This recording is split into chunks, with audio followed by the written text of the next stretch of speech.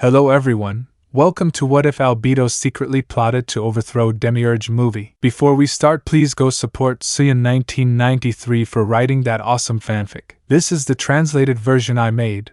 There will be some mistake in character's gender. A transport from the Sorcerer Kingdom has been attacked by the nobles of the Re-Estize Kingdom. Was it a coincidence or an enemy plan? For this reason, Nazarick decides that the kingdom has chosen to fight head-on against the Sorcerous Kingdom.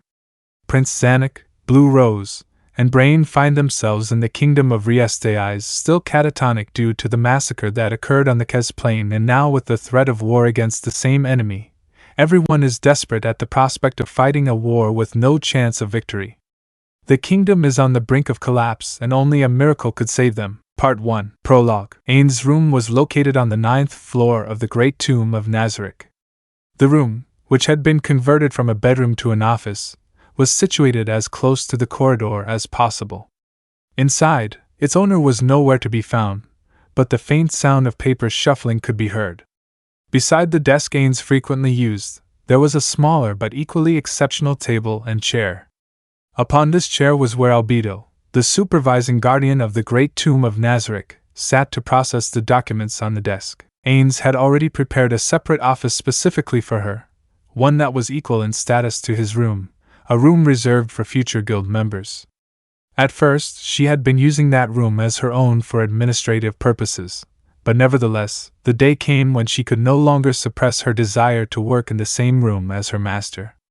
Although her requests initially received no positive response, her sincere pleas about the practical advantages of her proposal, combined with an incessant barrage of complaints, had managed to receive her master's approval. Looking at the vacant seat, Albedo lowered her head and pouted.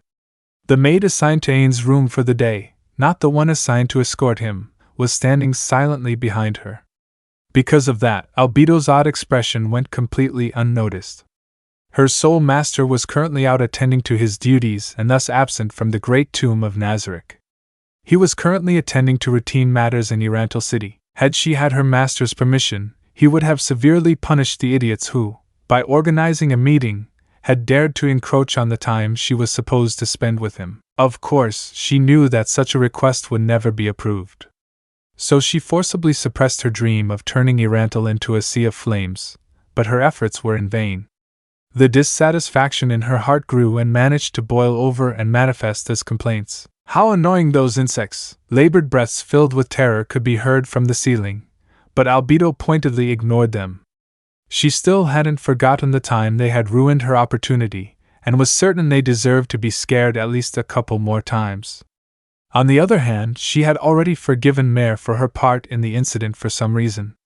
To regulate her emotions, Albedo sighed heavily. She gently twisted her shoulders a few times before turning to look at the remaining documents. After the accelerated expansion of the Sorcerous Kingdom, her workload had increased proportionally. As for diplomacy, behind the scenes of the cordial interactions they've had with multiple countries, the horn signaling the start of a spy war had already been blown. Although they had confirmed the presence of spies from the theocracy, the kingdom, and the city-state alliance in Ainz, the Sorcerous Kingdom chose to simply observe their actions for now. As the Demiurge was in charge of these matters, all Albedo had to do was memorize the reports in front of her. As for internal affairs, Ainz hasn't experienced many incidents caused by racial tensions. It's not that there aren't any, but compared to other countries, their numbers are surprisingly low. The citizens weren't technically threatened in this state either. They just had a clear understanding of how terrifying the Sorcerer King and his undead subordinates could be, to the point that they chose to keep to themselves and live peaceful lives of their own volition. The crime rate was therefore minimal. Although minor crimes had occurred, no one dared to commit a serious one. Ainz had become a haven where women and children could walk the streets at night without worrying for their own safety. It had reached a point where they had run out of criminals to experiment on, and had to obtain some from the Empire. A crime occurring in such a peaceful city is then a matter of utmost importance to Albedo. According to Heinrich's law, one major accident indicates the presence of 29 minor accidents, which in turn could indicate over 300 anomalies. What must be done then is to respond to all the anomalies, no matter how small. The folder in her hand contained a month's worth of Ainz court records. Due to how detailed the reports were, reading even one of them would be a massive time commitment. However, Albedo could process these documents much faster than a normal person, giving onlookers the false impression that she was merely skimming through them without giving them much thought. All in all, the pen in his other hand moved at a dizzying pace, jotting down information that seemed interesting on a blank sheet of paper. Was the judge's decision appropriate? Why would the defendant commit such a crime? From the above, consider the current state of public order and morality in Irantal. Is the creation of new laws necessary in response to this? What would normally require intense scrutiny of records by officials gathered in every corner of the nation, Albedo did on her own: analyze, evaluate, process. To do this would require an intimate understanding of internal affairs on par with familiarity with the back of her hands, as well as an inhuman level of lucidity. Her quill stopped moving as soon as she finished reading the report and began the process of transcribing the key words she had noted. After all, it was something her master was about to read. Illegible handwriting would be absolutely unacceptable. After spending more time transcribing the most important details, proposals, and other such documents than she had spent reading, it was finally ready. Skimming the entire document from top to bottom, Albedo's lips formed a small smile. This wasn't because she had just completed another task, but simply because of the gratification she experienced knowing she was proving herself useful to her master. He placed the documents back in the folder and gently lifted them into the air, where they were received by the maid-in-waiting, who subsequently placed them on his master's desk. This was the 5th folder he had had to review today. A worried expression could be seen on his face. Their current situation is not very good, to say the least. The Sorcerous Kingdom has greatly expanded its territory through direct or indirect means, causing them no end of trouble. Compared to the past, the number of documents that must be brought to his master's attention has increased tremendously. A leader forced to sift through mountains of documents would imply flaws in the organization. As originally intended, his superior would only have to dictate a general direction or objective for his subordinates to work towards. All he has to do is sit on his throne and watch the hard work of his creations. The fact that reality did not match expectations was not his master's fault. Those who could live up to her expectations were few and far between. In other words, they lacked sufficient talent. As the one appointed to handle Nazarick's internal affairs and human resources, Albedo couldn't help but feel ashamed of herself. Although she had taken precautionary measures, the future remained uncertain. Bothering my master over such trivialities would be absolutely ridiculous, but racial unity policies, plans to test national laws, economic policies, and more, must be determined by my master. If I do all the progress checks on the tasks assigned to the floor guardians, it would displease everyone because they wouldn't be able to see Mamanga-sama, right? For the time being, her master has given her free rein over all matters, no matter how important or insignificant. She was also told that as long as she approved something herself, it would be fine in his eyes. Still, to avoid unnecessary complications, it's best to leave the right of final approval to her master. After all, even Albedo makes mistakes. There was once a time when she was about to send an idiotic scumbag and his family to the frozen prison for an offense to her master, at least that's what she thought, and asked if the sentence should be for unworthiness or idiocy. Much to her surprise, her master opposed the punishment. I knew Mamanga-sama was merciful, but still, Albedo pouted her lips. To her, it was a truly rare expression to make, and one that only appears for a moment when her master isn't there. Before long, her smile returned as she picked up the next folder. As she read, her mind became preoccupied with something else. Among all the floor guardians, there was one she needed to keep a close eye on: Demiurge. While the operations against the Holy Kingdom were winding down, Demiurge had been busy traveling far and wide to establish an intelligence agency with Nazarick at its center. For Albedo, the agency could prove troublesome. It would have been fine if it were led by Albedo, the Guardian Overseer herself, but it wasn't unlikely that the newly created position would be given to Demiurge. It would be a troublesome situation. If possible, she would love to seize that authority for herself by letting an easily manipulated puppet preside over the agency. A few faces came to mind, but all of them lacked some ability. If I can't get the job, then the only candidate eligible by a wide margin would be Pandora's actor. It would be very difficult to fight against such authority in Demiurge's control. It wouldn't be impossible for her to learn Albedo's true intentions if that happened. If it did, it would become a huge cause for concern. It was probably best not to do anything rash for now. Her older sister might be a decent choice, but she wasn't an ally Albedo could trust unconditionally. If she discovered Albedo's true intentions, they might very well become enemies. Her younger sister, the strongest in Nazarick, would stay by her side even if she discovered Albedo's plan. That, however, was because her master had ordered her to obey Albedo's orders. What a mess. We're short on personnel. No, manpower wasn't the only thing they lacked. There was also the matter of funds that Albedo herself could spend freely. In that case, her master's plan to expand operations outside of Nazarick had worked in her favor. The reorganization of the Adventurers Guild is up to me. Mayor needs to keep an eye on Oricositis is commanding his lizardmen. Victim is an important source of information. Shelter is building a transportation network, gathering a secret fund from the Merchants Guild manpower, and also Demiurge and that girl. It took Albedo a moment to consider multifaceted matters, a feat no ordinary person could possibly accomplish, after which her brows creased slightly. That won't do. I must be cautious around Demiurge. Reaching out to that girl would also be too dangerous. If I'm not careful, she might become an opponent I'd have to be wary of, even more so than Demiurge. She completed another task while pondering all sorts of strategies and reached for another folder. The folder contained limited amounts of information. Either a new problem would present itself, or it would be prepared by someone and used to paperwork, like Shelter. Albedo glanced at the cover titled, "Regarding the problems facing the Holy Kingdom's grain management support team." Apparently it's the former.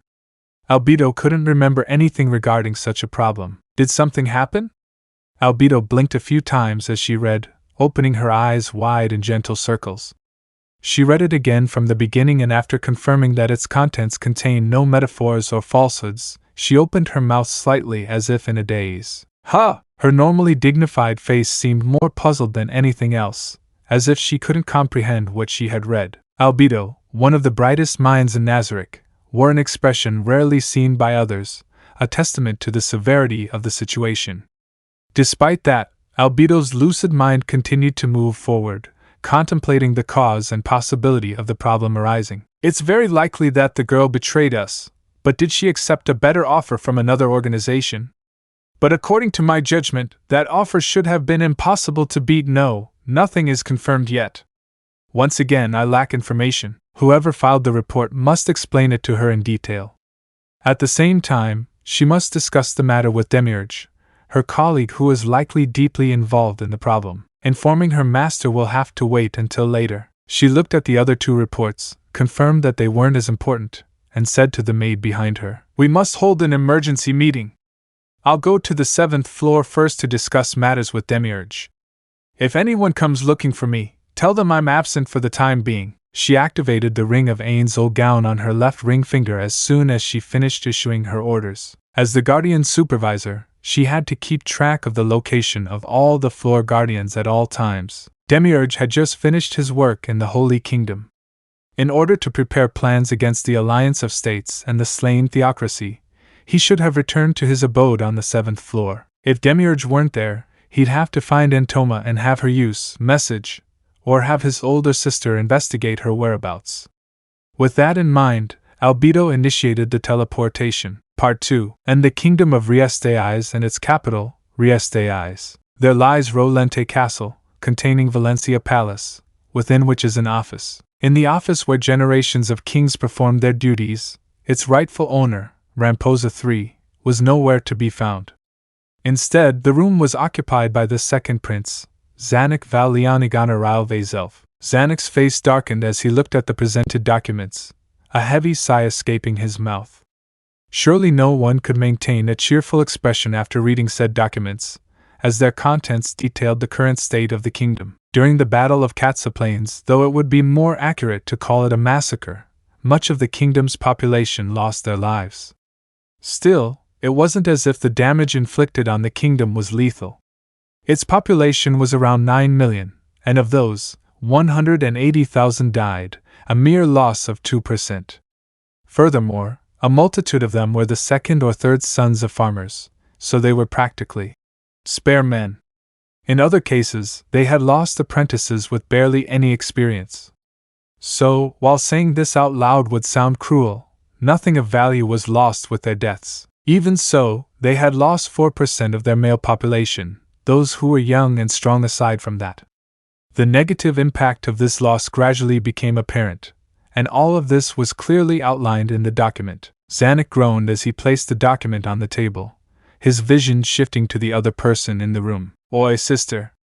How would you deal with this if you were in charge?" Hearing the question, his sister, Renner Thier Chardilan Rauvezelf, who was sitting on a very elegant daybed far from him, smiled as she raised her head. Renner, who was looking through a different set of documents, had a troubling smile. "Even if you asked me what I would do, Oni-sama, how can I give an answer when you haven't even given me enough details in your question?" "It's about this." Zanack didn't bother to explain, just picked up the documents he had left behind and fanned them out.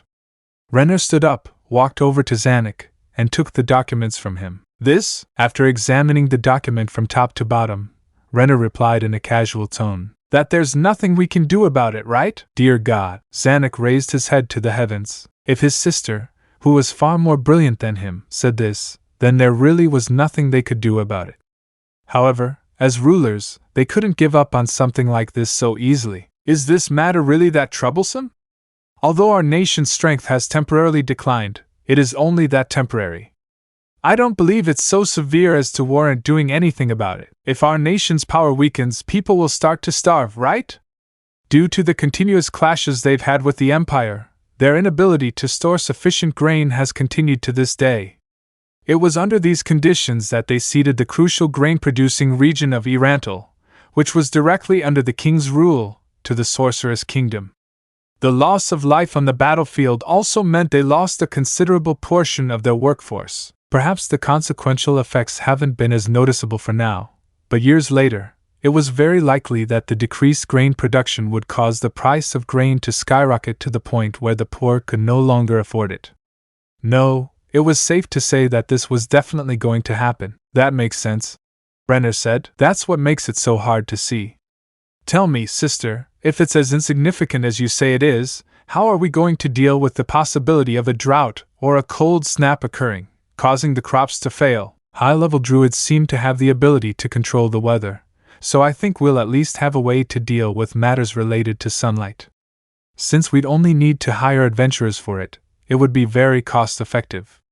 Still, whether or not such high-level druid adventurers exist is something we should find out as soon as possible. If this were the past, we could always rely on adventurers from the Empire in cases of emergency. But now that the Empire has become a vassal state of the Sorcerous Kingdom, that might prove difficult." "Ah, I see. Let's handle droughts this way then." "What about cold snaps, sister?" "Druids would have to take care of that as well." Zanack carefully observed Renner's face, one that is very familiar to him. "Doesn't he know about that?" Zanack thought. As Renner said, high-level druids can cast spells to create temporary rain, so droughts can be treated. However, he remembered hearing from Marquis Raven, his confidant, that druid magic is ineffective against cold waves. For a cold wave, the weather must be maintained throughout the season. To do so, a high-level druid must be assigned to each village.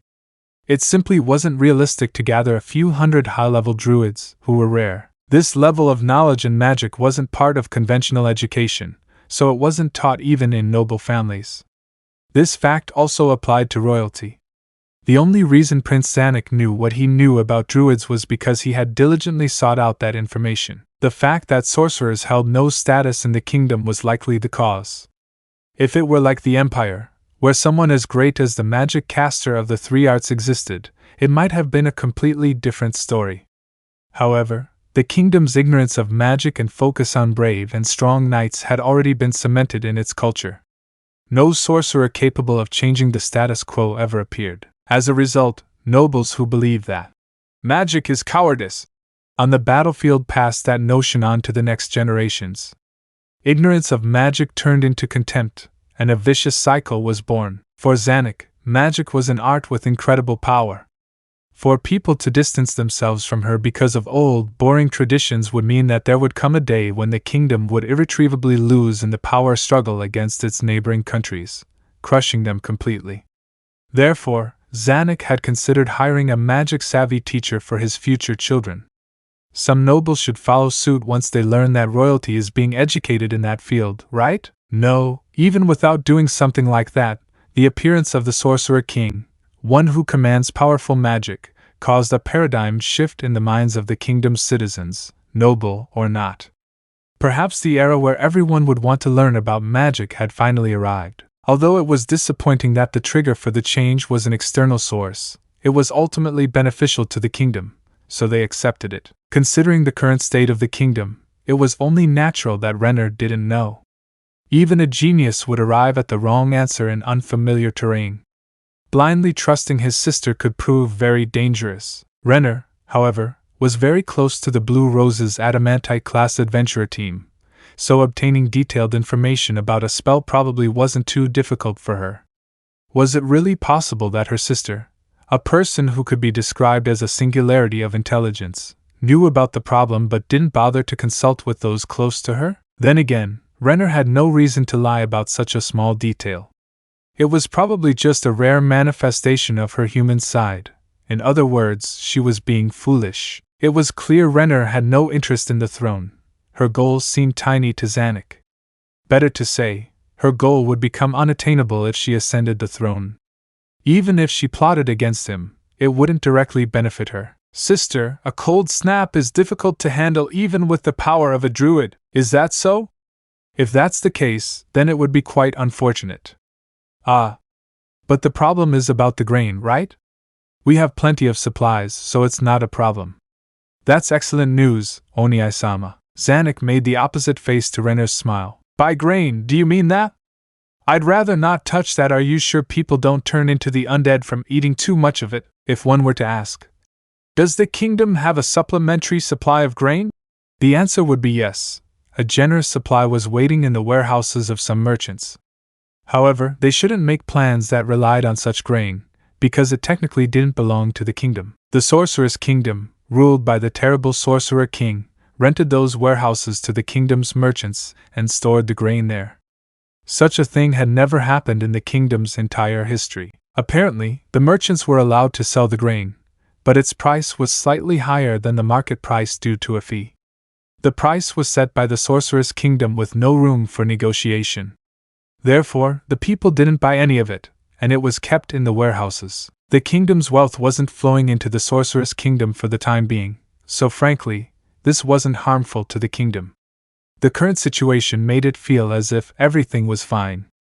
But Zanack, agreeing with Renner, thought it was part of the Sorcerous Kingdom's strategy. The Holy Kingdom is consuming the same grain, so the grain itself should be harmless, right? No, perhaps they want us to think that, and only the grain from the capital is contaminated. Renner smiled bitterly. You don't really believe that, do you? Well, I suppose not.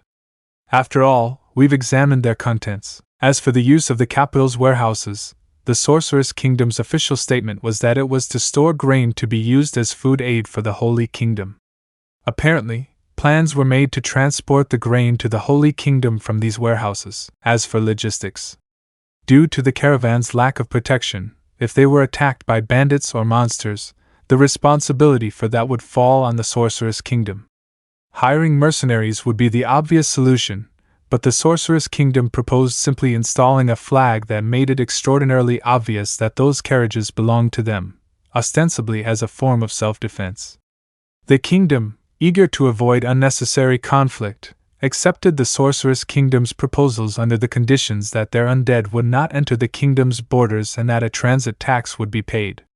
Looking back now, agreeing to it was undoubtedly the wrong decision. They had essentially allowed caravans flying the Sorcerous Kingdom's flag to march through the royal capital in most cases, all the way to the docks where they were bound for the Holy Kingdom. This clearly showed, in both domestic and foreign eyes, how weak the kingdom appeared compared to the Sorcerous Kingdom. Never mind the fact that the Sorcerous Kingdom seemed enthusiastic about such aid, and such shipments were frequent, and continued to this day. If a nation's dignity was gradually lost in this manner, Sooner or later the kingdom would have to choose between a full-blown rebellion against the Sorcerous Kingdom, or kneeling in servitude to them. It is theorized that the Empire had already experienced such an attack and was forced to choose the latter. It is an insidious plot, but undeniably effective. What's worse is the fact that they did it in the name of humanitarian aid, so it was virtually impossible for the kingdom to refuse. The archdemon who had once turned the kingdom's capital upside down, the one who was eventually defeated by the Sorcerer King, Jaldabaoth, had led an army of demihumans to attack the Holy Kingdom. The northern region had been torn to pieces and was barely recognizable. Compared to the damage suffered by the kingdom, the Holy Kingdom suffered a worse fate. At least according to what Zanack heard. Although the northern half of the Holy Kingdom was almost completely destroyed, its southern half was barely touched. After the Holy Queen passed away and the new king ascended the throne, the deaths of the northern nobles caused general unrest in their lands. The southern nobles began to quarrel internally, and other similar incidents caused quite a bit of trouble for the Holy Kingdom. The simultaneous conflicts caused the two halves of the Holy Kingdom to fight over power and their own interests. The result was delayed aid to the northern people. Some could not even reliably acquire food. Their saving grace was the grain provided by the Sorcerous Kingdom, the grain that was being shipped from the kingdom's warehouses to the Holy Kingdom via land and sea routes. An absolutely brilliant plan, Zanack thought. In such straits, they had no time for scruples about where the food came from, even if it came from an undead creature. If we were the ones providing the food aid, the goodwill the Sorcerer King has been receiving would undoubtedly have been ours. But there's no way we could do it under these conditions. What if that battle had never happened? No, at the very least, if Jaldabaoth hadn't plundered all sorts of resources during the chaos in the royal capital, they would at least be in a better position than they are now. If they had been the ones providing the Holy Kingdom with food aid, there's no way the undead's reputation would be as good as it is now. But that wasn't what happened. After receiving news of the new king's coronation, the diplomat sent by the kingdom was turned away, according to subsequent reports. This wasn't a cold war caused by national politics that antagonized neighboring countries.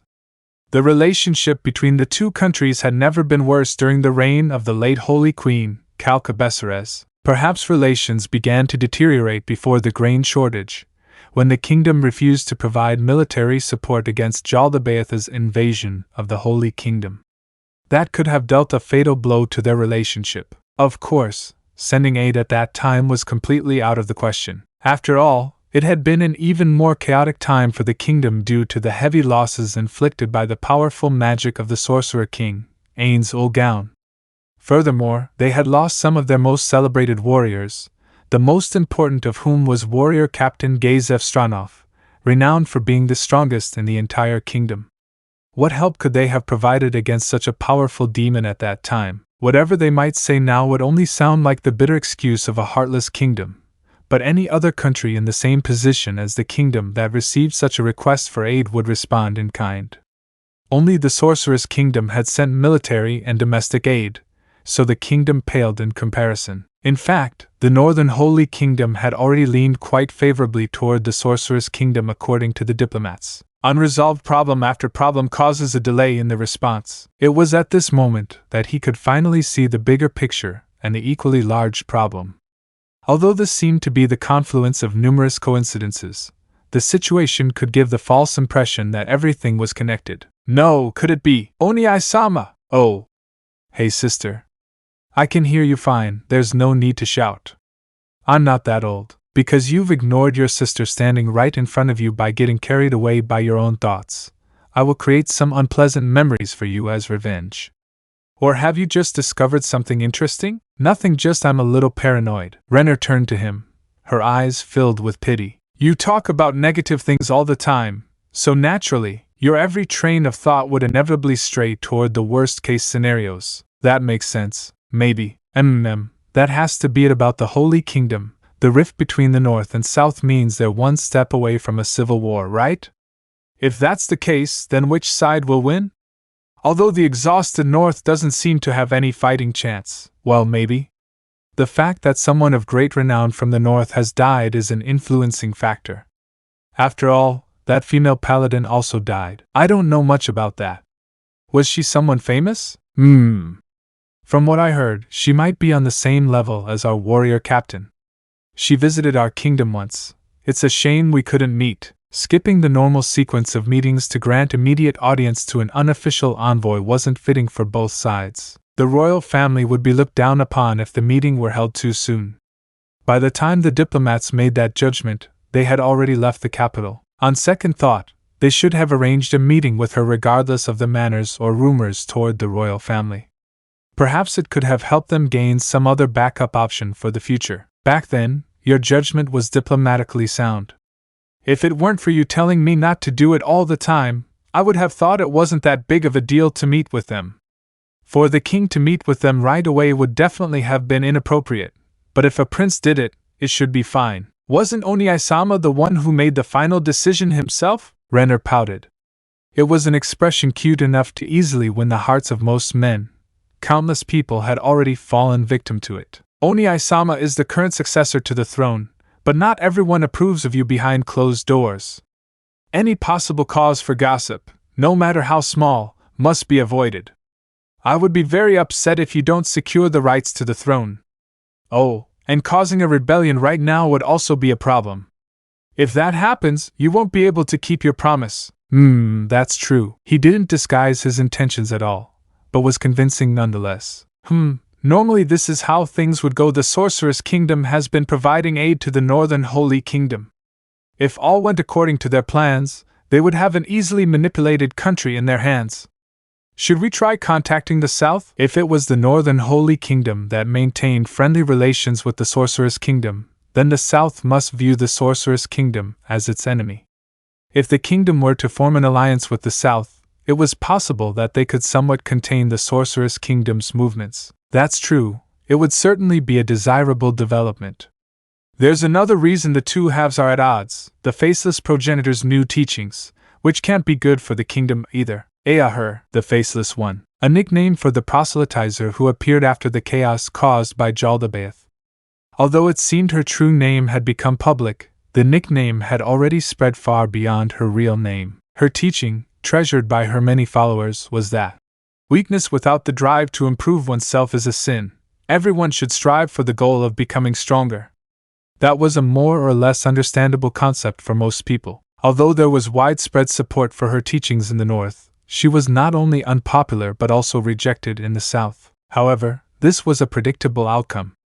For the ruling class, that kind of mentality would only invite instability for those at the top. Perhaps that was the main reason why the nobles of the Southern, who still retained their authority, and the North, which was rapidly deteriorating, attacked each other. Those led by the Faceless One were more of a community than a religion. Because of this, the four great gods continued to be worshipped as usual, and no problems with religious institutions ever arose. At the same time, the newly crowned Holy King gave his approval to the group, further dividing the North and South. Out of common sense, isn't it strange to hide one's face? Apparently, the Faceless One always appeared in public wearing a mask. Part 3. The diplomatic mission sent from the kingdom had the same questions in mind as Zanack regarding the Faceless One, so they asked her followers. No matter who they asked, each and every answer was vague at best, as if they were breaking some sort of taboo should they have answered truthfully. It was incredibly suspicious. By hiding her face, wasn't she creating the impression that she'd done something heinous in the past? Her parents were apparently renowned warriors. If she had revealed her face and preached in the open, it would likely have greatly increased her reputation. Is it possible that she's hiding her appearance because she's been lying about her offspring? Why would someone spread such a boring lie? I don't think any of the benefits of hiding one's appearance apply to her if that's the case. Is that true, or perhaps she's not human, but undead or something similar? You mean she's serving under the Sorcerer King? I just thought that if that were the case, things would start to make a lot more sense, wouldn't they? It might explain a lot. But why would someone like that risk arousing further suspicion from others by hiding their appearance? That's also true, but what other acceptable reasons are there to hide one's appearance? It's also possible that they received some form of facial disfigurement during Jaldabaoth's invasion, but that too should have been treated with magic. Unless wounds inflicted by a demon as strong as Jaldabaoth can't be healed with magic or something similar. Well, that's more believable than your previous theory, especially since she's a woman. Exposing a facial scar might be beneficial in that people would sympathize with you a lot more, but that largely depends on the severity of the wound. In any case, our first order of business is to gather detailed intelligence on the inner workings of the Holy Kingdom. Let's plan our operations so that we can immediately assist the south if necessary. That would be best. To our south is the Holy Kingdom, where half the country is friendly with the Sorcerous Kingdom, and to the east is the Empire, a vassal state of the Sorcerous Kingdom. This will be difficult to deal with. Yes. Zanack's gaze remained fixed on Renner, who had answered indifferently. You answer as if it were something unimportant. Eh? But what else do you want to hear? The situation is undeniably worse considering the current state of the surrounding countries. Aside from what Oni-sama has said so far, there's also the matter of the persistent and thriving underground organizations in the kingdom. You're talking about the Eight Fingers, correct? Recently, there have been a number of people causing a ruckus all over the place due to the withdrawal of narcotics. So, have they really become active again? If it weren't for that archdemon, Jal the Baeth, appearing out of nowhere, we could have taken down the Eight Fingers once and for all. Zanack sighed. With the loss of Kazze Stranov, the kingdom's strongest warrior, the government had changed its policy to avoid direct confrontation with the Eight Fingers. They simply lacked the necessary number of strong individuals to deal with the matter, except for one. The man employed by Renner, Brain and Laus, had a lot of potential, but that man was only loyal to Renner, so there was probably no chance he would be willing to serve Zanack. He had already tried currying favor with him, but it didn't seem to have any effect on him. I don't plan on giving the title of warrior captain to just anyone, so it will probably be best to promote someone who is talented enough for the job. Although, will there be someone worthy and talented enough to become the next warrior captain? He wanted to at least give the sword to Brain and Laus, which is part of the kingdom's treasury, but my father would never allow it. To his father, the king, Kazze Stranov's existence was far too important. It is very lonely at the top, as they say. Knowing that it would soon be his turn to carry this burden, Zanack, unbeknownst to himself, gradually came to understand the true meaning of that proverb. As a person, Kazze Stranov's existence was like a bonfire of comfort to his lonely father. Despite the significant age difference between the two, it could be said that they were closer than friends in some ways. The fact that his father had someone like that in his life made Zanack envious. As the second prince, Zanack had never experienced that level of friendship before. His older brother had long been the undisputed heir apparent, so no one would bother forming such a deep connection with someone who was merely a replacement. They probably felt that being friends with the future Archduke wasn't worth the risk of putting themselves on Marquis Belob's radar. The only one who would keep in touch with him was Marquis Raven, presumably out of concern for the kingdom's future. Even then, their relationship was closer to that of mutual collaborators than friends. As a result, Zanack had had to suppress quite a bit of the resulting depression. Will he remain alone for the rest of his life? Zanack shook his head, casting aside his negative emotions. Renner looked at him as if she were watching a comedian. Just ignore her, Zanack. Speaking of Brain, the moment Zanack was crowned king, his first action would be to retrieve the kingdom's 4 treasures from his father. Although he wasn't sure if his father would hand them over so easily, it was imperative that he entrust the treasures to Brain, otherwise it would be an insult to the sacrifices he had made. He wasn't the kingdom's warrior captain. He was merely Renner's subordinate, a peasant with no loyalty whatsoever. If he were given the kingdom's treasures, there was no doubt the nobles would have opposing opinions. Even so, how about we declare that we intend to become a vassal state of the Sorcerous Kingdom? Renner's goal was to live her life in a small mansion with Climb, which would be possible even if they became a vassal state. No, it's safe to say that if the value of royalty were to fall, it would have an inverse effect on her personal safety. Perhaps Renner's suggestion would create the best outcome for her. Ha ha! Zanack scoffed at Renner's idea. The state of our country's internal affairs and that of the Empire are completely different. Civil disorder would ensue the moment we proposed it. Under the Blood Emperor's leadership, the Empire was as solid as a rock. Dissenting nobles had been purged long ago, so when they chose to become a vassal state, there was no opposition whatsoever. Never mind the fact that the Empire hadn't tasted the Sorcerous Kingdom's wrath. Even if they were displeased with the internal arrangement, it wasn't as if they had any desire to seek revenge. The Empire had a clear understanding of how terrifying the Sorcerous Kingdom could be. The kingdom, however, was in a different situation. By now, the kingdom was divided between the royal faction, the noble faction, the independents, and a new faction that had formed after that battle. The distribution of power among the four factions was roughly 3:3:2:2. The most troublesome of all was the new faction. It was mostly composed of spare men, from noble families who had lost both their head and their successor, men who gained power that wasn't meant for them. The other members lacked the common sensibilities expected of the aristocracy, and had no respect for unspoken rules. As a result, many of them lacked integrity and manners.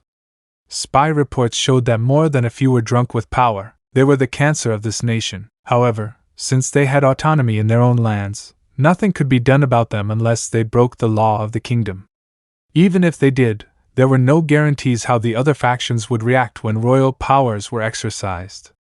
This was no longer the pre-war era when the royal faction held the upper hand in political power. Still, Renner's suggestion of vassalage wasn't totally out of the question.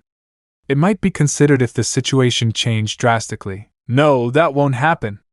There won't be any civil unrest, Oni-sama. Renner naturally continued with what is known as a counterattack. Don't lie to me, Zanack thought. Although he could tell she wasn't being serious, it wouldn't have been a problem, even if Zanack was stupid enough to fall for it. Zanack had long ago learned to see through their false faces. It was precisely for this reason that women like her weren't to be considered trustworthy. If only Elias had returned. Zanack suddenly felt a sense of loneliness deep in his heart.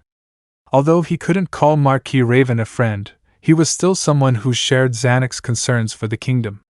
Zanack was troubled by the fact that it might no longer be possible for them to work side by side, as the Marquis's replacements on hand were terrifyingly talented, but also uncontrollable savages. Zanack turned to face Renner in a pretentious manner, as if doing so would rid himself of his sorrows. Still, I find it hard to believe that the Empire actually imported goods from the Sorcerous Kingdom. Well, that was an awkward way to change the subject. Not that I mind those things aren't so bad for a vassal state like the Empire, are they? The most commonly exported goods from the Sorcerous Kingdom to the Empire in terms of the revenue they generated were undead creatures. They were apparently distinguished by categories like menial labor, military service, cargo transport, and so on. Oh, we're talking about the undead, remember? The enemies of the living? But they don't need sustenance, and they don't tire. Frankly, they're the best kind of worker anyone could hope for. You're right to think it's risky to bring the Sorcerer King's undead into our country, since we would essentially be the ones allowing another nation's soldiers onto our own soil. But on the other hand, it's also a gesture to the Sorcerous Kingdom that their vassal has nothing to hide from them. They're basically handing the other end of the leash they've put on themselves to the Sorcerous Kingdom. Renner raised his head toward the ceiling. In a way, this is an admirable attitude we could learn from. It's a good strategy to show that they can easily threaten us. True, if a superior can't trust their inferior, it's definitely more reassuring to have a firm grasp of their weaknesses. I can somewhat understand the Empire's actions if I look at it from that perspective. It seems that Irantal and the dwarven mountain nation of Azurlesia have initiated trade relations. They're trading undead miners and fresh ingredients for high-quality dwarven-made minerals and farming equipment. That was according to the information they received from their spy in Irantal, who had met with some dwarves. The transportation of goods within the Azurlesia Mountains can be easily handled by the undead. Apparently, the shipping and labor costs are basically negligible, so much so that it's cheaper for them to buy from the dwarves than from us. That's right. Shall we abandon plans to form an alliance with the Council of States? Yes, that's currently underway, but the situation isn't very good. Although there's a dragon lord who agrees, we need more time to convince representatives of the other races. Even if this fails, the prospect of an alliance wouldn't be completely ruled out. That much has already been said. That was only partially true. The alliance against the Sorcerous Kingdom was forming very slowly, but progress was smooth nonetheless. They were at the stage of relying on the generosity and solidarity of other countries to hopefully get them to sign the Mutual Reinforcement Pact at all costs.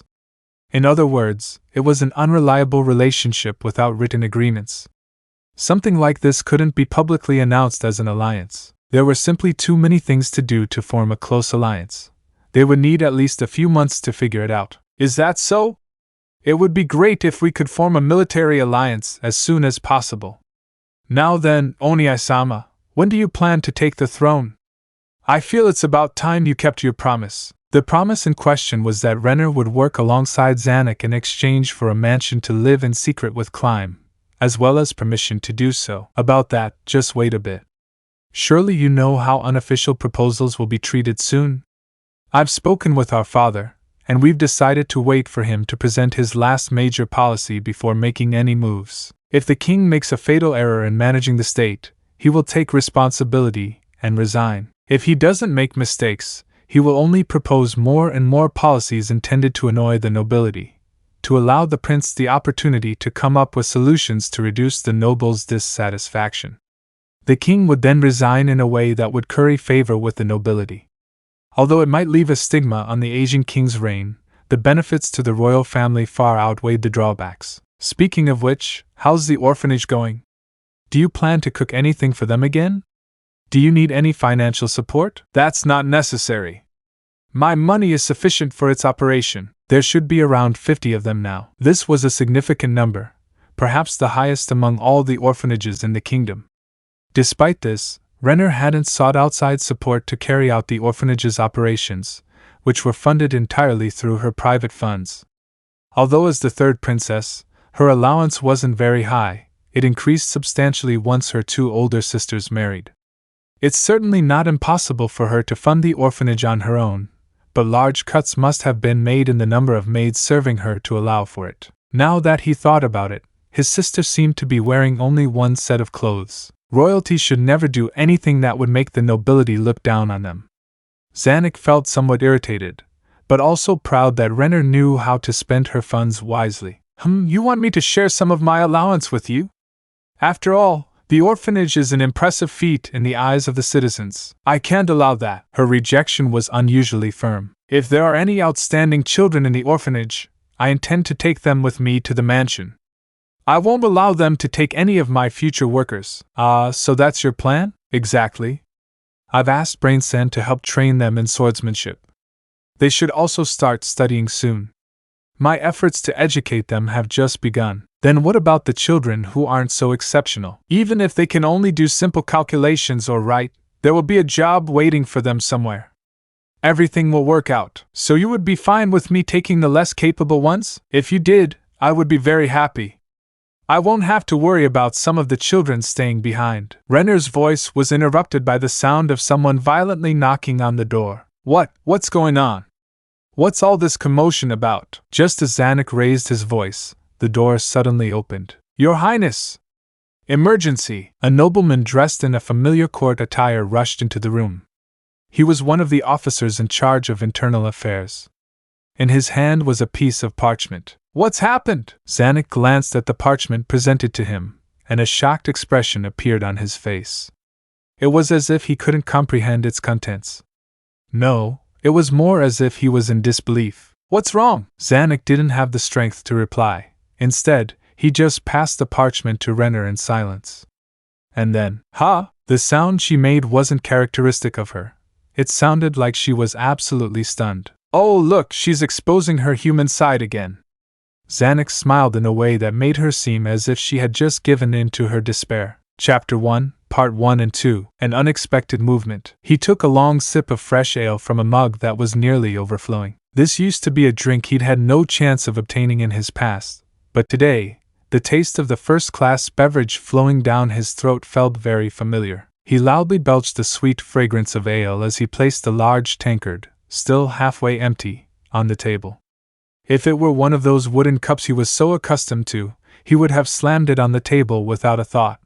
But he didn't dare do that with porcelain. However, even if he broke the cup, he wouldn't have to pay for it. After all, this bar was specially prepared by his secret colleague, Hilma Signius. Everything was free for any of the nobles he sent to this place, even his guests. This kind of investment was to be expected for someone destined to become a powerful noble like himself, Baron Philips Dayton Lair Montserrat. All he had to do was show gratitude and return this favor later, since everything was now under his control. As things stood, even Hilma, whose wealth couldn't compare to Philips's, was still a commoner and had to bow to his authority. Perhaps that was why she went to such lengths to help a noble like Phillips, supporting his faction on all fronts. This is what separates the strong from the weak in this world, the difference in status. Still, he owed him a great favor for all his efforts. As a knight who took responsibility for his debts, Phillips hoped to improve his social standing as soon as possible. Hilma also hoped he would gain authority over the rank of baron, at the very least. Then he would have to repay his debts. If those favors weren't repaid as soon as possible, he would be forced to make concessions, having to obtain permission even for things he personally wanted to do, having the freedom to do whatever he wanted and the right to use his powers as he saw fit. Those were Phillips's dreams. But why did this have to happen to me? It was obvious he couldn't hold back his true feelings any longer. Phillips took in his surroundings. This bar wasn't your average peasant bar. Hilma had converted one of her mansions into a bar, so crude noise had no place there. So, although his voice wasn't very loud to begin with, if anyone was around they probably would have heard it. After confirming that no one was looking in his direction, Phillips calmed down. Allowing others to find out he had failed would be a disgrace. That's right, he had failed. Die, you're all trash! Phillips drank beer as if it could literally quench the burning emotions in his heart.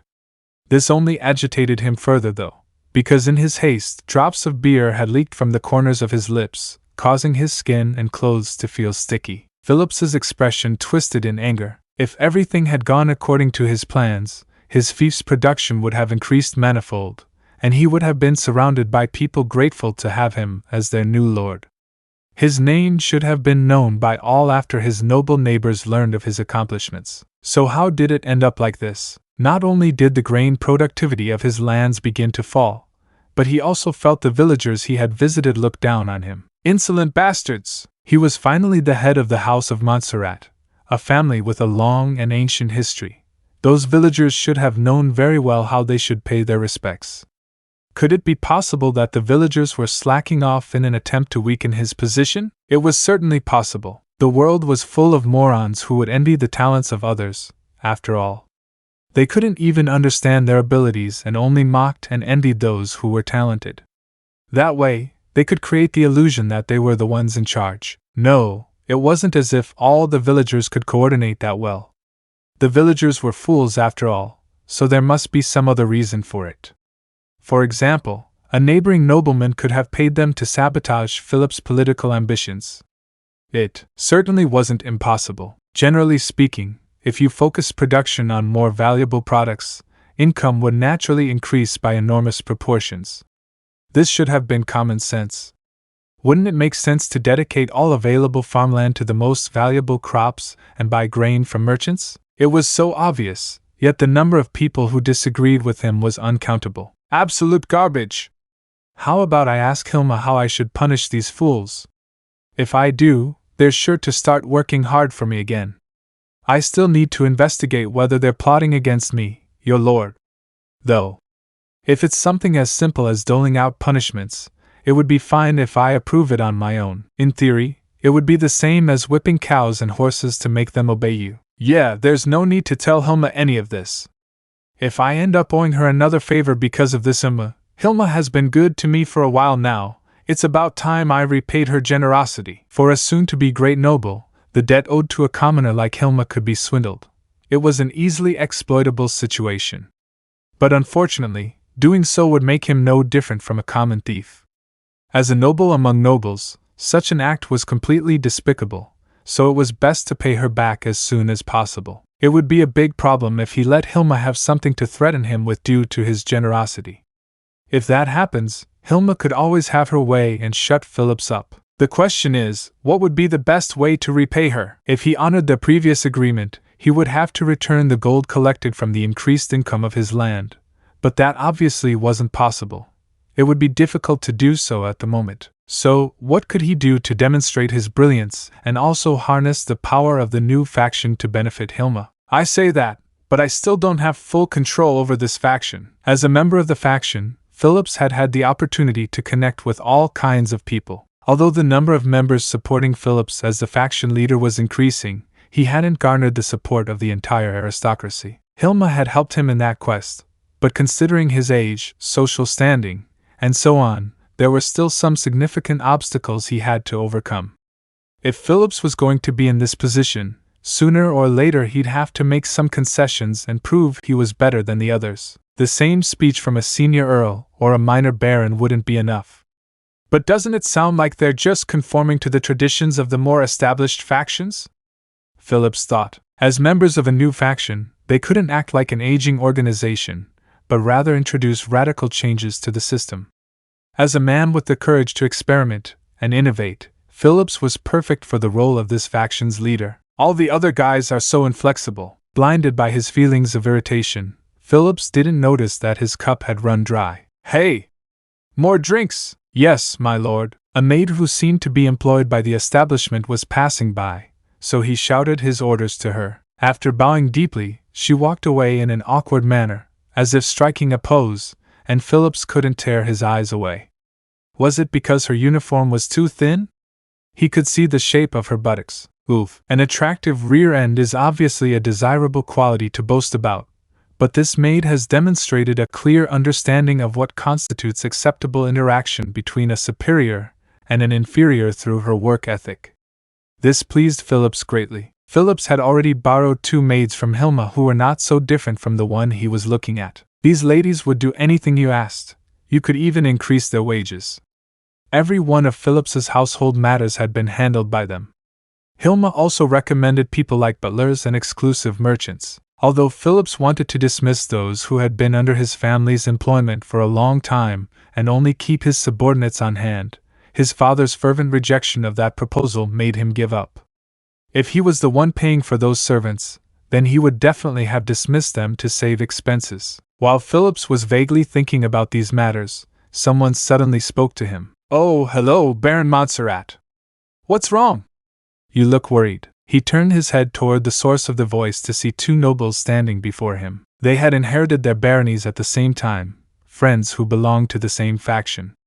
One of them was carrying a large tankard covered in ale, while the other carried a plate full of nuts. Oh! Baron Delvin and Baron Rokerson. Baron Delvin was a man who lacked the status and prestige expected of a noble of his rank due to his short stature and delicate build. The only aspect of him that fit his status was his clothes, so if he were to wear common clothes, no one would be able to tell he was one with the aristocracy. In his current state, a large group of people could be convinced that he was just an actor pretending to be a noble for a comic show. In contrast, Baron Rokerson cuts an imposing and robust figure. The man was burly in every aspect. Although he was a physically menacing man, he could not hold his own opinions without being influenced by others. In Phillips's eyes, Rokerson was more inclined to take orders than give orders to someone else. Their fiefdoms were close, and it was common for them to work together. Phillips remembered them because of a mental note he made to himself when they first met, like, "Why don't you just work solo like me? Are these seats taken? Oh, please, have a seat." Rokerson nodded and sat next to Delvin. The maid seemed to have timed her entrance perfectly when she walked in with the beer in tow. "Cheers! It's a pleasure." According to legend, the act of clinking glasses during a toast originated as a way of mixing the contents of 2 cups, proving that neither was poisoned. Phillips was aware of this fact, and therefore used more force than necessary. Alcohol was spilled on the table. Oh, some of it had fallen on Baron Delvin's clothes. It would be impolite to say that his clothes had finally matched his appearance, but his garments, though noble-looking, were not crisp and clean.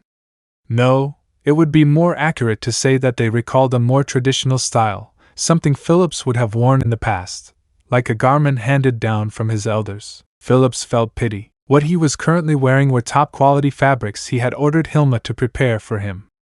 In other words, these 2 were not valuable enough to warrant such a level of investment from Hilma. Phillips contemplated the tragedy of the apparent difference in their future prospects compared to him when he asked, "So you 2 came over for a drink as well?" That's right. We were just here for a few drinks and were pleasantly surprised to find Baron Montserrat was here too, so we came to pay our respects." "Right, it's as you say, Baron Rokerson." No, what's this nonsense about paying respects? Aren't we equals?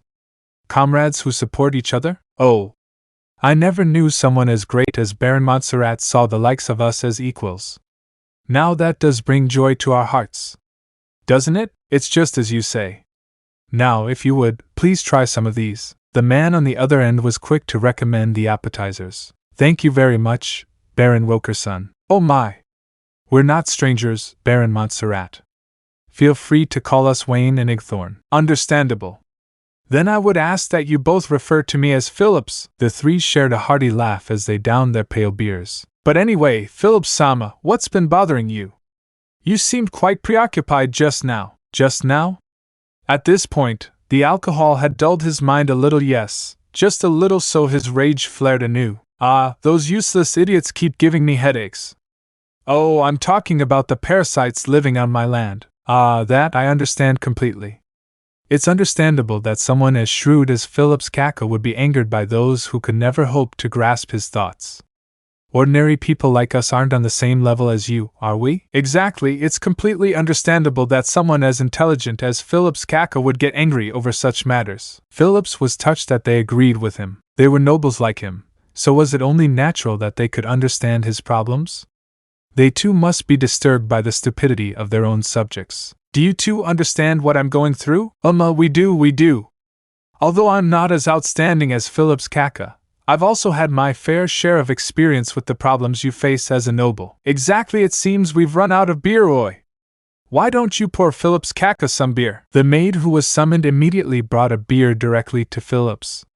He raised his cup, now filled to the brim with beer. Here, let's toast once more. The cups were tapped together. Phillips drank his beer. Delicious. He felt like beer had never tasted better than it did right now, perhaps because he was sharing a drink with his supporters. Most of the members of the new faction chose to distance themselves from Phillips.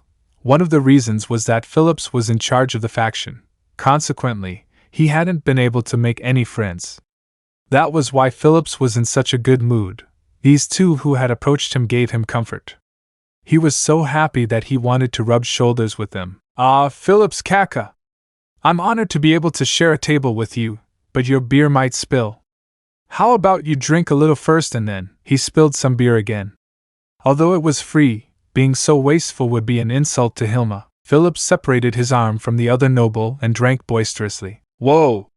Just as expected of Phillips-sama, you can certainly hold your alcohol, am I right? That's right, as expected of Phillips-sama. PSSSHT. No, that's not true. It's just that this beer tastes better than usual when enjoyed with prominent nobles like yourselves. Incredible. Absolutely incredible. Kazze says words that fill my heart with joy. As both of us have a lower tolerance for alcohol, we can't help but be amazed at his ability. Huh? You two can't drink much? They were both still on their first cup, and the level of beer hadn't dropped much. It's embarrassing to admit, but truth be told, either of us can find any appeal in alcohol, right? That's right, but since we're in this kind of establishment, it would be awkward not to drink at all, so we're only taking small sips. Since we can't hold our alcohol, we envy men who can, like Phillips Kazze. Please, have our share as well. Phillips followed her suggestions and drank cup after cup. The more he consumed, the lighter his head felt. It was at this moment that his face began to turn red. That's the way to do it. I remember Phillips Kazze mentioning the idiots back home, so what exactly happened? Huh? What was it? Did I talk about that? Yes, I did mention something along those lines, or perhaps you've drunk too much? Should I bring some non-alcoholic beverages? Does that sound nice? That's right. Phillips Kazze, would you like some water? The water they serve here doesn't reek of moss. That wouldn't be necessary. I'm fine. Heat pulsed in his face. He didn't need a mirror to know his face had turned completely red. I was talking about my problems. I'm broke. We're in a similar situation, aren't we, friend? That's right, our fiefs aren't exactly prospering either. No. It's not what you think it is. If those useless parasites had done as I ordered, there would have been vast sums of gold flooding my pockets. But they don't work hard enough, and they don't listen to me. It's all their own fault. Every single one of them is worthless. Yeah! Phillips Kazze is absolutely right. This world is full of worthless trash. I can understand your pain. By the way, what is the special product of your lands, Phillips Kazze? Nothing other than agricultural products at the moment. Damn it. Many tests were being conducted on various aspects of production, but none had borne fruit yet. Agricultural products, how it would be good to have some kind of unique product. Otherwise, typical agricultural products don't sell for much, but that's to be expected. The two nobles spoke many of their own opinions. They were correct, which was why it was necessary to cultivate higher value crops. It would be risky, as it was likely they wouldn't be able to harvest the crop in the short term. The question of whether a crop could be grown or not also had to be researched. Still, it was a necessary investment for the future, but those small-time peasants would always use "our hands are full" as an excuse, even in the face of a direct order. Considering the current situation, if nothing changes, I can only hope for a poor harvest so the price of grain rises. What about your own Terry Dash? Wayne nudged Igthorn mid-sentence, then leaned close to Phillips to whisper, "You're right, but even if there's a poor harvest, the price won't necessarily increase. Did you know that there's a large amount of cheap grain being transported from the Sorcerous Kingdom to our kingdom? Therefore, the price of regular goods isn't likely to fluctuate much, and it would be equally unlikely for any non-value-added goods to fetch a high price." "What?" Phillips caca, "you're making quite a lot of noise." Phillips scanned his surroundings frantically, lowered his voice, and said to Wayne, "Is that true?" The information was obtained from reliable sources. It was being spread among some of the merchants in the capital. Apparently, the Sorcerous Kingdom had stored large amounts of grain in warehouses owned by the merchants in the capital. It was said that they were even allowed to sell it, but the Sorcerous Kingdom obviously had priority in what use it was put to. So it wasn't merchants importing goods from the Sorcerous Kingdom to be sold here, but rather the Sorcerous Kingdom stored food in the kingdom? That's right. I don't know much about the exact details other than the fact that it's there only for storage and that the Sorcerous Kingdom had already paid the storage fee, or was it the rent for the warehouses? In any case, the merchants made money from that deal. It wasn't much, but it was still something. Do people rent out their warehouses that easily? Normally, it would be difficult to secure storage space. But wasn't that warehouse district attacked by that demon? I heard that many of the warehouses were empty, and the owners happily rented them out. Therefore, as long as the grain is still there, the merchants aren't likely to raise the price of food. It's easy to imagine people saying things like, "If it gets more expensive, I'd rather buy from the Sorcerous Kingdom, if the price goes up." Oh, right, did you know about Irantel's huge grain warehouse? No. What about that? In this enormous warehouse enchanted with a preserve spell, there are places where food will never rot, courtesy of a magical item. Until recently, military rations for over 100,000 soldiers from the surrounding lands were painstakingly collected in preparation for a war with the Empire each year. Gathering food takes time, so it might rot during the process, not to mention making obtaining food more difficult during certain periods. That enormous warehouse was built to counteract these problems. Apparently, the magical item wasn't something that could be transported elsewhere, so it was formally gifted to the Sorcerous Kingdom. That means the Sorcerous Kingdom's surplus grain can be stored there for years. Even if the food could last for many years, the Sorcerous Kingdom is a country with only one city, Irantel. How is it possible for them to produce so much food? Even if the rumor spread throughout the kingdom, grain prices should only drop a little at most, considering the kingdom's large population. Oh, about that. According to some credible rumors, the Sorcerous Kingdom is using undead creatures to work large tracts of farmland. As a result, they saw a tremendous increase in their grain productivity. In this way, even such a small territory could match the production of the entire kingdom. If you think about it, we're talking about undead creatures that don't know fatigue. But well, if you think about that food made by the undead, it's hard not to feel disgusted by it. What? That's just cheating, Phillips couldn't help but shout. The Sorcerer King could easily accomplish what he couldn't get his subjects to do no matter how hard he tried. All the pain he had to suffer, the Sorcerer King should feel it too. Or, perhaps he should use the undead for farming as well. That said, it's not like there's nothing suspicious about it. After all, even if the undead work tirelessly 24 hours a day, for them to match the entire kingdom's output is still, their agricultural output is quite high, there's no doubt about it. Right now, The Sorcerous Kingdom is sending food aid to the Holy Kingdom. Food aid? Jaldabaoth, the archdemon who had brought chaos to our royal capital, appeared in the Holy Kingdom. It seems his rampage had caused some food shortage issues, and the Sorcerous Kingdom responded by sending food purchased from the kingdom's merchants as aid. A caravan with wagons full of grain passed through my territory the other day, so it has to be true. How much grain could be left in the merchants' warehouses if the food were used as aid for the Holy Kingdom? That's true. Still, it's necessary to store food to prepare for harvest failures. Besides, I don't think the Sorcerer Kingdom used all the grain it bought as aid. That makes sense. If Phillips were the Sorcerer King, he would have also used the surplus food, which had been stored for a long time, as aid. Exactly. Well, harvest failures don't happen that easily, right? That's why it's risky to wait for the weather to influence the situation. A better solution is required. For example, if the Sorcerous Kingdom's grain supply were to suddenly disappear, then the food produced in the Phillips Caca would have to be sold at a high price. That said, one can't do things like instigate a war with the sole aim of forcing the enemy to burn their grain supply. It was at this moment that an idea spontaneously formed in Phillips's head. If the fact that grain didn't sell much even during poor harvests varied depending on the Sorcerous Kingdom's grain supply, what would happen if it disappeared? There was only one answer. Grain prices would rise. Next question. How could the Sorcerous Kingdom's grain reserves be made to suddenly disappear? The clue was in Wayne's words. The Sorcerous Kingdom's grain production must fall. But this was no easy task. After all, Phillips couldn't just sneak into the Sorcerous Kingdom and burn all its fields, right? And what about stealing the grain? The moment Phillips thought of this solution, he felt as if lightning had just struck him. Forcibly seizing a foreign country's property was, by common sense, an extremely dangerous action. Even without considering the consequences, Phillips simply didn't have the military strength to take on an entire country right now. But the kingdom should view the Sorcerous Kingdom as its enemy.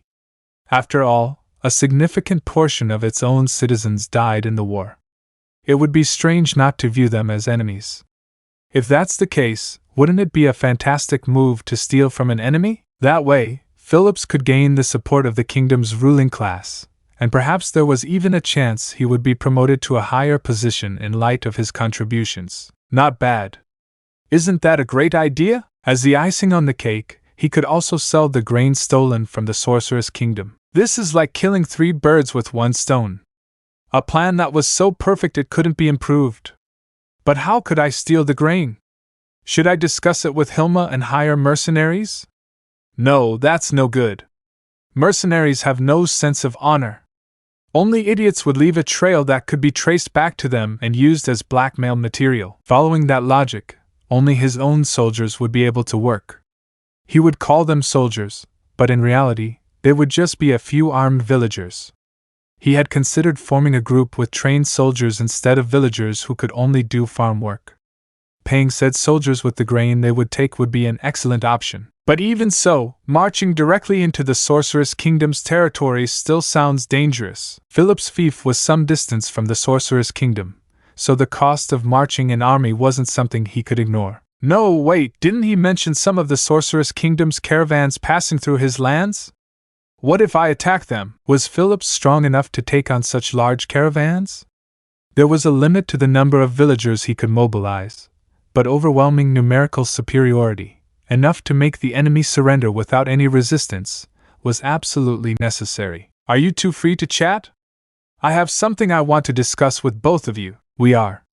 What is that thing about? Well, it is something. Phillips approached the pair and proudly began to explain his impeccable plan. Part 2. What the hell? I should have apologized at the very least.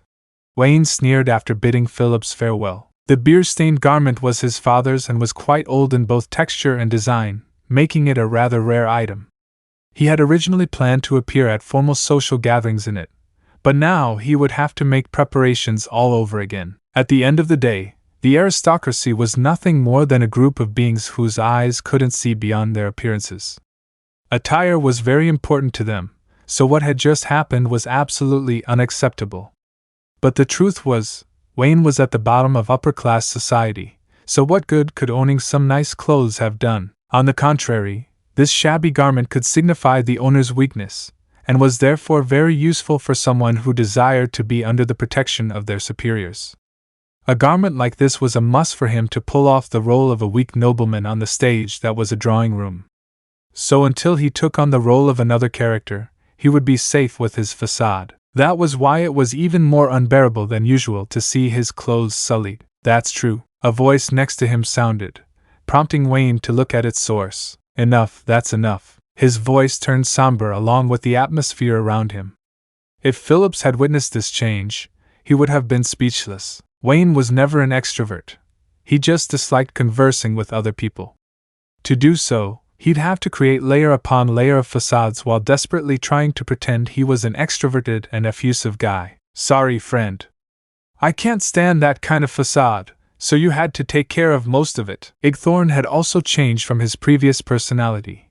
His language was now so unrefined that none of the nobility would dare be caught using it. "No need. If you're really sorry, go practice some of these jokes. Low-level nobility like us have to make a real effort to appease those higher up. Life is getting harder and harder.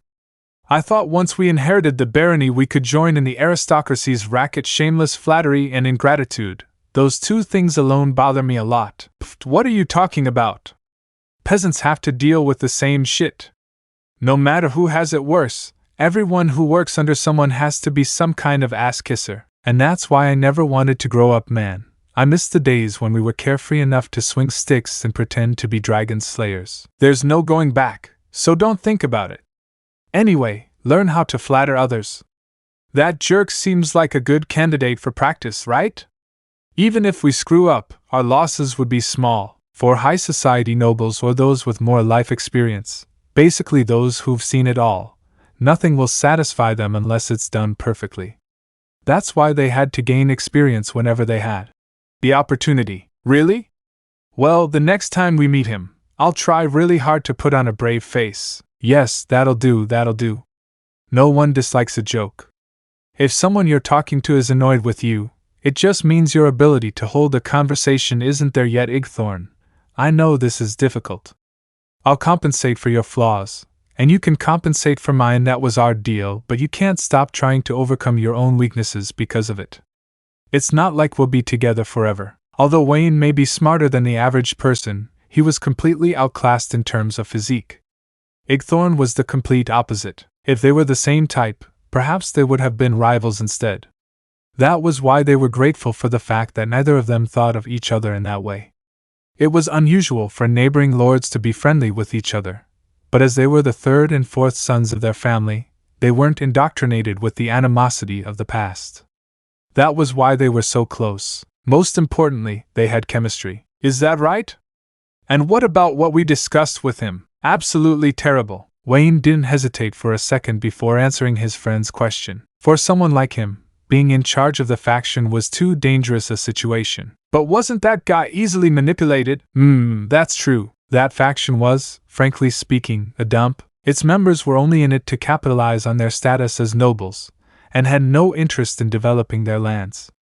Like a child with an iron sword, they abused their unexpected authority.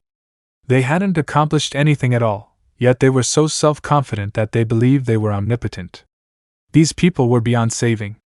Even someone like Wayne could understand that he was a completely ordinary noble, though they couldn't. The faction was full of those kinds of people. It was safe to say that, because of this, the faction was in big trouble. The Sorcerous Kingdom storing grain in the capital is a disturbing development because they theoretically have complete control over its market price. They'll definitely raise prices due to our poor harvest this year. What's even more terrifying is the fact that the nobles who are optimistic about such a blatant trap and have switched their farmlands to growing only cash crops are not in the minority. Their mindset is that even if something bad were to happen, they could ride out the famine by importing grain from the Sorcerous Kingdom, even if the price is a little higher. Many landed nobles of this faction had this mindset. Despite their attempts to subtly hint at the dangers of doing so, their attitudes clearly demonstrated their belief that only they would be unaffected by it. They were determined to put their plans into action. "We lost a large amount of our workforce in that war. It's easy to see that they're obsessed with short-term gains based on how they distribute their remaining workforce. Putting aside petty profits and instead focusing on long-term benefits should have been common sense for those at the top of the hierarchy. So even thinking about robbing the Sorcerous Kingdom's grain caravan is proof that he has a mental problem. Surely no one is stupid enough to not understand that attacking a caravan flying the Sorcerous Kingdom's flag would be treated as a declaration of war and result in serious revenge. Even if he's like this, wait. Are we being tricked? It was certainly possible that they were being tricked, and he couldn't understand what that man's goal was. Perhaps it wasn't such a bad choice to accept his proposal after all. No, aren't you overthinking it? It's probably because he really was such an idiot that he didn't consider the possible consequences while coming up with that plan. Hey! Wayne smiled bitterly. To not consider the consequences of attacking those carriages? Can an idiot of that magnitude really exist? Well, if you put it that way. In any case, there was no plausible way for a nobleman without any common sense to be chosen to inherit his family's title. Therefore, Phillips must have a goal.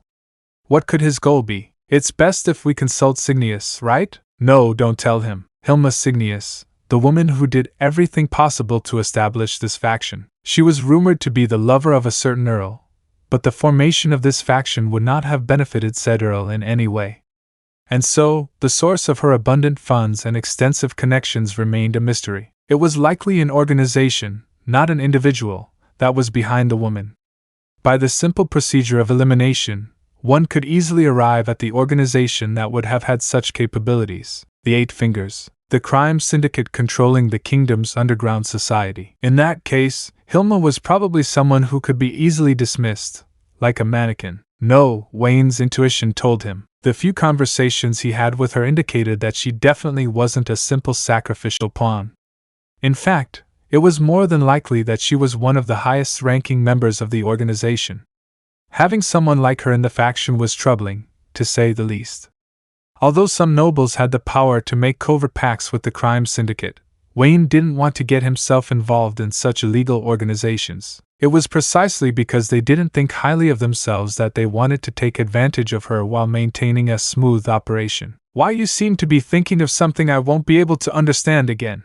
But isn't it about time you told me what's going on? Even I know for a fact that saying yes to that guy will get us into trouble in the future. We're about to attack a Sorcerous Kingdom caravan on their territory, do you understand? That bony bastard definitely isn't going to let it go.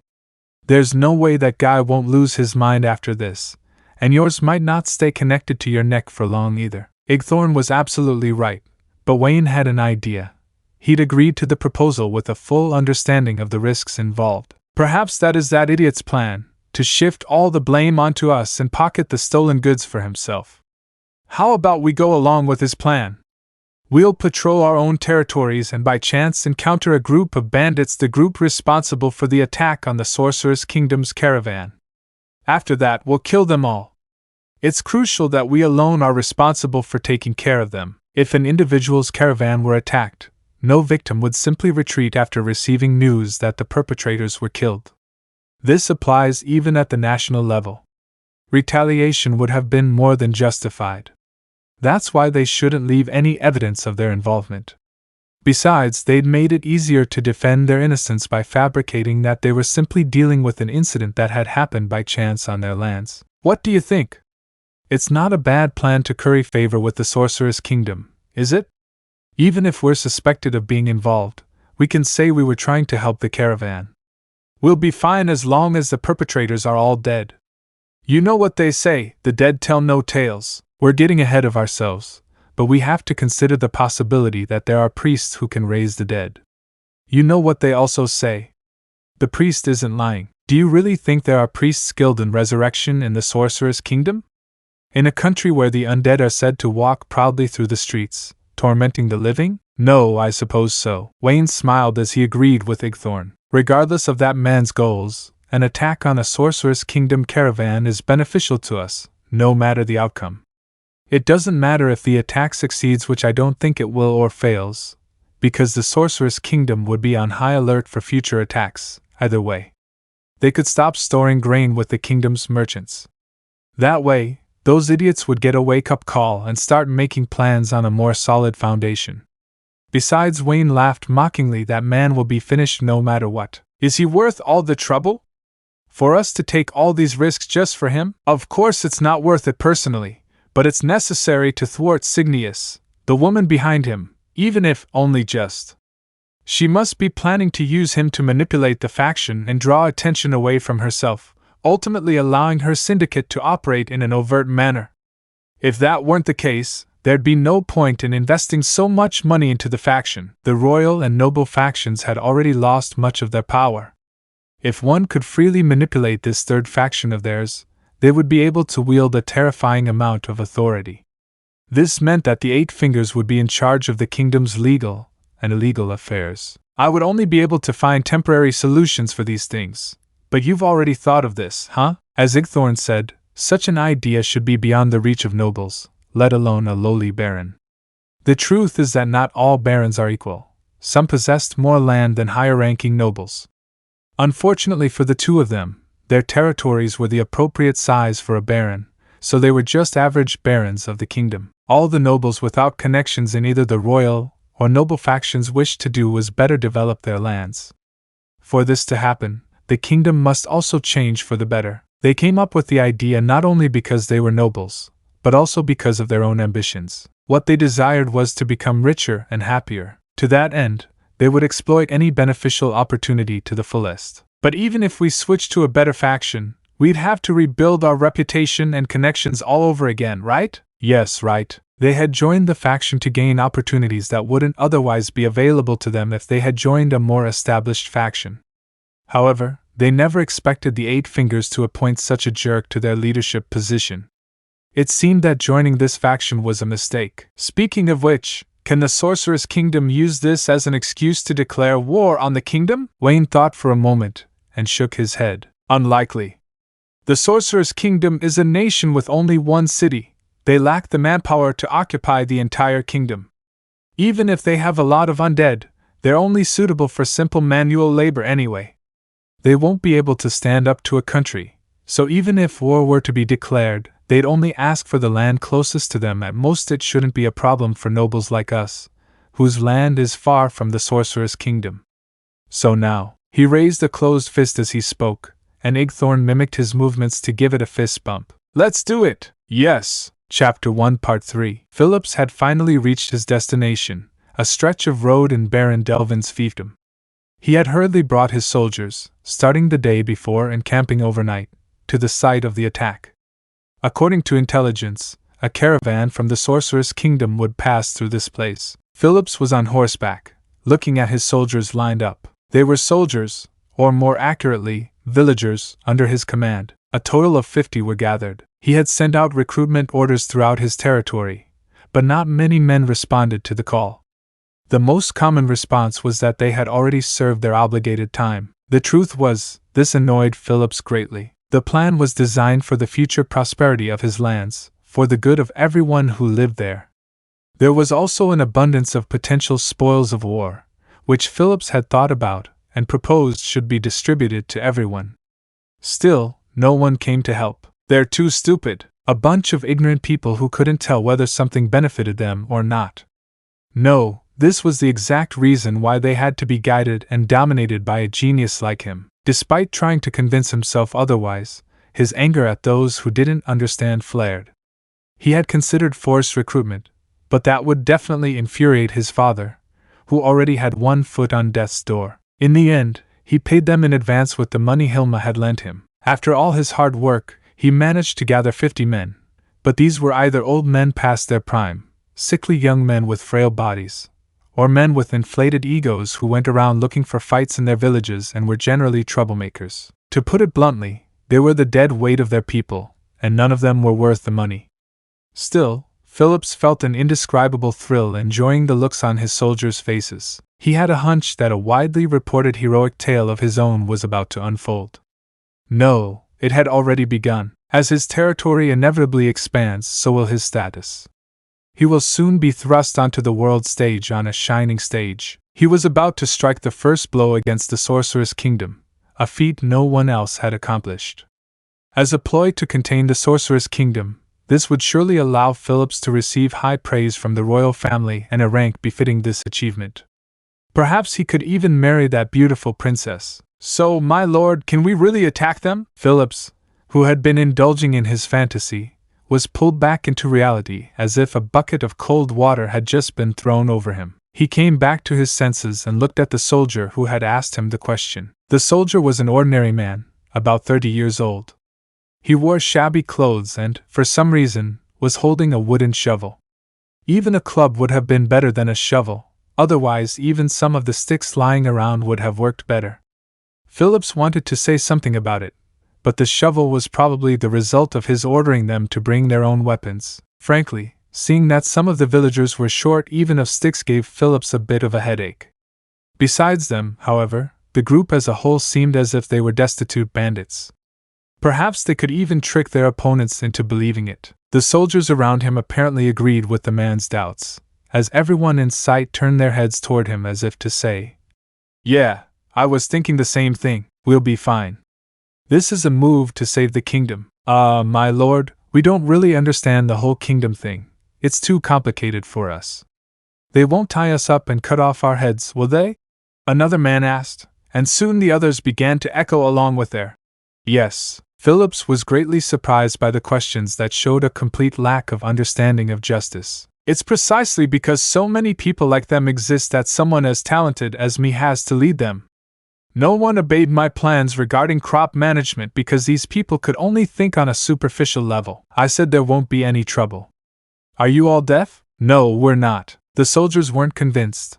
Their spite was visible. Perhaps he should have executed someone as a warning to the others, but that would make it seem like he couldn't lead at all. He would lose his dignity if he couldn't make them work despite knowing the risks. As Phillips panicked and didn't know what to do, he heard the overwhelming sound of horse hooves pounding the ground. He turned his head to see two riders galloping toward him. Their faces were covered except for their eyes, but he still knew who they were. The two stopped in the distance and greeted him. "Why aren't you coming all the way here? Shouldn't you be coming toward me instead of the other way around?" Phillips thought maybe they had something to say that should be kept secret. I guess I have to." He was finally able to feel a little better about himself for saying things in a pretentious manner, and so he changed his expression to a frivolous one to match. Phillips approached them on horseback. He had practiced riding, so getting a horse to walk in a straight line wasn't a problem. "Baron, how are your preparations going?" The man's face was masked, making it difficult to identify him, but judging by his voice and build, it was clear that the man was Baron Delvin, or Wayne. His outfit, however, didn't look anything like a baron's. The leather armor was a little dirty, and a sword hung at his waist. His horse looked dull and lifeless, like a farm horse rather than a war horse. Beside him was Baron Roker's son, or Igthorn, who looked pretty much the same. Their appearance was so similar that even their horses looked similar. Unlike Phillips, who had some financial support, they appeared to be quite poor. Phillips thought back to the time he had seen them in shabby clothes and tried to hide the sense of superiority he was about to display on his face. "Well, now I can't show this pathetic duo that I'm irritated by my soldiers' low morale, can I? This is a nuisance." He, as someone of higher status, should show those below him the reasons why he is superior to them. Phillips should be a role model for society, and those below him should follow Phillips. That way, the world could run more smoothly. "Just the two of you?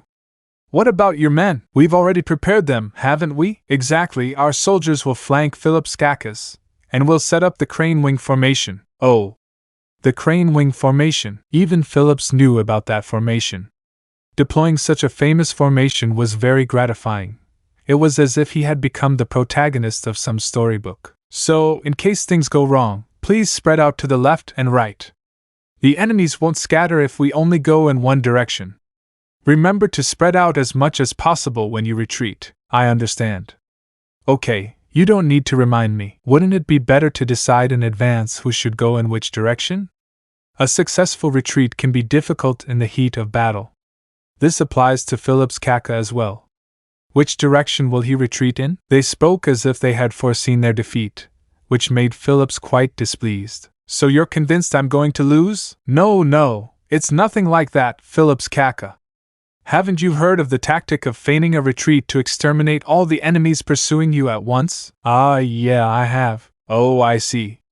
Phillips accepted their explanation, but since it would be unpleasant to admit his ignorance, he acted as if he already knew the tactics. As I thought you did. Well, there you have it. Here's the strategy, one that includes a strategic retreat. Well, in that case.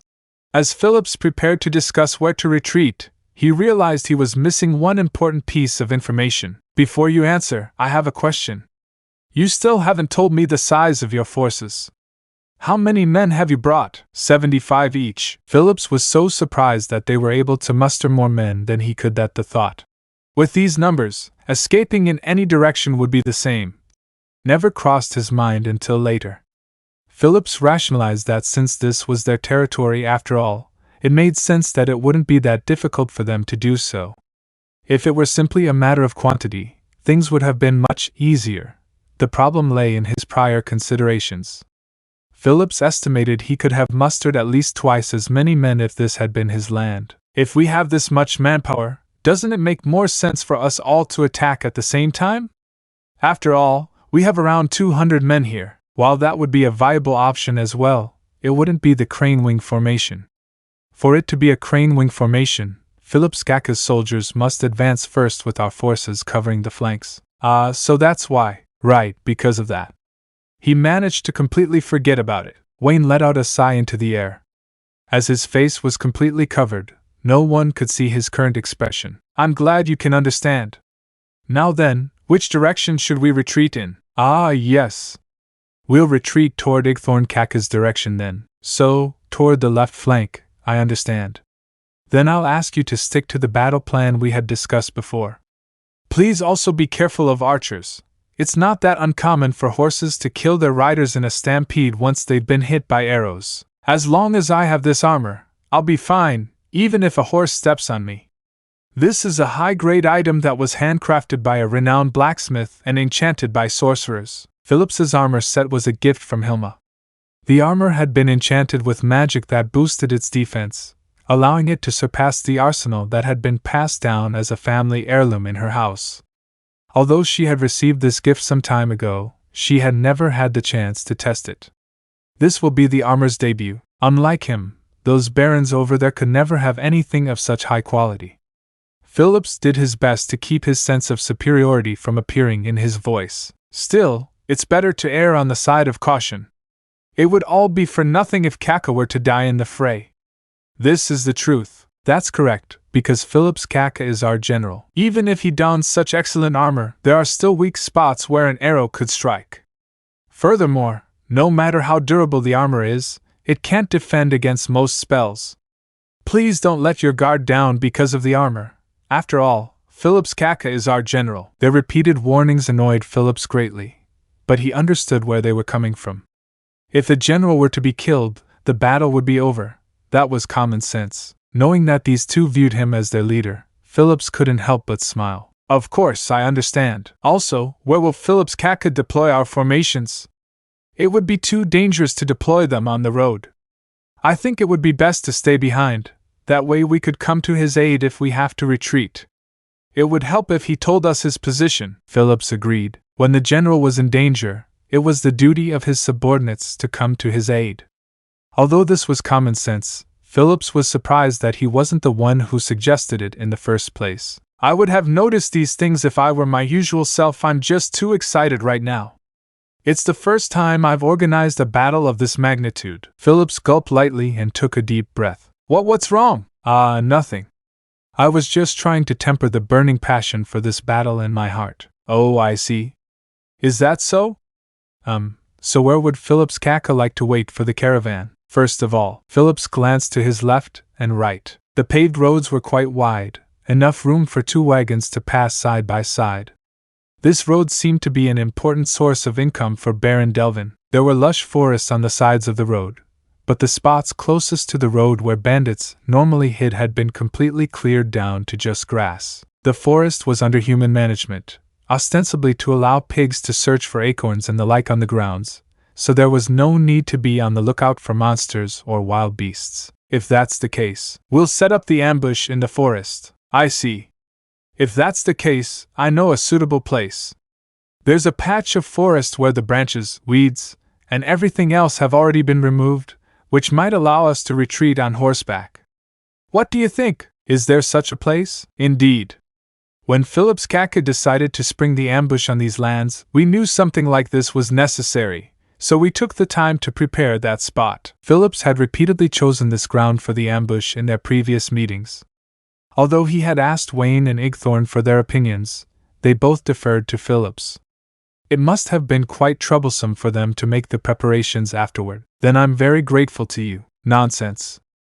Since you have to take the risks of leading the first attack, what we did was just what was right for us, wasn't it? It's just as Wayne Kazze had guessed. The two of them led Phillips to the site, and it was just as they had described. There should be no problem getting the horses to gallop if the terrain is in this condition. When he finished his discussion with the two, Phillips simply turned to his soldiers. Phillips couldn't stop sweating because of his full body armor, and since they were on uneven terrain, his helmet could easily cause him to lose his balance and fall. Huh huh! Phillips snorted loudly as he took off his helmet to hook it below his waist. He took out a handkerchief and began to furiously wipe his forehead. Phillips felt that the armor was a failure. Although a suit of armor's defensive capabilities are its most important quality, mobility is equally important. In his memory, he seemed to recall that there were enchantments that lighten the armor. He would have to ask for one of those in the future. Or perhaps an enchantment that would prevent him from sweating while wearing the armor. He should talk to Hilma about this the next time he's in the capital. After making a mental note of that, he returned to the spot where he saw his soldiers standing bored and doing nothing. The time has come, but milord. Who are those men who have covered their faces? Their appearance screams that of a bandit. Are they setting a trap for us? That's impossible. Those men are obviously esteemed nobles of the kingdom. Speaking of their appearance, don't mention it. It's not as if every noble could afford a full set of body armor. Furthermore, during the Battle of Kazze Plain, the families that had lost their successors also lost many inherited weapons and armor. Phillips's family was in the same situation. If they lost this armor, it would be difficult to acquire one again. Although it seemed the soldiers didn't believe his reasoning, there was no need to force it on them. Okay. Let's wait for the caravan to arrive. After it arrives, we'll attack it immediately. Phillips didn't hear any response and raised his voice. Do you understand? Understood. Although everyone responded reluctantly, their voices in unison were loud enough to be heard. Phillips wasn't satisfied with their answer, but he would have to leave it at that. This was their first battle after all. There was no need for them to live up to every expectation. In order for them to become excellent soldiers, they should focus on the most immediate problems. As Phillips pondered these thoughts, he sat down on the ground as if his body was. Chapter 1 Part 4. A vast criminal syndicate known as the Eight Fingers lurked in the shadows of the kingdom. There were 8 divisions within the syndicate, one of which was the smuggling division. Christopher Olsen, a member of said division, had the face of an honest merchant. His words carried considerable weight on the main trade route connecting the royal capital to the western side of the kingdom. As such, he had had first-hand experience having his warehouses looted of various types of goods during Jaldabaoth's rampage. They had incurred substantial losses, but it didn't spell the end of his company. Still, a considerable amount of time was now needed to recoup those losses, so he found it necessary to borrow a portion of the funds from the Eight Fingers. You have to spend money to make money. That was how business worked. Of course, it could also lead to greater losses. But as long as he kept a cool head and avoided unnecessary risks, there wasn't much to worry about. Borrowing money from Eight Fingers, however, would lead one down the gradual path to one's own loss. The Eight Fingers forced merchants who had incurred losses to engage in criminal activities such as smuggling, selling, or transporting narcotics. Merchants fell into this trap quite frequently. And what about Christopher, who had already been caught? To borrow money, he had held a meeting with the division leaders, which surprised him, to say the least. Christopher belonged to the smuggling division, so the management of the loans should have been the responsibility of his superiors in the same division. Meetings with executives from the other divisions should have been an impossibility. Despite all this, he met with the higher-ups. Was it because his achievements had earned him a high recommendation? Or was it for some other reason unknown to him? He couldn't understand why, even after the meeting had concluded. The only thing he was certain of was his suspicions about the unusually friendly attitude of the division leaders toward him. knowing full well how they were feared even by the dark side of society. Of course, the goodwill of the mafia bosses could be feigned as easily as anything else. In addition, he was struck by the fact that they, as befitting their status at the highest level of the organization, apparently took their own health quite seriously.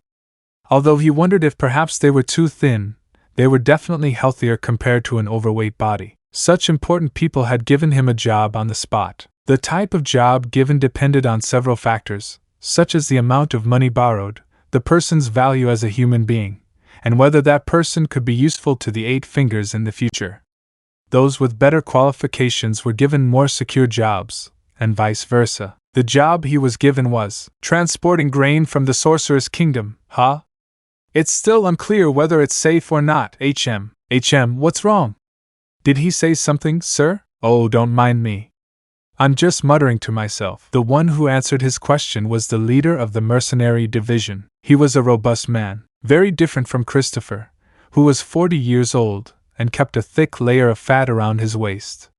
The man was young, sharp, and seemingly only in his 20s. He wore a steel plate on his chest with chain mail underneath. A helmet that could cover his entire face sat beside him, along with a well-used sword. The man was the leader in charge of protecting the Sorcerous Kingdom's grain caravan, which consisted of 7 wagons. The security detail consisted of 24 people in total, all of them employed by Eight Fingers and, like Christopher himself, belonging to the smuggling division. Although they were members of the same department, they were still paid a higher rate for their service than mercenaries of a similar level. On the other hand, they no longer had to worry about information leaks for secret missions, as they were more loyal to the mission at hand. Faced with threats that couldn't be addressed, regular mercenaries would likely abandon the mission, but these men fought as rear guards to the death. This was understandable, as abandoning the mission would cost their superiors their dignity. As a result, they would be hunted down and killed even if they came out alive. Therefore, for someone like Christopher who didn't know any trustworthy mercenaries, these men from the Eight Fingers were probably his best option. But on the other hand, for this mission, they were his only option. It was a direct order from his superiors to use these men. To compensate for the lack of options, they were to provide their services for free, and he would have surplus funds to hire even more mercenaries. However, hiring more mercenaries would be seen as a sign of distrust in the men. Never mind the fact that their employment was specified by the higher-ups, hiring other mercenaries could be seen as a violation of his orders. After some consideration, Christopher decided not to hire any more mercenaries. Furthermore, all the guards seemed to be quite capable, but of course, Christopher, not being a warrior, couldn't properly grasp their strength. However, this wasn't a problem, as the higher-ups vouched for them, stating that they were exceptional. Going against orders would be dangerous no matter the reason. That said, if asked if he felt it was safe to set out with such a small escort, he would have wished for more capable men. It would have been great if he could have borrowed a head of the security department, a member of the 6 Weapons, the Eight Fingers enforcement group. Needless to say, that wish would never come true. It was said that the 6 Weapons, including their leader Zero, said to be the strongest warrior in all of the Eight Fingers, was exterminated in a conflict with the royal family just before the calamity caused by Jaldabaoth. The information obtained attributed their defeat to Ainz Ooal, a warrior serving under the Golden Princess. It would be outrageous to assume that all 6 were defeated by a single person, but apparently the Blue Roses, a group of adamantite-ranked adventurers, also joined the fight. Christopher deduced from this that it was most likely a 6-on-6 battle. It was said that the security department had lost most of its members in the battle. At the time, each department was building up a force of its own to compensate for the loss, to the point that even members of the assassination division began operating in the light. However, this managed to improve the mood of those within the Eight Fingers to the point that they were now better off than before Jaldabaoth's appearance. Internal conflicts were frequent in the past, and it was not unlikely for one to fall victim to dirty tricks being pulled behind one's back. Some merchants were even reported to the authorities by people from other departments during the most crucial stages of a smuggling mission. However, at this moment, the higher-ups were cooperating so much with each other that it was almost disgusting to even think about it. Business had expanded as a result, and the illegal profits from each operation were growing as well. Pahua! The mercenary leader let out an audible fart as he yawned. It was an unavoidable physiological phenomenon, but he had no intention of apologizing. A shameful action, Christopher frowned. It was the worst sound to wake up from his thoughts. He honestly wanted to complain, but this man was going to be his companion during the round trip to Re-Level, a large port city on the western side of the kingdom. His desire to maintain a friendly relationship with him suppressed his desire to complain. The ships would be used to transport cargo from Re-Level to the Holy Kingdom, so that would be the job of a certain maritime merchant. He was a great man, and Christopher knew him well. He was surprised that the man was also a member of Eight Fingers, but he claimed they collaborated solely for mutual benefits. Still, he couldn't help but worry. You seem relaxed? Do you think no one is going to attack, HM? Oh, I haven't had that stinging feeling, so I don't Oh, you probably meant that feelings can't be trusted, huh? Well, I understand where that worry comes from, but surely you've had moments where you thought, this is going to work out just fine. Right. There are also times when you've had a bad feeling about something, so you tried to plan it out, and it turned out to be true, or something like that. Yeah, I've had those experiences, you see? Our past experiences can function as our intuition. The mercenary leader spoke in a tone that didn't match his appearance at all. Look. Besides, we're also raising the flag of the Sorcerous Kingdom. Only ignorant villagers turned bandits would dare attack such a caravan, in which case, we could easily take care of even 100 of them. What if they aren't simple bandits? Are you worried about low-class mercenaries? Experienced mercenaries are surprisingly well-informed. Those who don't even know the flags of the surrounding countries don't scare me at all. You don't seem to believe it. Think about it, wouldn't it be worrying not knowing which noble you're fighting with? You don't want to get into trouble that way, do you? That makes sense. I'm curious, which nobles are riskiest to pick a fight with? About that, for example, the famous ones like Raven and Bullope. They have strong armies stationed in their own territories and would be dangerous to run into. Well, they both suffered heavy losses in that war, so maybe they're not as dangerous as before, though one can never be too trusting. Blumrush pays well, so I don't want him to get on his bad side. Well, I just don't want any enmity from any of the noble lords. But you're being backed by a criminal syndicate. Are you serious? You too, aren't you? If I get into trouble with them, the bigwigs will abandon me without a second thought. Same goes for you, right? Yes. They fell silent, and the atmosphere started to turn a little somber. They were reminded of the cruelty of the higher-ups, but they could do nothing about it as people who were part of such an organization only for the profits. Perhaps there was a way of life for him, one that didn't require any connection to the organization, but that wouldn't have led him to become the great merchant he is today. Perhaps he would still have had to stick to small businesses to this day. The word, if, connoted an infinite number of possibilities, but without the means to travel back in time, one must be content with the present. Anyway, don't worry about it, okay? I understand. Then what's the worst threat we could face from now on? If the enemy were to use flaming arrows to try to burn the caravan, not steal, that would mean we're getting involved in a larger conspiracy, a national problem. Or in the ploy of a rival organization, an organization that could rival the Eight Fingers. Is that possible? I don't know. Even a rival group probably wouldn't want to burn the Sorcerous Kingdom's assets unless they're certain no clues will be left behind. Personally, I think domestic conspiracies or tricks by the kingdom or other neighboring countries are more worrisome. We're probably under a greater threat of attack from those sources. If that's the case, then there's no point in worrying about it, huh? Right. Anyway, it seems safe for now. Don't worry, just stay put. Chapter 1 Part 5. The caravan was approaching a forest. They could use this fact to estimate their approximate location. Christopher opened a mental image of a map to confirm that they were making good progress. He could finally relax. Ruining a job related to the Sorcerous Kingdom would have terrifying consequences. The time was around noon. They just needed to pass through this forest, and then they could take a break as planned. This wasn't a wild forest. It showed signs of being well maintained by men, so it shouldn't take them long to pass through this place. The sound of hesitating horses could be heard inside the swaying wagon, causing the wagon to begin to slow down. Christopher glanced at the mercenary leader and found his aura completely different from back then.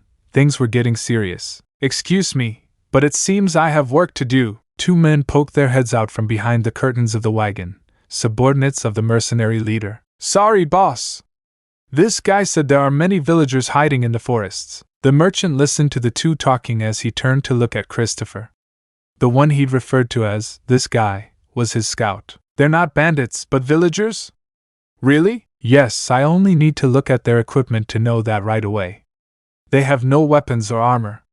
Many of them carry hoes and shovels on their backs, and some others just carry sticks. Even rocks can be used as weapons, but hoes and shovels, you say? That's strange. Were the hoes very sharp? I couldn't get a closer look, but they seemed to be made of wood." Christopher, who had been quietly listening to the conversation, figured they must just be ordinary villagers returning home after working on their farms. "Huh? Really? Hoes? Is this a joke? It didn't seem like that was the case. Should we send a few men to disperse them?" "Maybe we're being overcautious," the mercenary leader muttered. The situation required everyone to speak their minds, which was probably why he was muttering loud enough for the others to hear. "Probably. Excuse me, sorry to intrude on your conversation, but may I say something?" "Oh, all right. As long as they're constructive suggestions, we can never have too many of them. First of all, this forest is well maintained, meaning it's a cultivated forest, so people probably let their pigs graze here or something. If that's the case, doesn't that mean they're just here to round up their pigs? If that's the case, if we were to scatter them, it might look like we're trying to steal their pig livestock. We're also flying the flag of the Sorcerous Kingdom, so if a rumor got around that the Sorcerous Kingdom was stealing pigs, wouldn't it be bad if that country found out?" "TSSS. The mercenary leader spat out. Up until this point, their safety was guaranteed by the flag. They had the right of way through some of the towns along the way and were treated with respect for it. But now it seemed as if the Sorcerous Kingdom's favor had turned into actual shackles.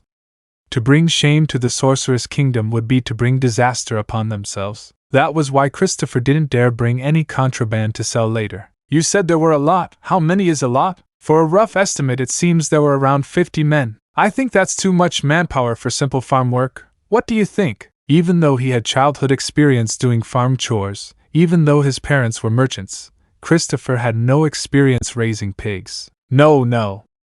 I don't know if it's too much or too little. I have no idea how many people are necessary to catch a pig. Maybe they're here to plant more trees, or even cut some down. I heard there are also some types of farm work that require pigs or something." "Well, they did bring hoes, so they most likely needed them to plow the land." "Then what about the nobles of this land? Any stories about him working his serfs to death?" Christopher kneaded his thick neck as he answered. "No, he's not like that. He's quite young but also very reliable. His territory has also been stable under his leadership.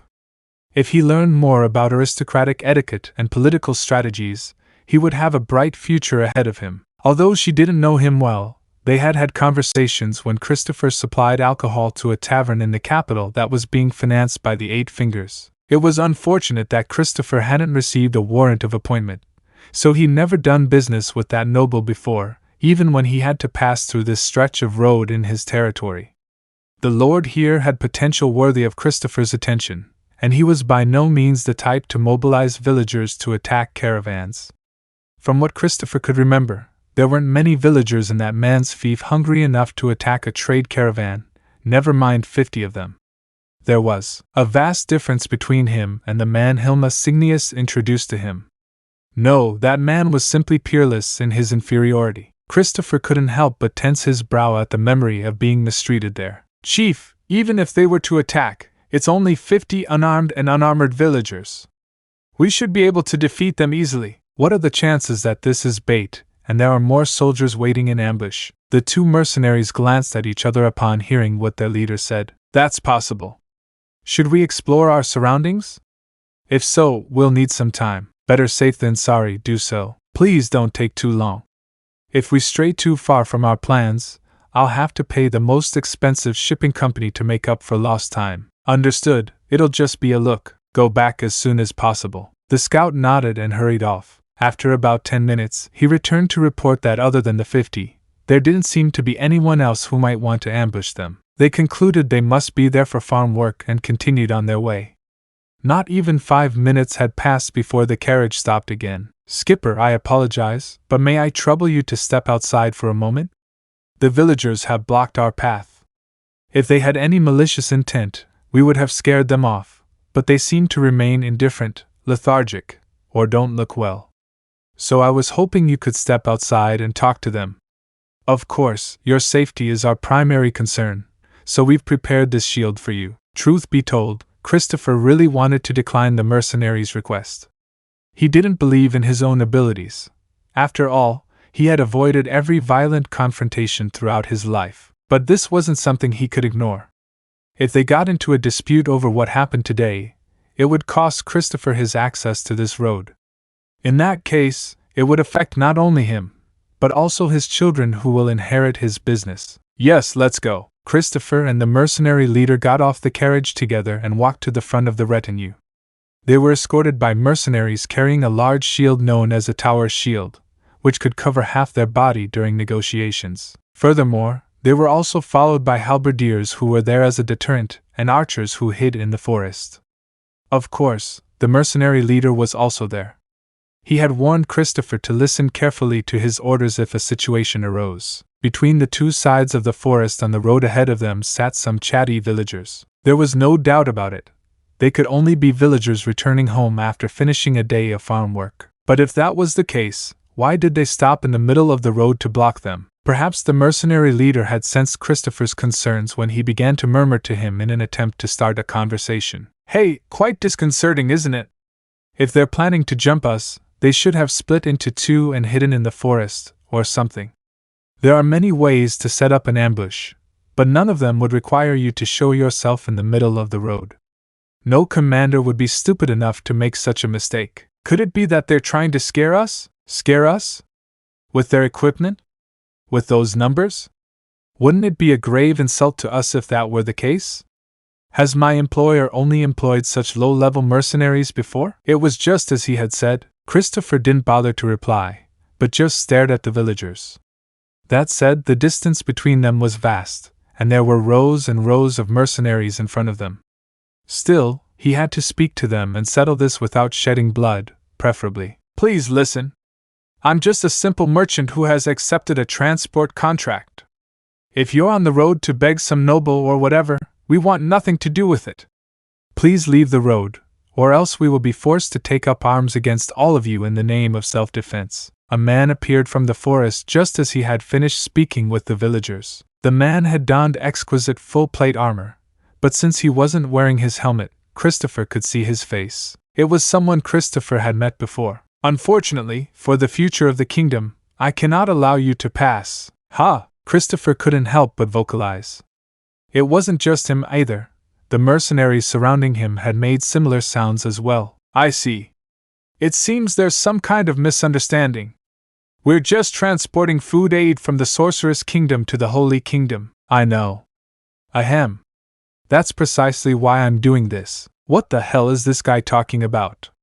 Or rather, what kind of thought process makes him say such foolish things? Christopher was puzzled from the bottom of his heart. But wait, no matter what this disgusting fool thinks, I don't think his territory is even close to this place. Why is he here?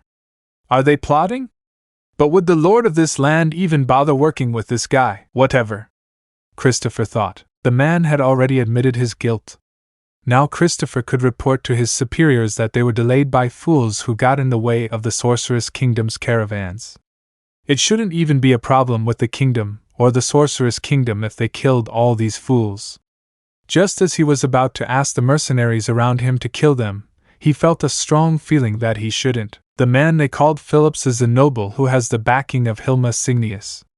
Christopher, who was humiliated and had to hide his anger under a fake smile back then, was told that although this man was a fool, he still had value, so it was best to ignore his own humiliation. Would it be a good idea to kill a valuable pawn of the Eight Fingers? Speaking with common sense, there was no way a local noble would attack a caravan carrying the flag of the Sorcerous Kingdom. Everyone should know that would only invite the wrath of the Sorcerous Kingdom and spark an all-out war between the nations. No matter how foolish a noble was, they certainly wouldn't do something so stupid. If that were the case, what would be their reason for undertaking such a task? Besides, if he tried to pretend to be a bandit, he'd at least cover his face. I can't understand their reasoning. No matter how stupid someone may be, They should at least know to hide their identity in this situation. Since he was wearing that full plate armor, it should have come with a helmet that could cover his entire face. If that was the case, he wants us to see his face. Does he want us to identify him as Phillips?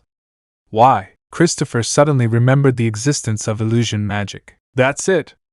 It's an illusion. Someone is trying to frame Phillips to fake his appearance. Maybe those villagers aren't villagers after all. He managed to deduce it perfectly. Then, so you're telling us that you're robbing us specifically because we're carrying the Sorcerous Kingdom's grain. Is that correct? Oi! Boss, what's up? The mercenary leader who had been at his side asked with a puzzled expression. It was to be expected. He had expected a kill order, so Christopher must have seemed like a madman to him. That's right. We'll use these beans efficiently. The man, who was supposedly Phillips, replied proudly. He's talking like a retard. The man pretending to be him must also be thinking that what he's saying is very foolish. But, could this be a prepared script? But why? Christopher's first thought was about the rival organizations the mercenary leader had mentioned in their previous conversation. His next thought was about the leaders of the Eight Fingers. If it was the former, they needed to get away from this place immediately. The Eight Fingers dished out the most ruthless punishments to those who had betrayed them, and to those who had failed in a job they had been given. If this was a rival organization, then their opponents must have enough numbers to defeat Christopher's security guards. But even if they were just wearing disguises or whatever, Christopher couldn't think of a reason for there to be villagers with shovels. Now that he thought about it, the latter made a lot more sense. If that was the case, then they were dealing with something truly troublesome. This could imply that the Eight Fingers leaders weren't as united as previously thought, but were still trying to sabotage each other. Or was this the will of all the leaders? Are they throwing us away? Are they trying to pin the crime of killing Phillips, a noble of the kingdom, on me? His actual body might have already been treated. If that was the case, what would be their next best move? Hey boss. What are we doing? Are you scared? You know we can easily take on someone like him, right? Although that crazy noble has impressive armor, he doesn't seem to have the necessary skills. The mercenary leader spoke in a hushed tone. This wasn't the time for that. He shouldn't interrupt Christopher's thoughts. Wait. Just wait a minute. His problem wasn't going away. If they were trying to get him to kill Phillips, why didn't they mention it sooner? If they had told Christopher in advance, he wouldn't have had to worry so much. He would have dealt with that man as if he were a normal bandit. So, their plan was to make everyone believe that the Sorcerous Kingdom's caravan had killed one of the kingdom's nobles, and bring the nations to the brink of war? This thought made Christopher tilt his head uncontrollably. Although the actual situation was more like a kingdom merchant killing one of their nobles in self-defense, it would be difficult to force a war under these conditions. Of course, Christopher, as someone who had deep connections with the criminal underworld, knew very well that many people wouldn't think twice before doing something, as long as they had a reason prepared. There were also people who would kill for the simplest slight, but it was hard to imagine a country so impulsive. Then there's only one possibility left. The higher-ups had already decided, but word of it never reached me, so it's just a misunderstanding. After all, there's no way they'd think it was possible to kill us all right now and not have the news spread far and wide. Mistakes made carelessly were a tale as old as time, so it wasn't an unreasonable assumption. What would be his best move from this point on? If he were to take independent action, there was a chance he'd be taken care of. If he wanted to avoid that kind of situation, he should have an excuse for himself. At the very least, he should act in a way that made it possible to transfer the blame to someone else. Killing that Phillips would be the worst option. Once he's dead, we can't bring him back, and that would probably enrage Signius Sama. If that's the case, if we leave the merchandise and abandon this place. If we did, they wouldn't chase after us, would they? Ha! Christopher did his best to ignore the puzzled sounds coming from the mercenary leader's mouth. Of course. I have no intention of harming the kingdom's merchants. Even if it's not directly, you're still harming me.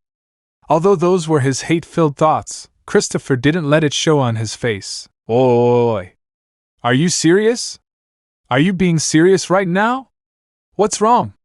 What's happening? Are you under a spell? Or do you see an entire army that I'm not seeing right now? This is an order from your employer. Prepare for a complete retreat. The mercenary leader rolled his eyes and was silent for a moment. Perhaps he was considering the possibility that Christopher was under a spell, in addition to his own opinions and future. After a while, with an expression that said he couldn't accept any of this, he said, I understand. The mercenaries covered Christopher as they walked away. He allowed them to take the grain, but he knew the exact amount and what was in the shipment. Worst case, he could always buy back the shipment and send it to the Holy Kingdom. They wouldn't be so picky as to want only this exact caravan of grain, would they? Although he would have to apologize to the sea merchant waiting for him, it was imperative that he return to the capital to ask Signius-sama about this. Christopher knew from the bottom of his heart that there was no easy way out of this situation. Had the mercenaries known about this beforehand? They retreated without even drawing their swords. There were numerous wagons as war spoils. He had taken a look inside. They were all filled with barrels and crates, each one filled to the brim with grain. Although all types of grain were easy to store and were by no means fresh, they should be safe for consumption. It was disappointing how it was only food. Phillips wanted to take something as a trophy to commemorate his great achievement, but grain couldn't serve that purpose. If there were only sets of armor or swords here, I could take one as a souvenir, so I really should have asked those men to leave their weapons, huh? Phillips looked at the freight wagons that were his prize. The horses had already been taken, so they had no way to move them. Of course, Phillips ordered them to leave the horses, but someone who seemed to be leading the mercenary group refused his order. He even shot an arrow at the tree that was next to Phillips at the time. Although Phillips hated his nerve, he had no choice but to back down. I have my full armor, so I should be fine, but these soldiers aren't in the same boat as me. Ah, how merciful of me to forfeit my own earnings out of consideration for these people. Although, considering that everything had turned out so smoothly, not a single wound and not a single drop of blood spilled, Phillips inspected his loot, and his gaze fell on the flag of the Sorcerous Kingdom. I can keep this as a souvenir. The first to capture the flag of the Sorcerous Kingdom, the country that had defeated the 200,000-man army in battle, is me. Phillips nodded. Although he wanted to hide his joy, he couldn't help but smile. A perfect conclusion was what suited him best, since, as he thought, he was truly someone with exceptional abilities. This made him extremely happy. In front of him were the excellent fruits of his labor. Since there were several flags around, it would be fine if he did it to one of them, right? After finishing that thought, Phillips dropped the flag and began to stomp on it. The sight of the surprising kingdom's flag being desecrated with filth filled his heart with excitement. This was not something anyone else in the kingdom could accomplish. Yes, Phillips had accomplished what no other man could. Look at that! I'm not useless after all. Compared to my brother, compared to my father, compared to everyone else in the kingdom, I am truly the greatest. Ah, my lord. Can we really take these? Isn't it better to leave them where they are? One of the villagers checking the wagons timidly asked. With his excitement suppressed, Phillips asked without masking his emotions, What are you talking about? No, look, won't those who ran away come back here with soldiers? What do you mean? Do you think it would be better if we killed those merchants? And no, I didn't mean it like that. Killing them would have been unnecessary. Then what are you trying to say, my lord? What should we do with these? If it's possible to transport all of these, how do we do it? The other villagers came closer, which was also what bothered Phillips. What should we do? Even if he forced the 50 of them to carry it all on their backs, it wouldn't be enough to move all the loot back. The carriages were also of high quality, so they could probably fetch a good price, or Phillips could use them. But with the manpower he had on hand, carrying them back wouldn't be an easy task. It would be heavy and tiring physical labor. Just as Phillips agonized over the matter, he heard the sound of people running on the grass. Looking at the source of the sound, he saw the silhouettes of 2 masked men. Phillips Kaka! It was Wayne's voice, but his equipment looked completely different from before. The dirty leather armor he was wearing was replaced with a sturdy chest plate. He also had a sword on his waist. Why would he change his equipment? Phillips felt doubt in his heart, but the sense of excitement over the outcome of this operation was much stronger, and thus he overrode it. Hey! You too! Come, this way, look at our loot! This what? What happened? Wayne stood still, taking in his surroundings and speaking with an incredulous tone as if the freight cars standing there were a strange sight. Outside of regular fighting and assaults, once he considered that, Phillips understood the questions Wayne had in mind. As if to affirm Phillips's thoughts, Igthorn opened his mouth to ask, "Exactly? It seems none of Phillips Kaka's soldiers have been harmed. The ground looks fine, the air looks fine, not even a hint of blood. What kind of tactics did he employ? Did you have any special magical items on your person?" If only he had some arcane talent. But that wasn't what Igthorn was talking about, was it? Nothing like that. After all, I've gathered a large number of men. The enemy simply didn't want to fight to the death.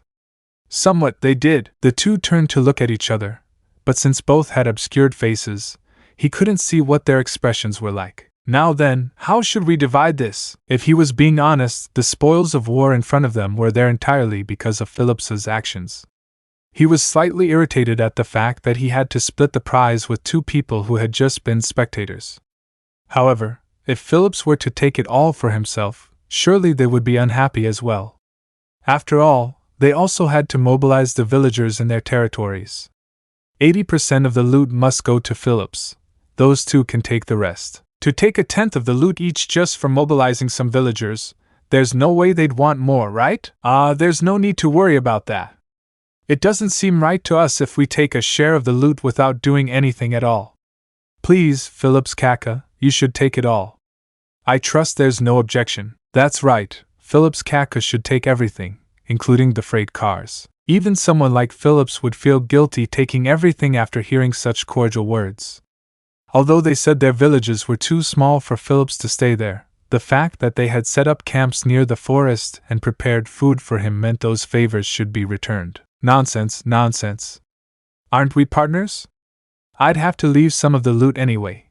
Please feel free to use it. No, we have more than enough, Phillips Kaka, Wayne replied without hesitation.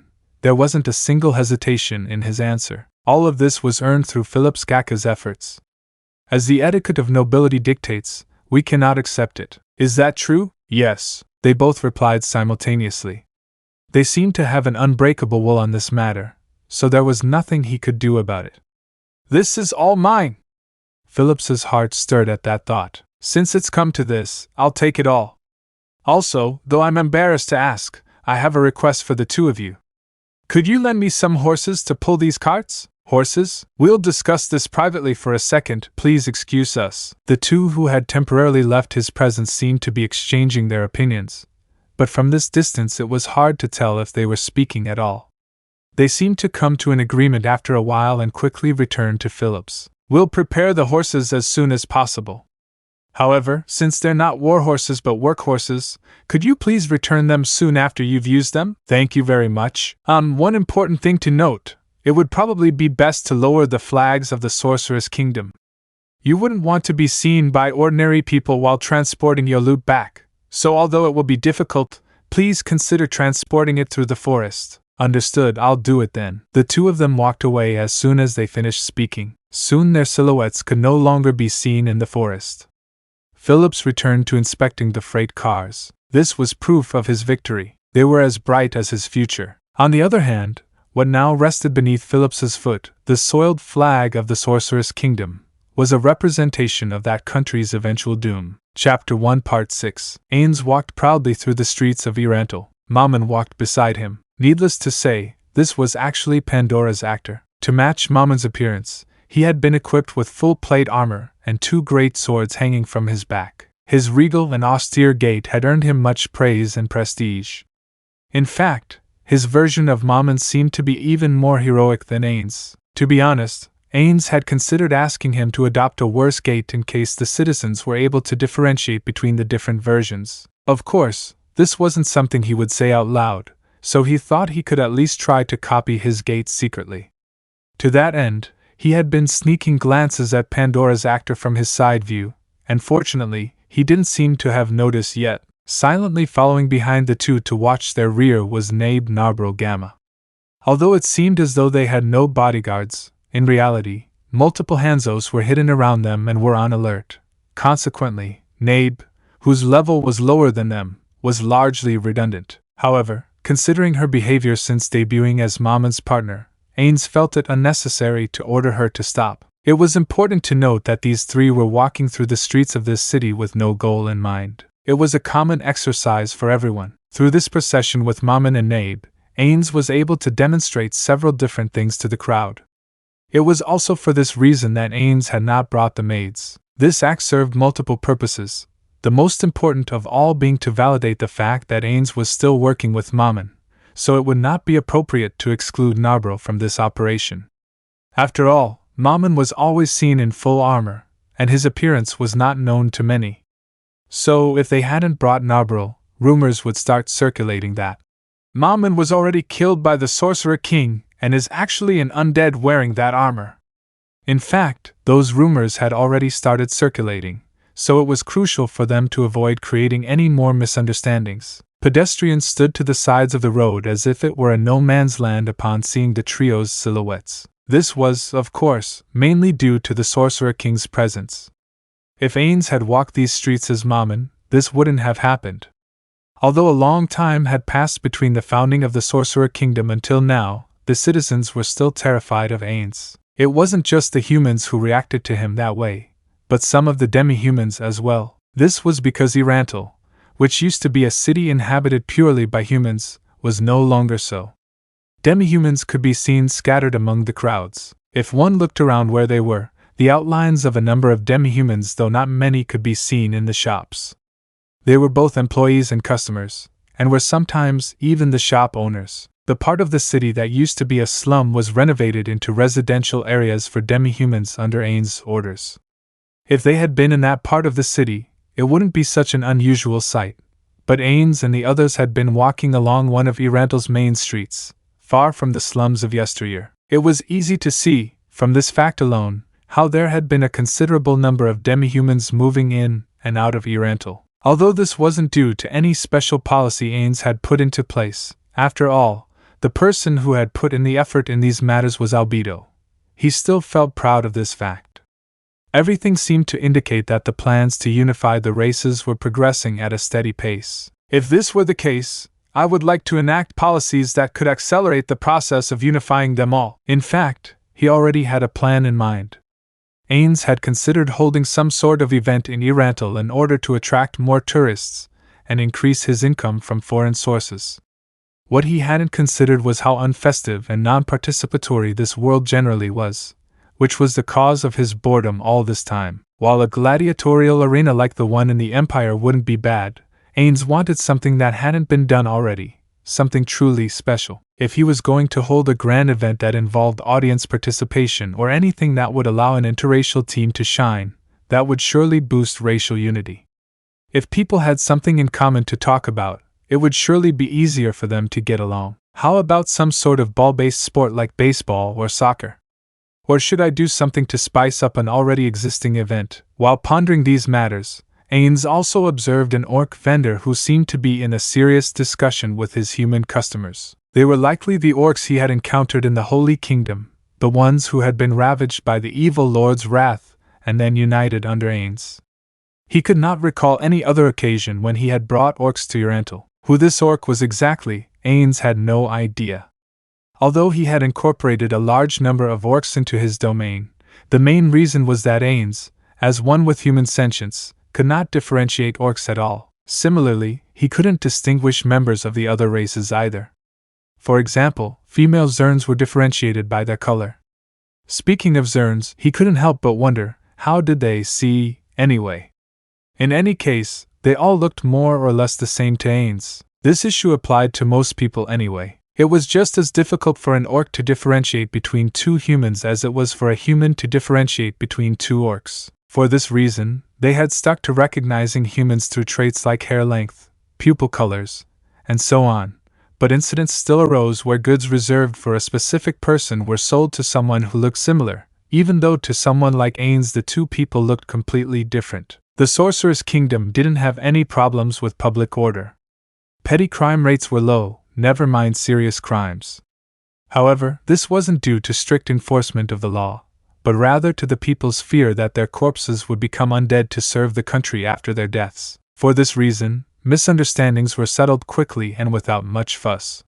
That was why the orc calmly discussed business with his human customers. The Adventurers Guild has also begun accepting demi-humans into its ranks.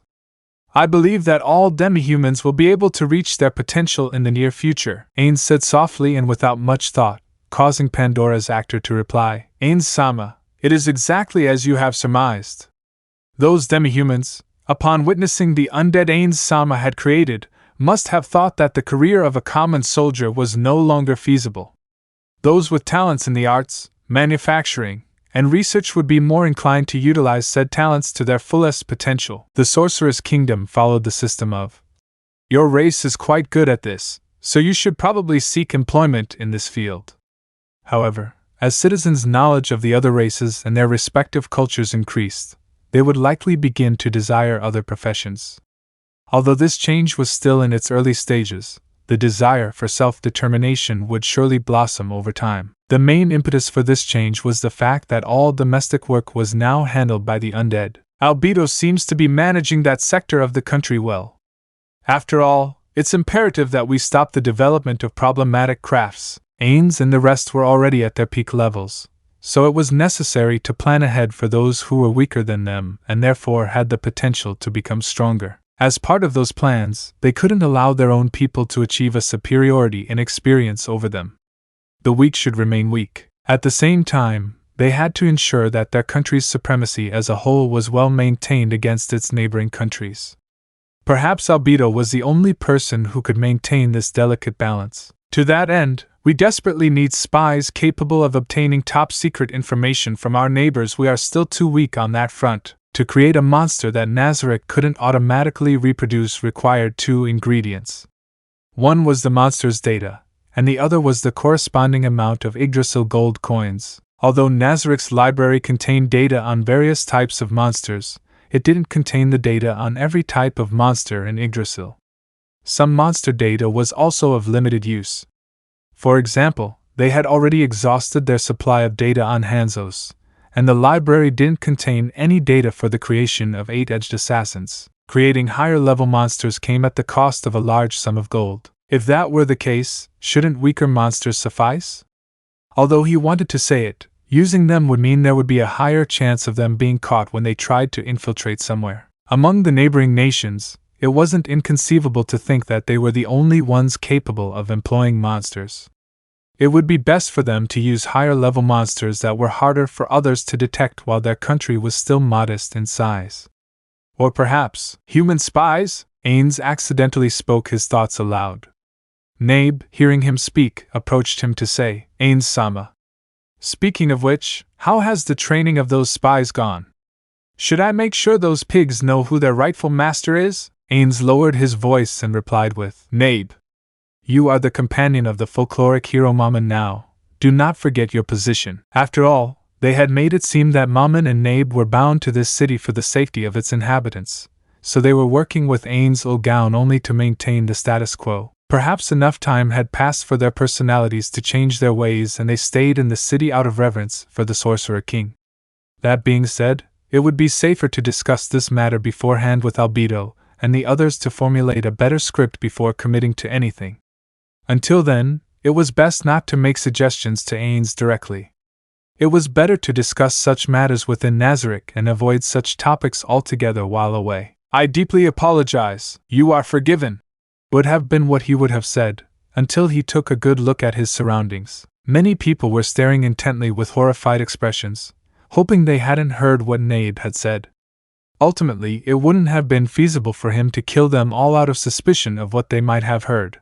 Otherwise the facade he had built that he was a unique undead capable of speech and different from the other members of his kind would be harder to maintain. However, by ignoring Nabe's question and causing her to put on a dismayed expression, Ainz felt pity for her. It would be troublesome if she stopped asking her own questions altogether.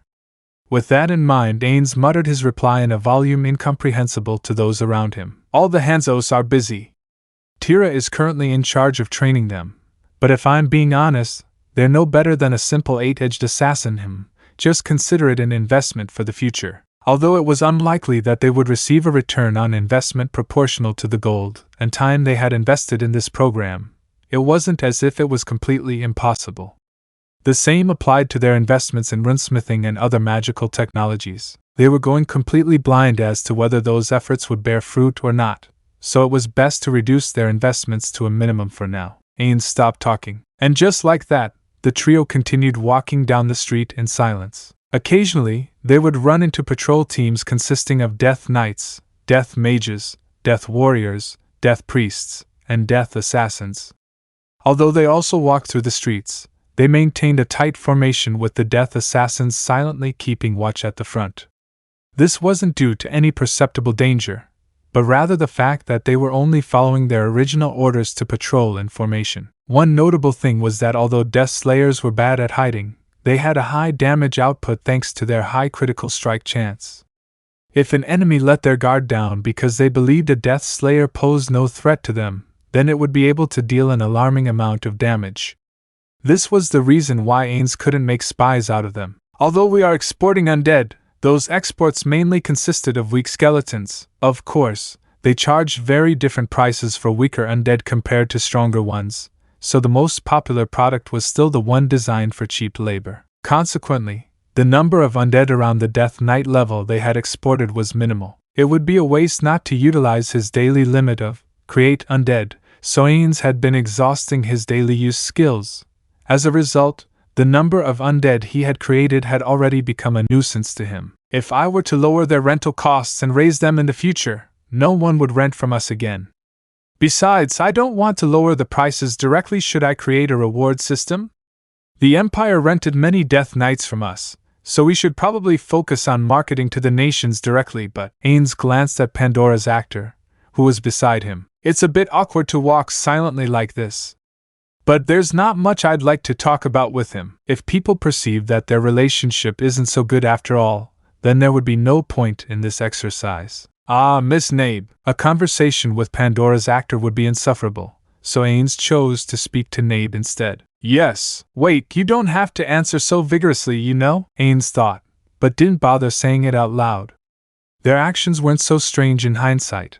When all was said and done, they were essentially subordinates under Ainz. How should I put this? How is Yuri's orphanage? Have you visited it yet? No, I haven't been there yet, and that was the end of their conversation. It can't be because he had a bad relationship with Yuri, but because he had no interest in that matter, right?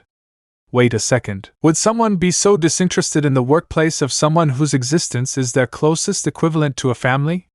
But that answer was also expected of Narborough. Would she have reacted the same way if the question had been about Shizu or Antoma's workplace? Ainz shrugged as that thought occurred to him. Shall we visit it then? Because full responsibility for the orphanage had been given to Yuri, not even Ainz knew of its current situation. Of course, he had been given detailed plans regarding it, but no memory of it remained in Ainz's empty, bony head. There should have also been some scheduled reports regarding the orphanage's finances. But since Ainz had delegated those responsibilities to Albedo, he only pretended to have read those reports. Chapter 1 Part 7. Although he had advocated for the search for talents in the education sector, the Sorcerous Kingdom had yet to implement the unrealistic policy of universal education for all. If the level of education increased, so would technological and cultural advancements, but it might also strengthen the weak. Although their current policies may lead some people with unknown talents to remain as farmers for the rest of their lives, the peace of Nazarick was the top priority. I don't think it's a bad idea. After Pandora's actor agreed, the trio began walking in another direction led by Narborough. Not even 2 minutes had passed before Ainz received a message. Ainz-sama. Antoma? What's going on? Ainz paced as he spoke and began to feel a bad feeling. He couldn't remember the last time he had received such a sudden message this year, so it must have been some kind of emergency. But Ainz's fearless smile never faltered. The entire ordeal in the Holy Kingdom was so painful that nothing could be worse in comparison. Compared to the hell I had to go through, nothing this world can throw at me will be worse than that. The request, as he had expected, was for him to return to Nazarick immediately. After answering that he would, Ainz ordered Narborough to bring the rest of the maids to Nazarick as well.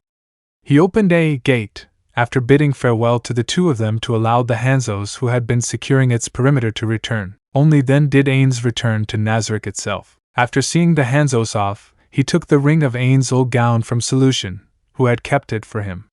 Using the ring, he teleported to the 10th floor and began walking towards the room that was his destination. Rooms that were important or special in Nazarick had been marked so that he could teleport directly to their doors with the ring.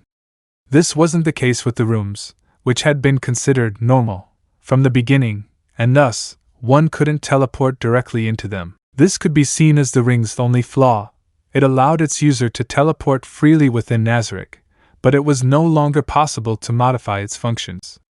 If they still had the Yggdrasil creator kits, it would be possible, but neither Ainz nor Nazarick's inventory had any. Albedo stood in front of Ainz's Gate of Destiny, awaiting his arrival. Ainz didn't inquire about how long he had been waiting there, but only about the progress he had made on his assigned tasks. "You've been working hard, thank you. I'm not worthy of your praise." Ainz sighed inwardly when he saw Albedo lowering her head deeply. Although she had said she would return immediately, she hadn't given them a specific time frame. The thought that he might have wasted Albedo's time by keeping her waiting troubled Ainz. Though for his own sake and Albedo's, he couldn't let such thoughts show on his face. This had happened several times before. Despite telling Albedo that there was no need for her to wait for him each time, she had always insisted, saying that it was only natural for a servant to welcome their master's return. In fact, she had talked about this not only with the floor guardians, but also with the area guardians and the maids. Every time he brought it up, their responses would be the same as the ones Albedo was giving him right now. The maids were especially enthusiastic with their answers, demonstrating a level of determination that could even make someone like Ainz cower and apologize. If this was the general consensus, then Ainz, as their overlord, had to give up his personal opinions on the matter. Albedo opened the door to the room and welcomed Ainz. Ainz believed that he was not an outstanding enough man to be worthy of such treatment, and with great guilt, he put up the facade that all of this was to be expected and entered the room ahead of her. Shalter, Cocytus, Aura and Mare, and Demiurge. The floor guardians had already gathered in this room and were all bowing towards the throne that somehow radiated darkness. Behind the throne hung the flag of the Sorcerous Kingdom of Ainz Ooal Gown. It seemed that everyone who was supposed to be here was already here. In cases like this, where all the officers were on deck, Ainz had to be the last to arrive according to procedure. Unless it was for a special occasion, no one would arrive later than him. Ainz examined the guardians kneeling before him. Each floor guardian had had their own duties in the past, but recently the scope of their work had increased by a large margin. The air transportation system that relied primarily on flying monsters, mostly dragons, had established a transportation network between the Sorcerous Kingdom, the Empire, the Dwarf Kingdom, and the desolate demi-human-inhabited region east of the Holy Kingdom. The one put in charge of this network, Shalter, now had the responsibility of utilizing her skills to gradually establish a land transportation network. The one in charge of controlling the weather in the territories and constructing an underground tomb on the outskirts of Irantal, Mare, was also working alongside the newly created Adventurers Guild. The one in charge of commanding, managing, and training the Sorcerous Kingdom's army, which consisted primarily of undead but also included various types of demi-humans and a small number of humans, was Cocytus, the one who used to have to command her own magical beasts, but now had to operate a department that deployed a warning network that provided adequate coverage over the ever-expanding boundaries of the Sorcerous Kingdom's territories, was Aura. The one who was establishing an intelligence agency on the 7th floor of Nazarick was Demiurge. Just like that, the responsibilities of each floor guardian grew over time. That was why there were plans to shift some of those responsibilities to those who until then had only been concerned with Nazarick's internal defense,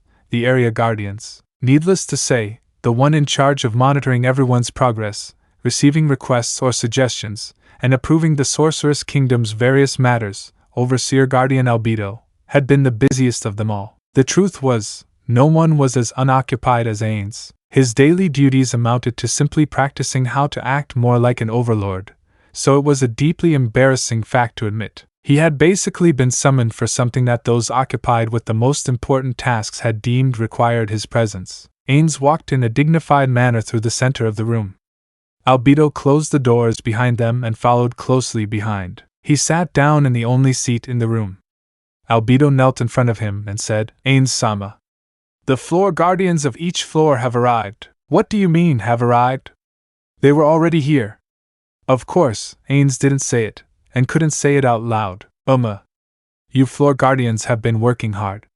Raise your heads. Yes. The guardians raised their heads as they gave their clear answers, an action that was perfect and in unison. Originally, Albedo would have been the one to ask them to raise their heads, but Ainz had decided to put an end to that. Although it had been said that a superior should not speak so easily to his subordinates, Ainz did not want to distance himself from them so much. The guardians' gazes, which made their absolute loyalty evident, fell upon Ainz's body. In the past, Ainz couldn't handle this kind of attention, but his skin had grown thick in the intervening times to the point that it didn't affect him in the slightest these days. But why? Perhaps he's under the wrong impression, but they feel even more loyal than they were before? No, it has to be the wrong impression, right? Ainz, who couldn't recall doing anything that could have raised his loyalty, avoided the welcoming gazes of the guardians to randomly scan the room he found himself in. This wasn't because he couldn't handle their gazes, but he did it anyway. On either side of the room were doors that were not similar to the one they had just passed through, very inconspicuous doors given the relatively small size of the room. The room was decorated in such an exquisite manner that it emanated an air of grandeur. It was created to be the audience chamber within Nazarick. Another was created in Irantal. Nazarick's throne room was glorious, but it was too spacious and would feel empty if not enough people gathered inside. He could gather enough people if he wanted, but considering issues such as the presence of a world item, something that was among Nazarick's strongest assets, and thus couldn't be casually seen by others, an audience hall was built. Everything in Nazarick was made by their guild members in the past, except for this audience hall. Under Ainz's orders, the floor guardians had put great consideration, though it wasn't as if much consideration was needed anyway, into restoring an empty room for this exact purpose. Ainz was very happy. The NPCs, created by the guild members, had grown beyond being simple NPCs.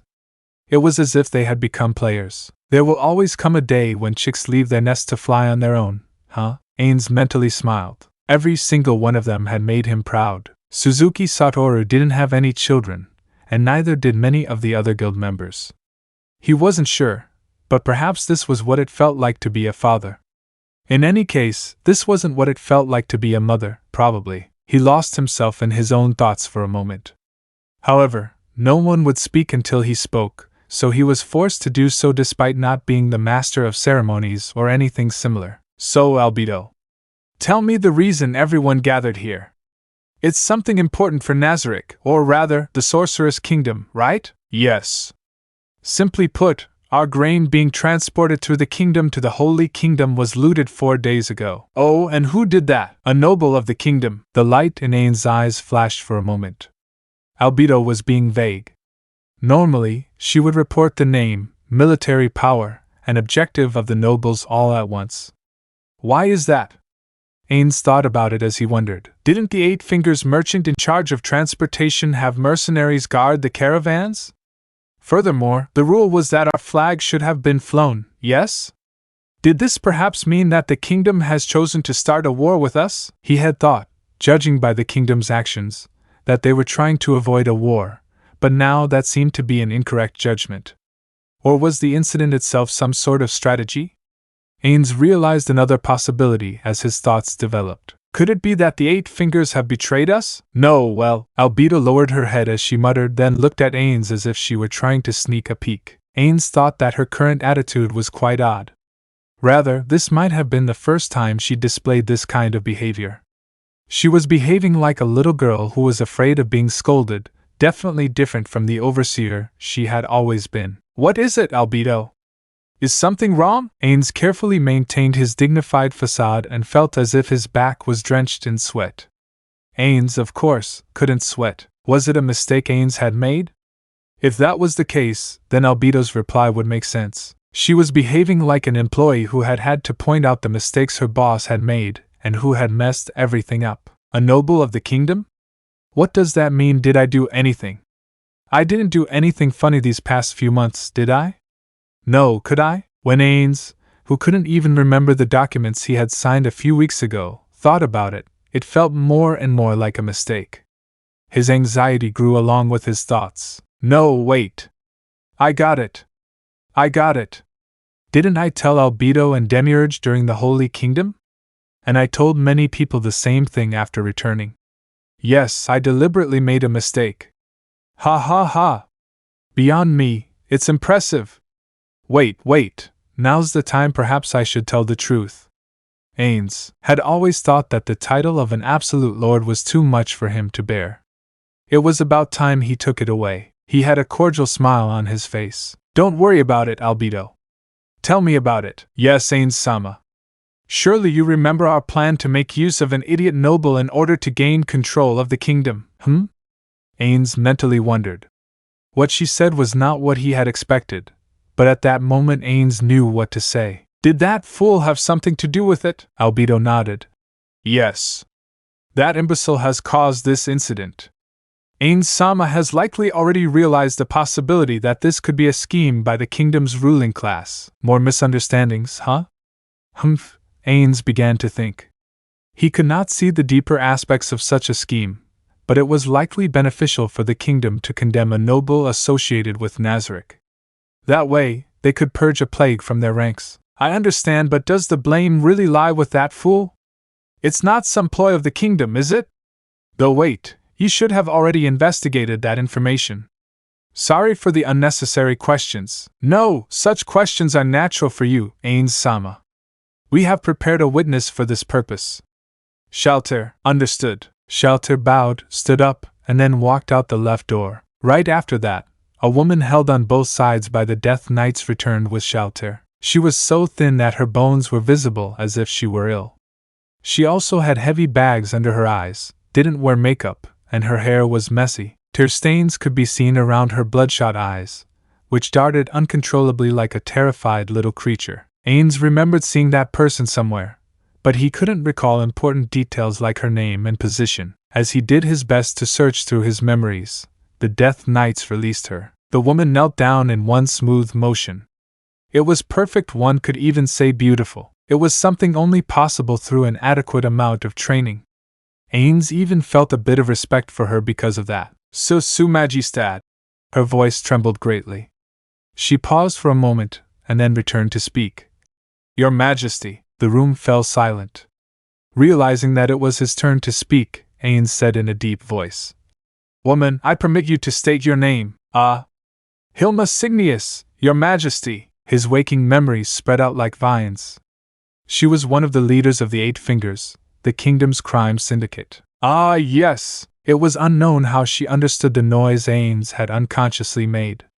Hilma, who had not raised her head even once, he screamed as his forehead rubbed against the ground. I don't know how it happened. I don't know. I have absolutely no intention of disobedience. Grain theft has nothing to do with me. Ainz glanced at Albedo's back. It would be incredibly easy to determine if the woman had lied, so Albedo must have done it. So why didn't she report the results directly to Ainz? Ainz didn't know what Albedo was thinking, but it certainly wasn't about stabbing him in the back. In reality, it was probably quite the opposite. There were some unknown misunderstandings that resulted from her holding Ainz too respectfully. It wouldn't be appropriate to ask her about it directly. I got into this situation because I repeatedly acted as my character, didn't I? Albedo won't understand if this continues. Should I ask and see what happens? It would have been fine if Albedo was the only one here, but the others are here as well. Ainz looked at Aura and Mare. Next time, First of all, let me confirm whether Signius is telling the truth. Dominate. After casting the spell, Ainz asked Signius, did you play any role that involves you with the noble robbing our grain convo? None at all. A dominated person could not lie to their dominator, which meant that Signius had no direct connections to the incident. Although an indirect connection was still possible, it would not have been her responsibility. The hypothesis that she had been lying through memory manipulation was unlikely. You have been described by others as having multiple personalities? No, so you wish to oppose us? No way. I have not the slightest intention of doing so. Absolutely not, she denied with her fiercest tone yet. Bearing witness to this, Ainz released her from his dominate. If we were to punish you for a crime you weren't responsible for on purpose, it would be far too harsh. Signius, not guilty. That is my decision. Signius raised his head and glared at Ainz with a blazing passion within his eyes, to the point that Ainz found it terrifying. But Ainz-sama, shouldn't the faults of a subordinate be the responsibility of their superiors? That cretin was their responsibility. Albedo was right. You are absolutely right. But that fool took those actions randomly and of his own free will. I had instructed him multiple times to contact me before doing anything. I had even appointed a subordinate to keep an eye on him for this exact reason. Albedo didn't object to his explanation. So that was the truth. She had fulfilled her duties to the fullest, so it would be too cruel to let her take full responsibility for this incident. Albedo, from Human Resources, had hired a simpleton, who caused major problems for Signius's department. Although it was obvious that there were problems within that department, Ainz also understood the tendency to want to blame HR. Ainz, the salaryman, thought about this issue from Signius's perspective. If he were to leave this matter to Albedo and the others, they would surely mete out severe punishments. Then, the faults of a subordinate are the responsibility of their superior. I agree with that statement. Ainz saw the color drain from Hilma's face and continued. But that proverb was said by a leader who wished to shoulder their subordinates' burden. It was not a way for subordinates to shift blame onto their superiors. As for how all-encompassing the statement could be, Albedo, let me ask you a question. Signius was in charge of that fool, but who was in charge of Signius? That is my responsibility. I am your master, so the responsibility for this incident falls on me in the end, correct? And then we wouldn't dare. This is absolutely not your fault, Ainz-sama. Albedo rejected his statement with an uncharacteristically panicked expression. Signius, whose expression a moment before had been a prediction of her own end, now looked at Ainz with the same spark in her eyes as before. Her face was almost ever-changing. Although Signius's modus operandi may be flawed, she acted in accordance with her office's expectations. For that, she has been forgiven. The first time a mistake occurs, it's because everyone makes mistakes. The second time would be the result of carelessness. The third time should have been avoidable. The fourth time is the one that indicates one's incompetence. Signius. Yes, Signius lowered his head so much that it made an audible impact with the ground. It looked painful even from an outside perspective. To prevent a similar incident from happening again, work harder on your preventative measures. Prepare a set of every plan you can think of, send them to Albedo, and await her approval. That shall be your punishment. Yes, Signius rubbed his head against the ground, as if he was trying to lower his head even further. That seems unnecessary. Ainz thought as he turned to look toward the Guardians. That's my decision. Do you have any comments? I won't get angry. You're free to say what you think. No one seemed to have any objections. Even so, every single one of them was able to say Ainz-sama's decisions are always correct with a straight face, so even if they had dissenting opinions, they weren't likely to give voice to those opinions. In any case, it was better to confirm than not. Albedo, no objections. Demiurge, I agree with Albedo. Aura, none. Mare, why yes. I have no objections. Cositus, no objections. Shalter, none. Were they truly fine with it, or were they too afraid to speak up? Ainz wasn't sure, but at least he had received their approval. Ainz nodded his head forcefully and made his final judgment. Good. Now then, Signius. Prepare those plans within a few days, that is to say, have them ready within 2 days. Signius audibly turned his head upwards. Understood. I am grateful for my lord's merciful judgment. I thank you from the bottom of my heart. O Sorcerer King Haika! Allow me, my Hilma Signius, to continue serving you faithfully from now on. Is that so? Signius's almost disgusting passion reminded her of a girl she had met in the past with terrifying-looking eyes. I expect your loyal service. Now then, Shalter, please send Signius back. Understood. Shalter took Hilma with her as she activated her ring's function. The destination of their teleportation was the surface. She should use gate next, so it shouldn't take long. With that in mind, they waited for her in place. Not long after, Shelter returned alone as she had hoped. Now then, that couldn't be the only reason I was called here, right? If that was the only reason, he would have to be thanking his stars for his luck. But that wish was shattered by Albedo. Yes, it's exactly as you've surmised. Ainz looked at Albedo as if she had held a grudge against him. He would have been delighted if she had just let him hold on to that hope for a while longer. Is something wrong? Did I do something wrong? No, nothing's wrong. Now then, how about you tell me the true purpose behind you summoning me, besides gathering all the floor guardians here? Albedo and Demiurge exchanged glances when asked. First thing on the docket, for what purpose did that buffoon undertake his actions? Was someone manipulating him as part of their ploy? That is certainly possible. Depending on the answer to those questions, we may have to significantly revise our plans against the kingdom.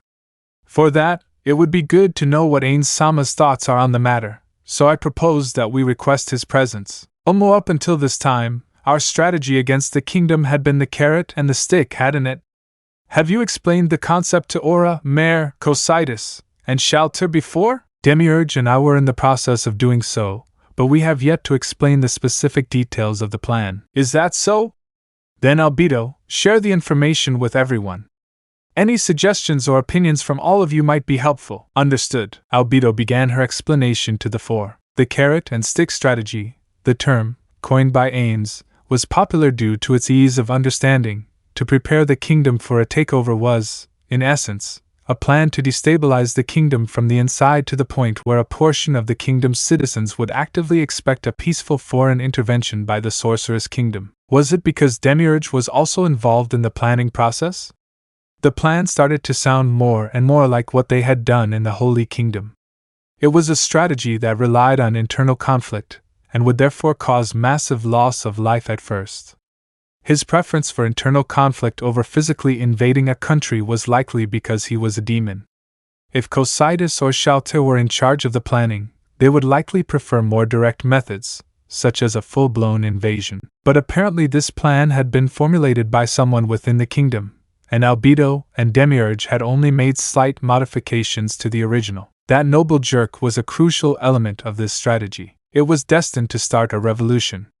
In conjunction with the internal conflicts sparked by its grain shortage, the kingdom would be forced to request aid from the Sorcerous Kingdom. There were multiple ways to make use of the nobility, but all of them would create a reason for the Sorcerous Kingdom to intervene in the kingdom's affairs. This meant that for Ainz, everything was still going according to plan. The incident caused by that jerk was more than enough justification for the Sorcerous Kingdom to get involved. However, it seemed that Albedo and Demiurge were a bit worried about the current situation.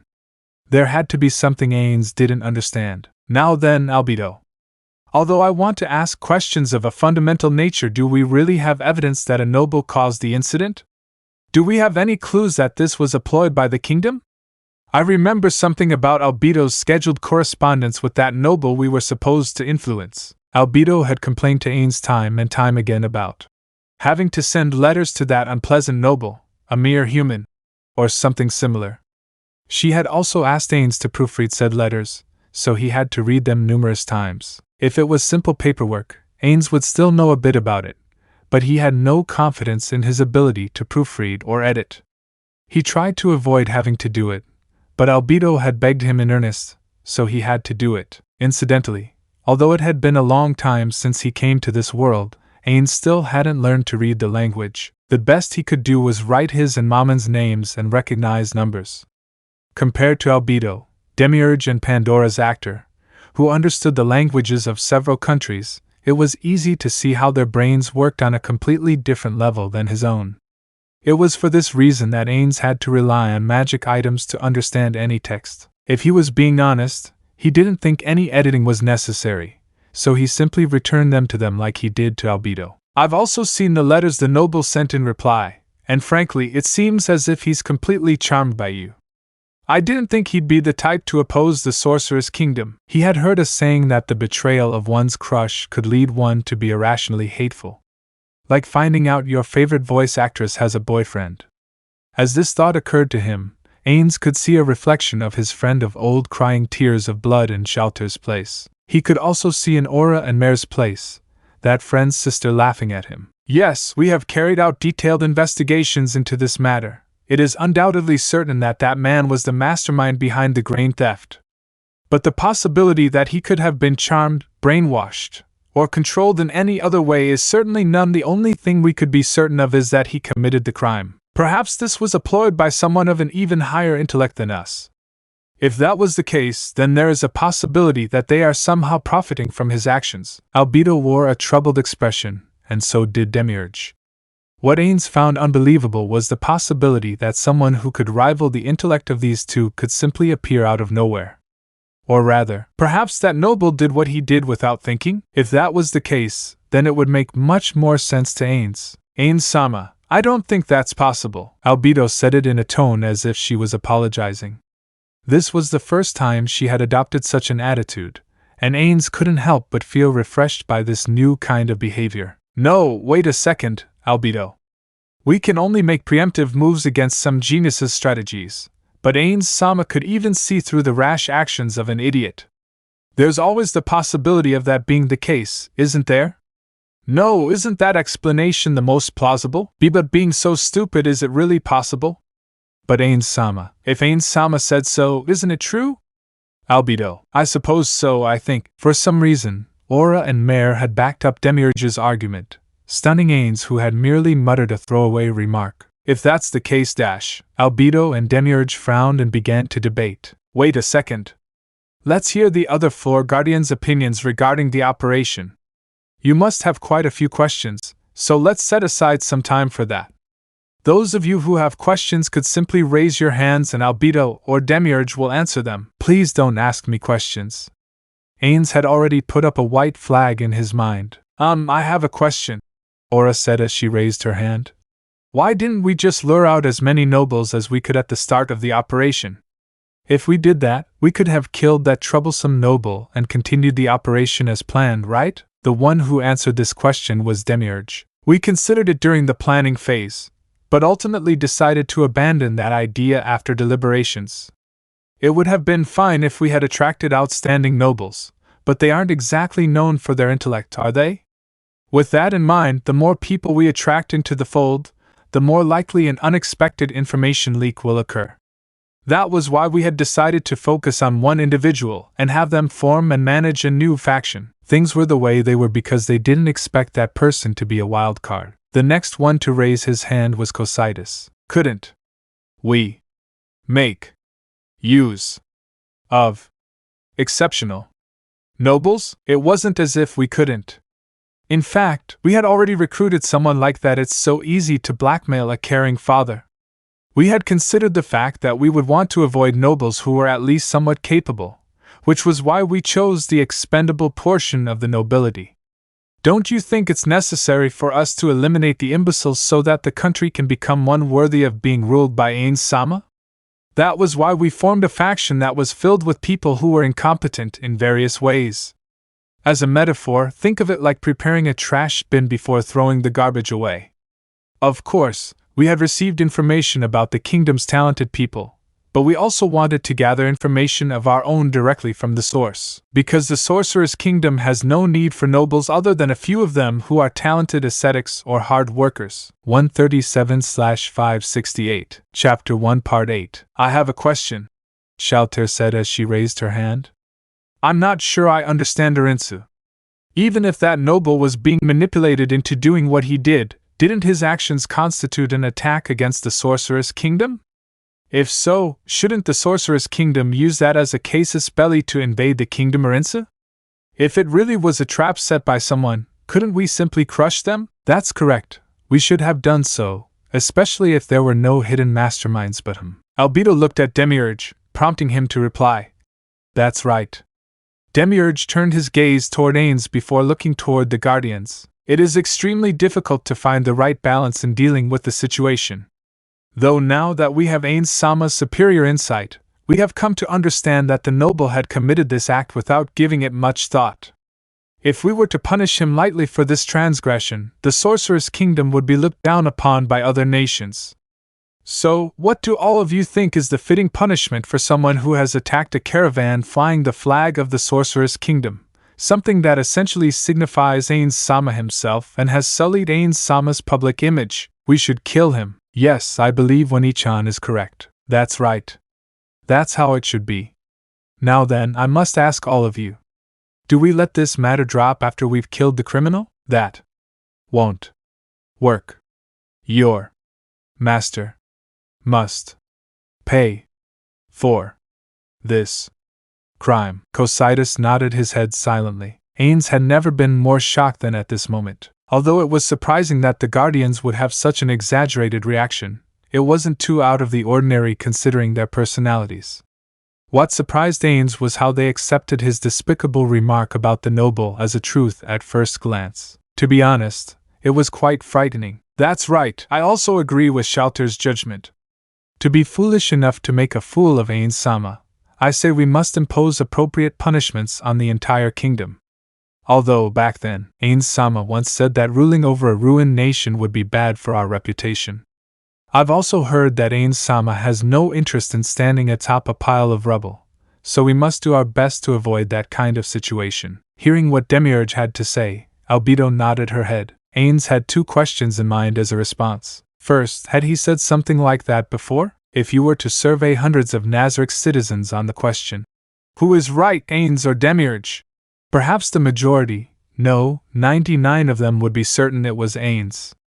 Only one person would be against that idea, and that person would be Ainz Ooal Gown himself. But how believable could he be, being a person who couldn't even remember what happened a week ago? That was why, even though Ainz didn't remember, since Demiurge had said it, he must have said something similar in the past. If that was the case, then there was only one correct way to approach this. As expected, having remembered what I had said, Demiurge, you have made me very happy. I remember too. Me too, Ainz Sama. Shouter Ora. I am grateful for the two of you as well. He didn't know if they had truly remembered or not, but they simply agreed with Demiurge, just like him. Speaking of which, how come they still haven't discovered the truth that he's incompetent? Was he really that good at acting? It had been a long time since he came to this world as the Lord of Nazarick. He had been operating as its lord this entire time. They should have seen through his disguise as a lord by now, should have seen through Satoru's useless nature by now. The conversation continued as he agonized over this. So, in accordance with Ainz Sama's wishes, we will not punish the entire kingdom. However, we cannot let them get away with a light punishment. We will also have to put the plan on hold or abandon it altogether for now. At the very least, it will require major deviations. Ainz couldn't help but feel a great sense of guilt that his words loomed large in their minds. So it was because of that. But Demiurge, did the plans really fail this time? Demiurge, Albedo, and his assistant in the kingdom possessed a level of genius that Ainz couldn't fathom. Had the plan that their combined minds truly failed? If that were the case, he must be mindful of what he tells them from this point on. It would probably be best if he kept his mouth shut from now on. So, just in case, he asked again, are we really abandoning our plans? The carrot and stick plan? Demiurge looked towards Ainz with a bewildered expression. He had seen this expression numerous times. It was the expression he had made when trying to figure out the true meaning of his words, as if they were all euphemisms spoken by a being of a completely different level of brilliance. Misunderstanding. Demiurge. I'm only trying to reaffirm what you've said. There are no hidden layers of meanings. You should relax by taking a bath first. These thoughts disappeared just as Ainz was about to give them voice. Just as an unpleasant premonition appeared in his mind, just as Ainz had expected, Demiurge was horrified as if he had just had a sudden realization. No, wait, could it be Ainz Sama? Could it be that he had the same intention when he immaculately subdued the Empire to our rule? His premonitions were right on target. What is he saying? Ainz began to complain to Demiurge in his mind. What kind of thought process would lead you to that conclusion? No, that's not the case. Would be the best answer, right? But would that answer truly be appropriate? That's correct. After hesitating for a long time, this was his reply. For some unknown reason, Albedo's eyes widened as wide as Demiurge's. It was slightly, no, extremely frightening. I see that was why Ainz Sama had repeatedly instructed us to please forgive your subordinate for not immediately realizing. I have disappointed my master. No, Demiurge. How can someone like you, no, how can people like us ever hope to be able to fully grasp Ainz Sama's ingenious schemes? To have forgotten that Ainz Sama's every move is made with a great deal of intention may have been our greatest failure. That's right. It is just as you have said. To have implemented the carrot and stick policy on a nationwide level. As expected of our Ainz Sama. As expected of the leader of the Supreme Beings. Humph. Ainz laughed to himself. He could no longer understand what these two were talking about. At that moment, a thought flashed through his mind. What if these two had already realized Ainz's incompetence, and were trying to cover it up? They're both geniuses. The truth is, I can't even fathom how much smarter they are than me. How long could people continue mistaking my stupidity for that of a genius? No, that shouldn't have been possible. Ainz Sama is truly the greatest mind of Nazarick. Exactly, you are absolutely correct, Cocytus. To Ainz Sama, someone who is capable of planning on the scale of millennia and thousands of years into the future, something on the scale of a few years is nothing, eh? Is that true? As expected of Ainz Sama, to be capable of planning millennia into the future, I am truly astonished. Ainz Sama, what is Demiurge talking about? Who? When did they say that? How could anyone be capable of planning so far into the future? Don't make things up on your own. Ainz suppressed his desire to shout out his thoughts. It would be bad if the two naive children took it as the truth. However, as he had been approving of every one of Demiurge's suggestions, he didn't know how best to answer him now. Furthermore, if he objected now, it would most likely create trouble for him in the future. So I still have to act as usual? If Ainz was capable of facial expressions, he would probably be wearing a dubious smile right now. After racking his brains, he managed to come up with an answer that neither confirmed nor denied Demiurge's statement. No, that's not the case at all. There's no need for our master to be so humble, Rinsu. O great Ainz Sama, to be capable of thinking like this from far in the future. No, yes. That wasn't the case. He couldn't be called the great leader of the Supreme Beings. He couldn't bear it any longer. He had to drop the facade. Ainz made his decision. Now then, since we have Ainz Sama's permission, let's give the kingdom the most miserable of punishments. How did the word miserable appear in their conversation up to this point? Ainz was completely baffled. Albedo clasped her hands and smiled brightly. The terrifying Albedo and Demiurge spoke in unison. The Empire, which immediately surrendered to Ainz Sama, received the carrot. The kingdom, which hasn't surrendered, will receive the stick. By doing so, we will be sending a message to everyone else. The carrot and the stick, the people of this world must choose between them. Woo, things are getting a little more interesting, aren't they, Ainz Sama? Her body shook as joy struck her. Hilma! Her companions rushed toward her. There were 3 others in the room, including Azkuzu, who rang the bell on the table. Their eyes were brimming with tears. Surely their pale expressions were due to concern for her well-being. Are you okay? Is something wrong? How's your stomach? We have some fruit wine. Would you like a glass or two? The rest of them will be here soon. Noah, Endio, and Azkuzu. The 3 fell silent upon hearing Hilma's voice. I'm sorry for making you worry about me. Never mind that.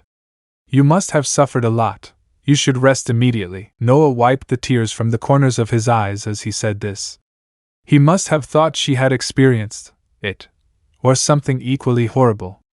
Hilma had no choice but to explain. They didn't put me through it. They didn't do anything to me. The atmosphere grew denser as the companions surrounding her gradually made confused expressions appear, as if to say, was that even possible? I also met with His Majesty the Sorcerer King. Hilma's moist eyes were like a breakwater as an endless stream of tears flowed out. His Majesty the Sorcerer King, as his title alone brought on an inconceivable amount of fear. Endio made the sign of a god he didn't even believe in as he spoke, and the other 2 began frantically looking around the room. Perhaps they were trying to search for any eavesdroppers, though they had never seen one. It was common knowledge among them that there was always the possibility that someone could be listening. You met no, you were granted an audience with him. I'm glad you were able to return successfully then, Ufufu. Hilma, who was still crying, gave a smile in response. Although they had all been summoned by the Sorcerer King, they had bowed the entire time, so no one got a good look at his face. However, through the information they had gathered and second-hand accounts from people who had stolen glances at him, the 8 fingers, including Hilma, came to the unequivocal conclusion that the Sorcerer King was the avatar of evil. No, he was simply a sorcerer who would use such cruel torture methods and could ruthlessly crush entire armies. Your Majesty was truly a reasonable master. Not only was he tolerant of my failures, but he was also merciful in his rule. Suddenly the world around them felt as if time had stopped. Noah was taken aback for a moment, but then closed her eyes as if to offer sympathy. In truth, if anyone else had said this, the Hilma of a few hours ago would probably have thought the same thing as them. So that's what happened, she's completely broken, or something similar. The two behind her spoke with bloodshot eyes. Hilma, I'm sort of envious of your current situation. If only I had been there with you back there. And other laments. No, wait a second. Maybe she's got some kind of mind control spell. Hilma, is that correct? Noah kept asking. Of course, she herself knew she wasn't under the influence of any spell, but at the same time, she couldn't definitively prove it to them. Because of that, she simply ignored their questions and continued speaking. Whether they believe her or not is up to them. I didn't think I'd come back alive either. The reason I was able to come back without a scratch was because of our master. His Majesty the Sorcerer King, he is truly someone worthy of being called a king. If it had been any other king, perhaps she would have been forced to take responsibility for what had happened. Perhaps no, this wasn't hypothetical, she would have definitely been implicated due to that idiot's actions, and would suffer a hellish punishment for it.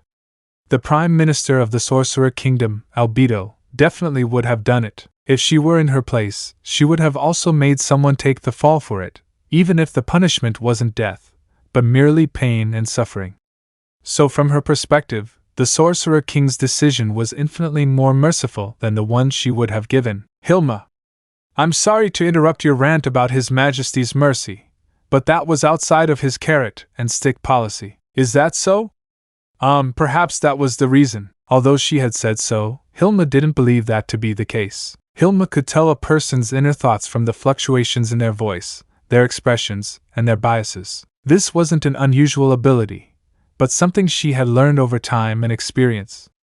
She was accurate to a certain extent, and if those feelings could be trusted, the Sorcerer King and Albedo weren't playing the good cop, bad cop routine. The reason she wasn't completely confident in her own judgment was because it was incredibly difficult to read the Sorcerer King's thoughts given that he had no facial expressions to speak of.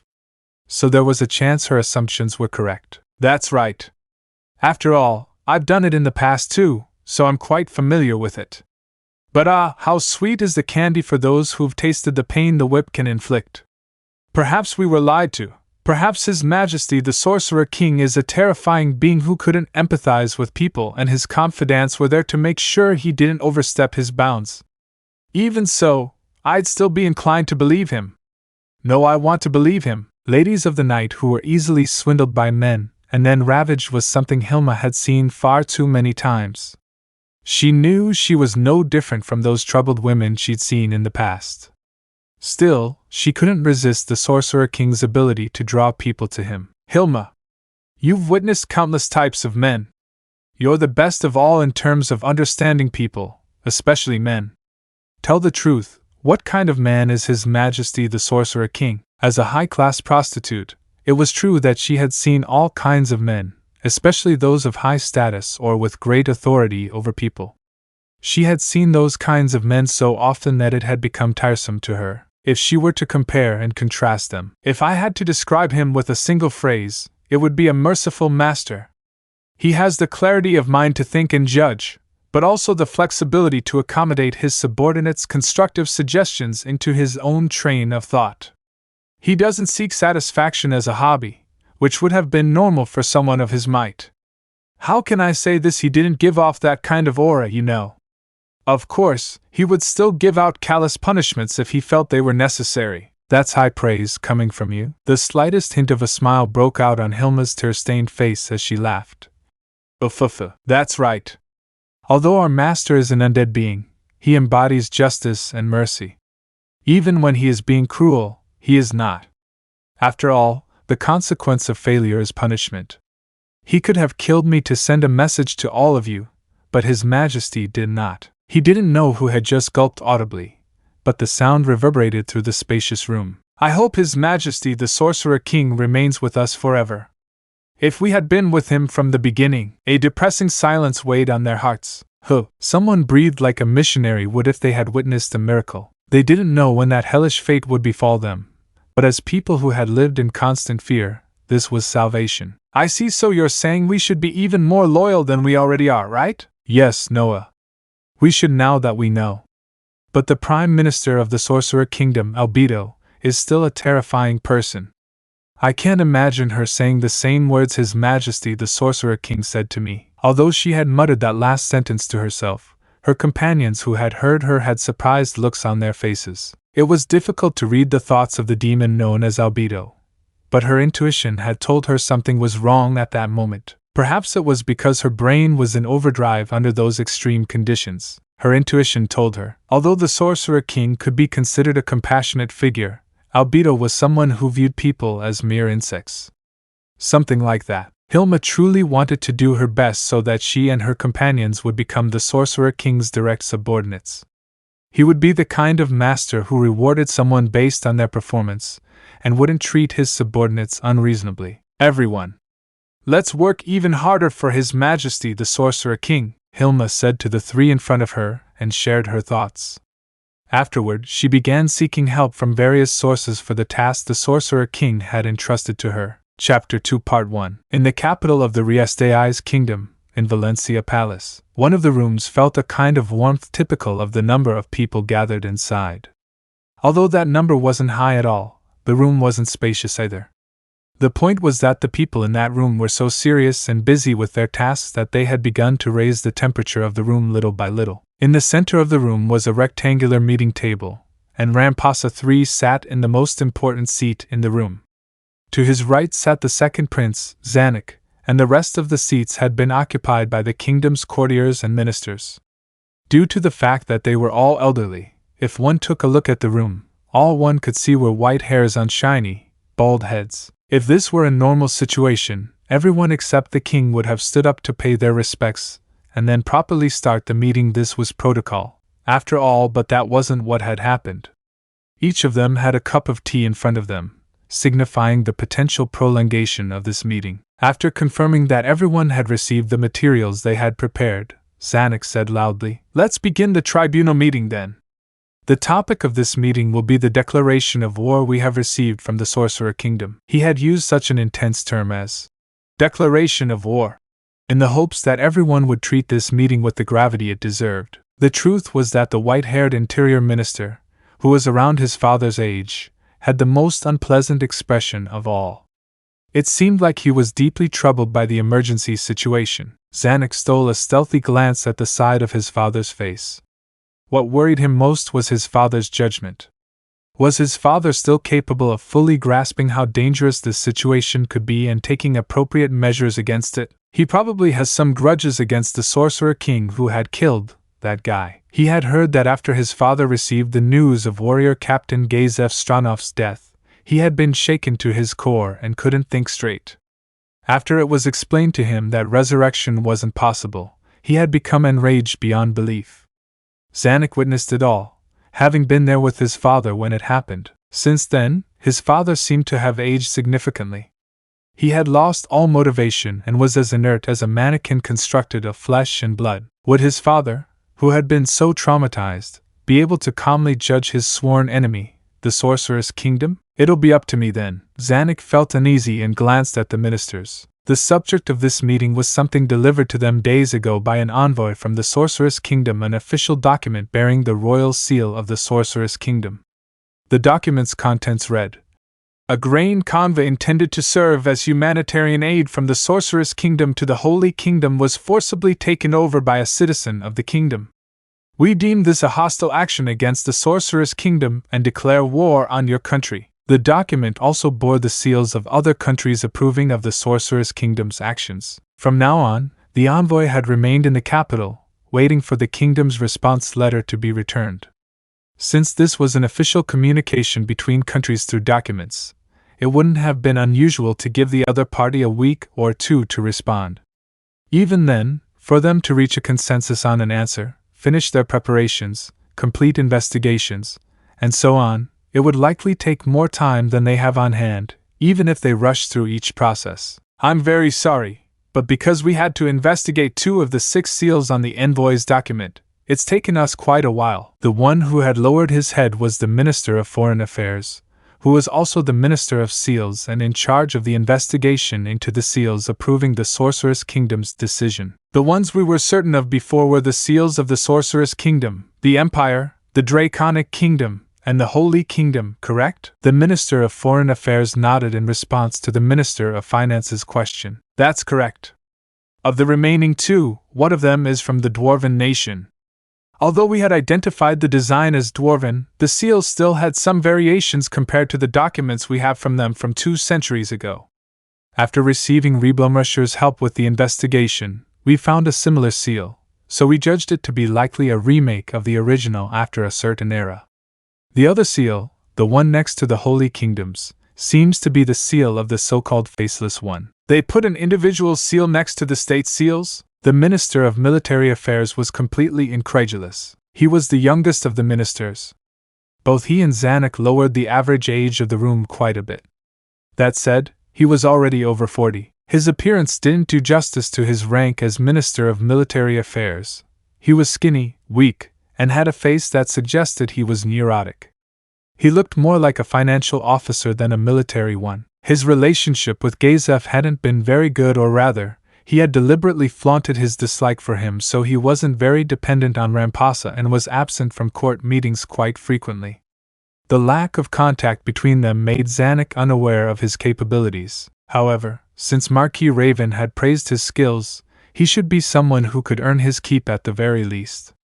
No matter what he was like as a person, he should be competent, right? No, if he wasn't at least competent, he wouldn't have made it to the minister position. It seems the Minister of Military Affairs isn't very familiar with this matter. Normally, when the Holy Kingdom applies its national seal to a document, its High Priestess would also affix its temple seal. This must be something similar. So they're trying to send the message that the Faceless One has already surpassed the authority of your religious institutions, or that it has authority over that of your current religious institutions. Your servant believes that to be the case, Your Majesty. The document we received for the Holy King's current coronation still bore the seal of his temple, so it seems he had begun to rapidly consolidate power right after that event. So, although we had never seen this Faceless One's seal and couldn't confirm its validity, as it was stamped next to the national seal of the Holy Kingdom, we could only assume that was the case. Aside from the Council of State and the theocracy, most countries have approved and joined those condemning the Sorcerous Kingdom. Even if this is a deception by the Sorcerous Kingdom, it is now considered the truth. Yes, Your Majesty. Her father let out a tired sigh. Has the Draconic Kingdom also bent its knee to the Sorcerous Kingdom? We cannot be sure, Your Majesty, because we have not yet received any information about what happened in the Draconic Kingdom. Perhaps they fell prey to some threatening words, or perhaps they simply felt there was more to gain by siding with the Sorcerous Kingdom than with us. The Draconic Kingdom was likely only backing the Sorcerous Kingdom's actions and not participating in the war itself. Is that so?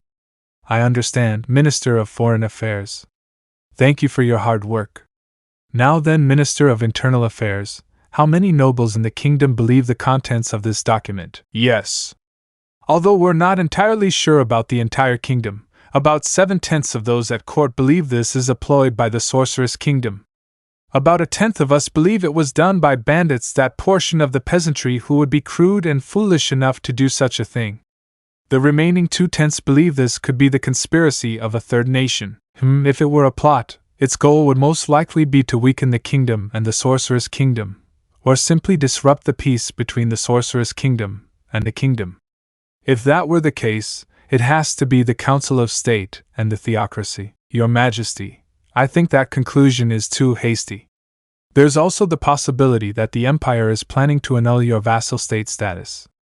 After all, if it were the Empire's knights, they could probably easily charge and overwhelm a convo. That wouldn't be possible.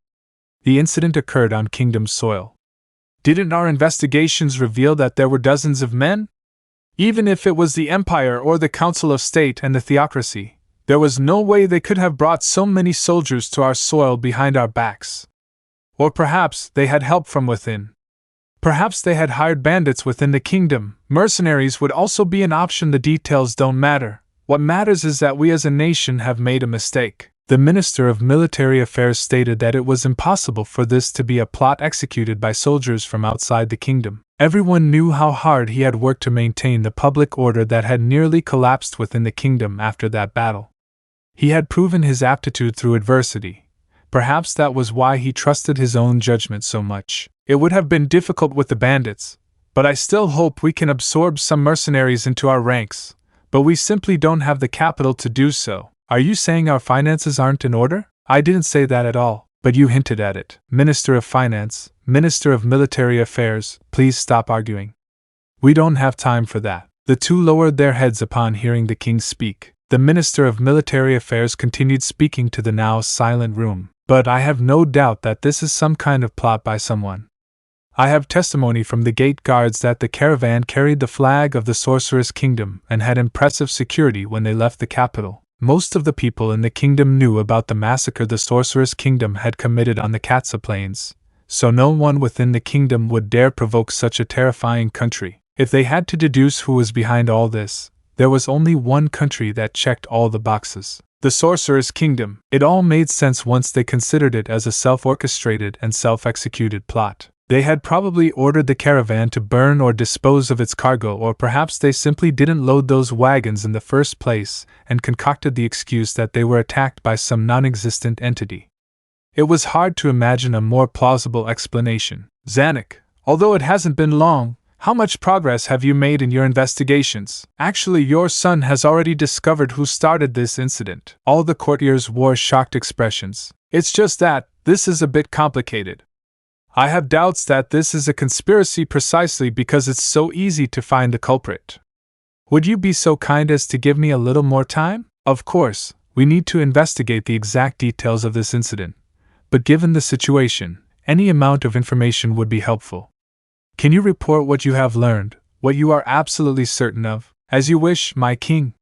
What we are certain of is that among the criminals in question is the one known as Baron Philip Dayton Lair Montserrat and his servants. The courtiers began to talk.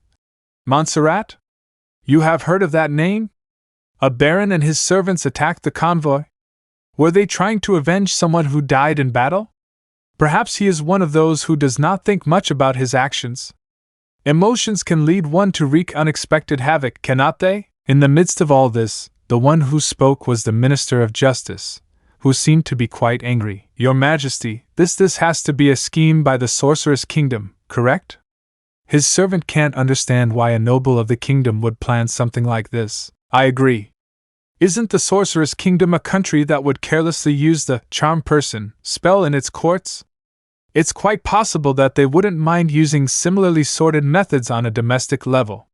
For example, what if that baron was being controlled using charm person? The phrase, I see, could be heard throughout the room.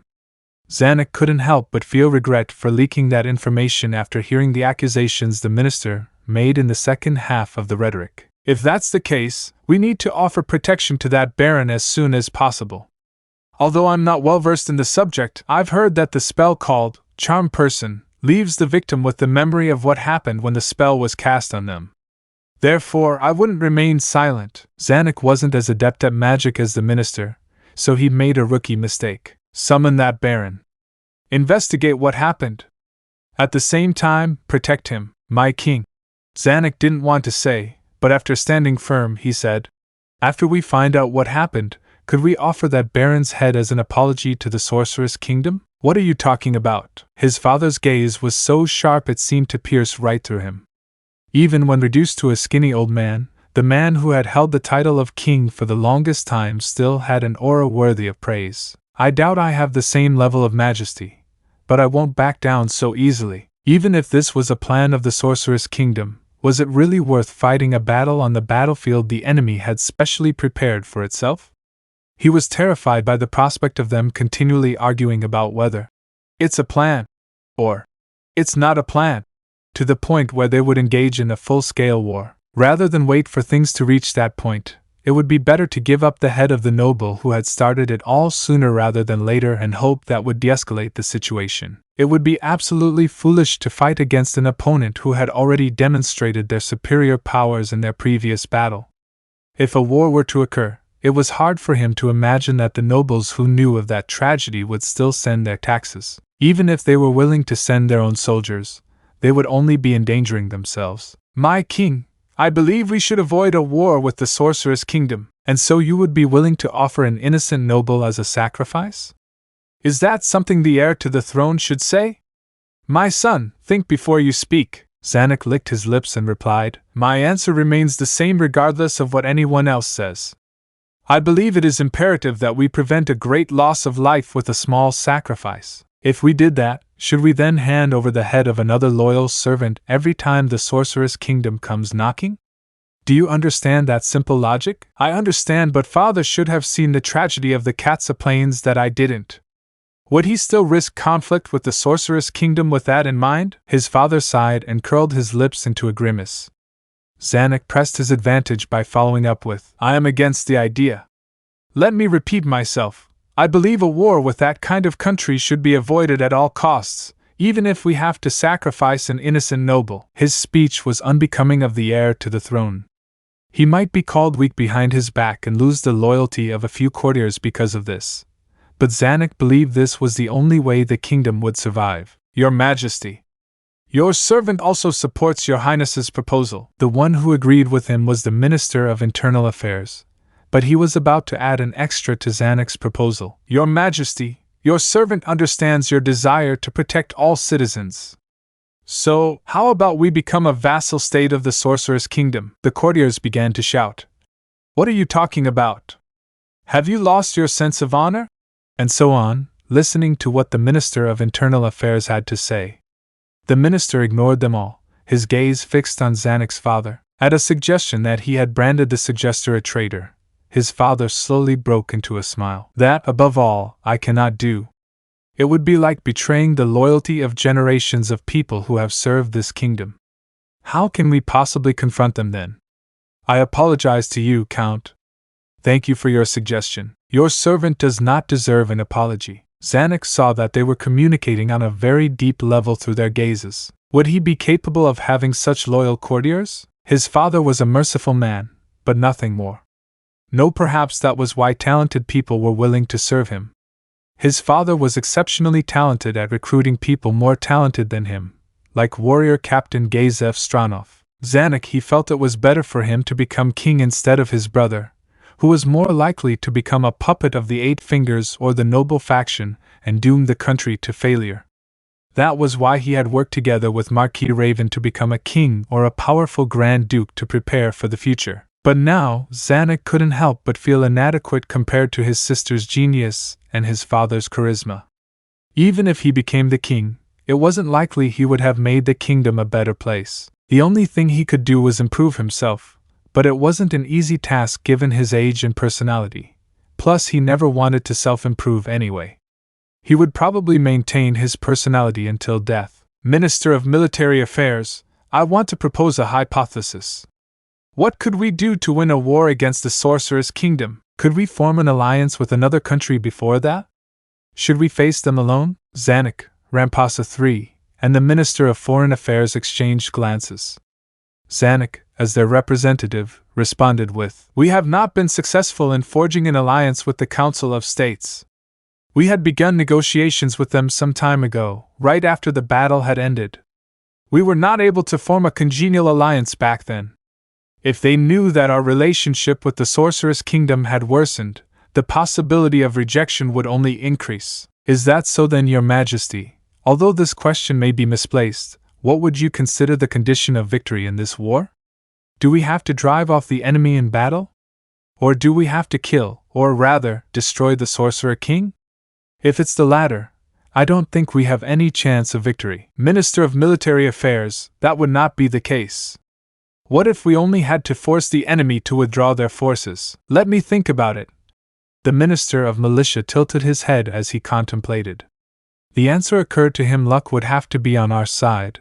But if we march an army along the way and occupy Irantal while their troops are still marching from Irantal toward our capital, we might have a chance to turn the tide of the battle. Would we have to break through their 3 layers of fortifications? Yes, Your Majesty. It would be something that could only be accomplished if we were able to sneak past as large an army as we can muster to get past their defenses. That's why I said luck had to be on our side. Of course, if the Sorcerer King, the one who was able to cast that terrifying spell without breaking a sweat, were to stay in Irantal, then this plan would undoubtedly fail. Another way of putting it was that if luck wasn't on their side, they had no chance of victory. Zanack wasn't sure his father understood the full implications of the minister's words. If that were the case, then if the Sorcerous Kingdom had invaded us without a formal declaration of war, it would all be over. A surprise attack would have made us unable to muster enough troops in time, in which case we wouldn't even be able to carry out the plan. It was traditional for formal declarations of war to be passed between nations, a kind of gentleman's agreement, or etiquette. Sending a formal declaration of war sent the message that our country respects etiquette to other nations. If they didn't, they would be considered a barbarian nation, which would have had a serious negative impact on their diplomatic efforts. Among nations of different races, this tradition wasn't often observed. However, even when it came to nations of different races, it depended on age, history, diplomatic relations with their neighboring countries, and so on. So, given this context, how would a nation ruled by the undead, who hate the living, behave? Would they provide a formal declaration of war? My king! As I expected, we would only have a slim chance of victory if we went to war. If that's the case, shouldn't we do everything we can to avoid that outcome, by sacrificing a little? By sacrificing a little? Yes, my king. We should summon that baron immediately and put him on trial. Afterward, we will hold him accountable for his actions regardless of the outcome, and cut off his head. We can't do that, Zanack. Summoning that baron and putting him on trial would be fine, but if he were innocent, or if we could declare his innocence, I will do no such thing. I have a better plan in mind. A better plan. What? His father fell silent and shook his head. After witnessing that, Zanack concluded that his father was probably lying. If there really was a better plan, then he should say it out loud. If there wasn't, then he was probably lying to cover up the fact that he hadn't thought of a good reason for them to pardon that noble. Zanack felt disappointed in his father and contemplated what he should do next. No matter how I look at it, the kingdom's future looks bleak. It seems I'll have to do it by force. First and foremost, it was necessary for them to pin all responsibilities on that baron. Although the odds are slim, that baron may have been the source of all their troubles anyway. In any case, if they could make that true, then their problems would be solved. However, Zanack couldn't think of a way to blame him for all the responsibilities. What if he killed the baron on the way to the capital and then pinned the responsibilities on him? His father wouldn't be able to say otherwise if that were the case. Even if his father opposed the plan, as long as he could carry it out on his own, everything would be fine. He had considered whether things would turn out this way the moment he heard about the incident. He had already come to a conclusion at that point: the grave crime of usurping the throne. He was so close to inheriting the throne, he didn't need to do anything but wait.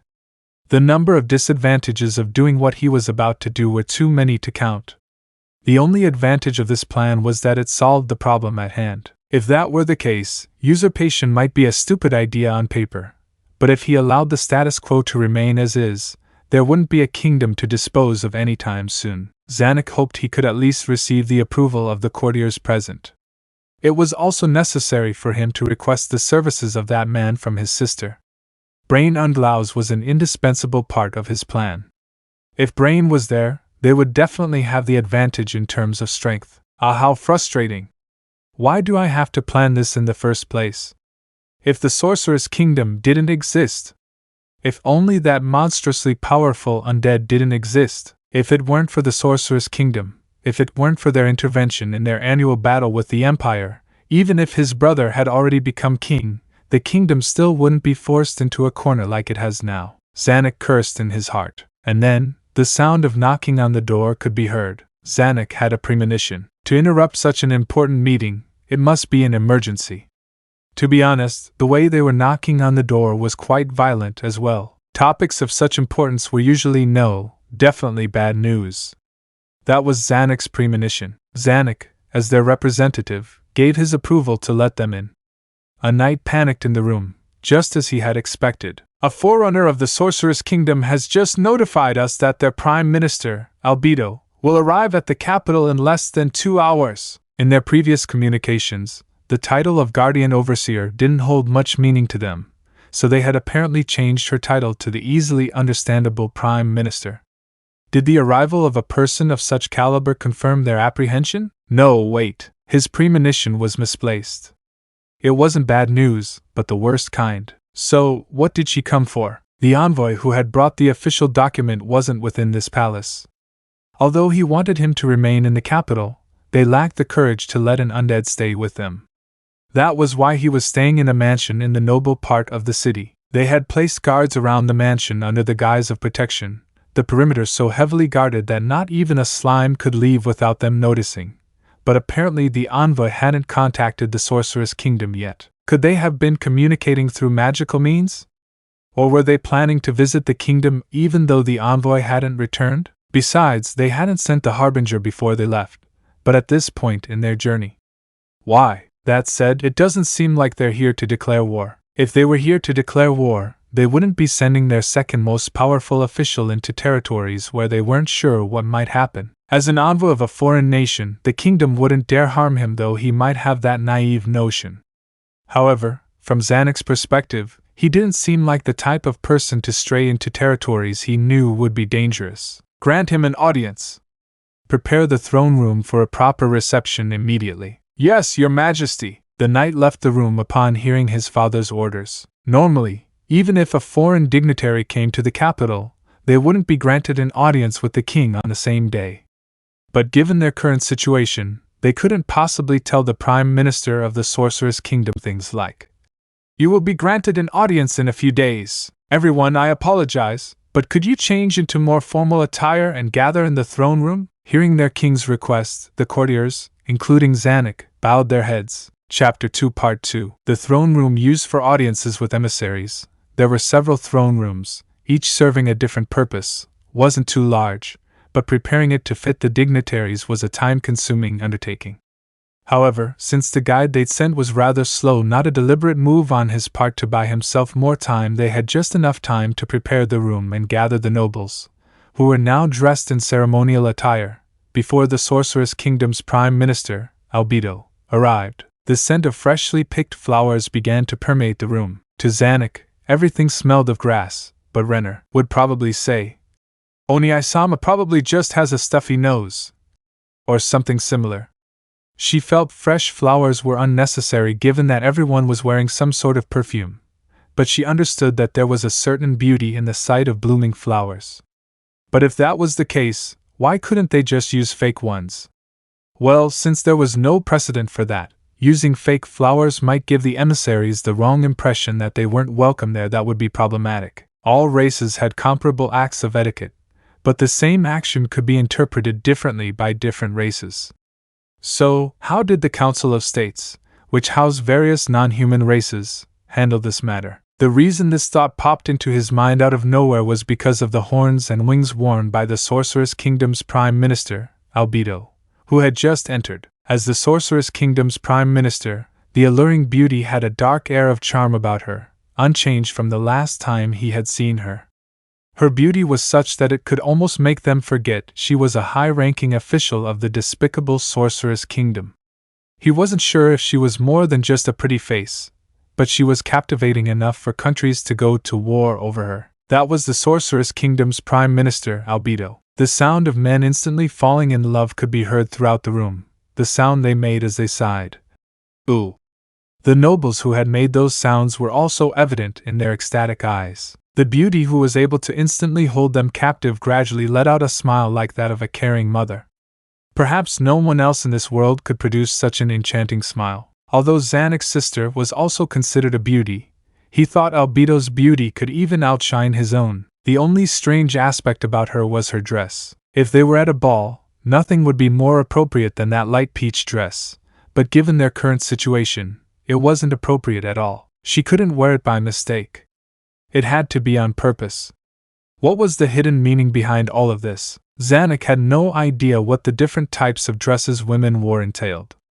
Perhaps his sister could figure it out, but it wasn't exactly normal compared to the other women of the aristocracy. That being said, her decision not to spend too much on herself out of disinterest in grooming had earned Zanack's respect. Zanack stole a glance at his sister. She wasn't wearing her usual dress, but the one she'd worn for ceremonies.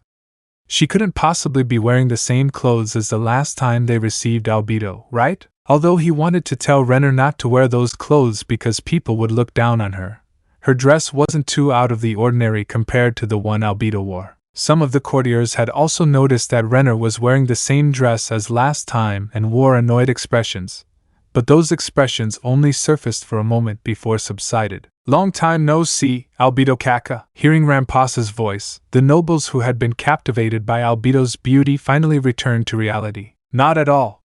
It is my fault for not visiting your majesty in so long," Albedo replied in a striking voice that suited her appearance. Her back remained straight, and the upright position of her head did not change, as it had last time. This was in direct contrast to her gentle demeanor.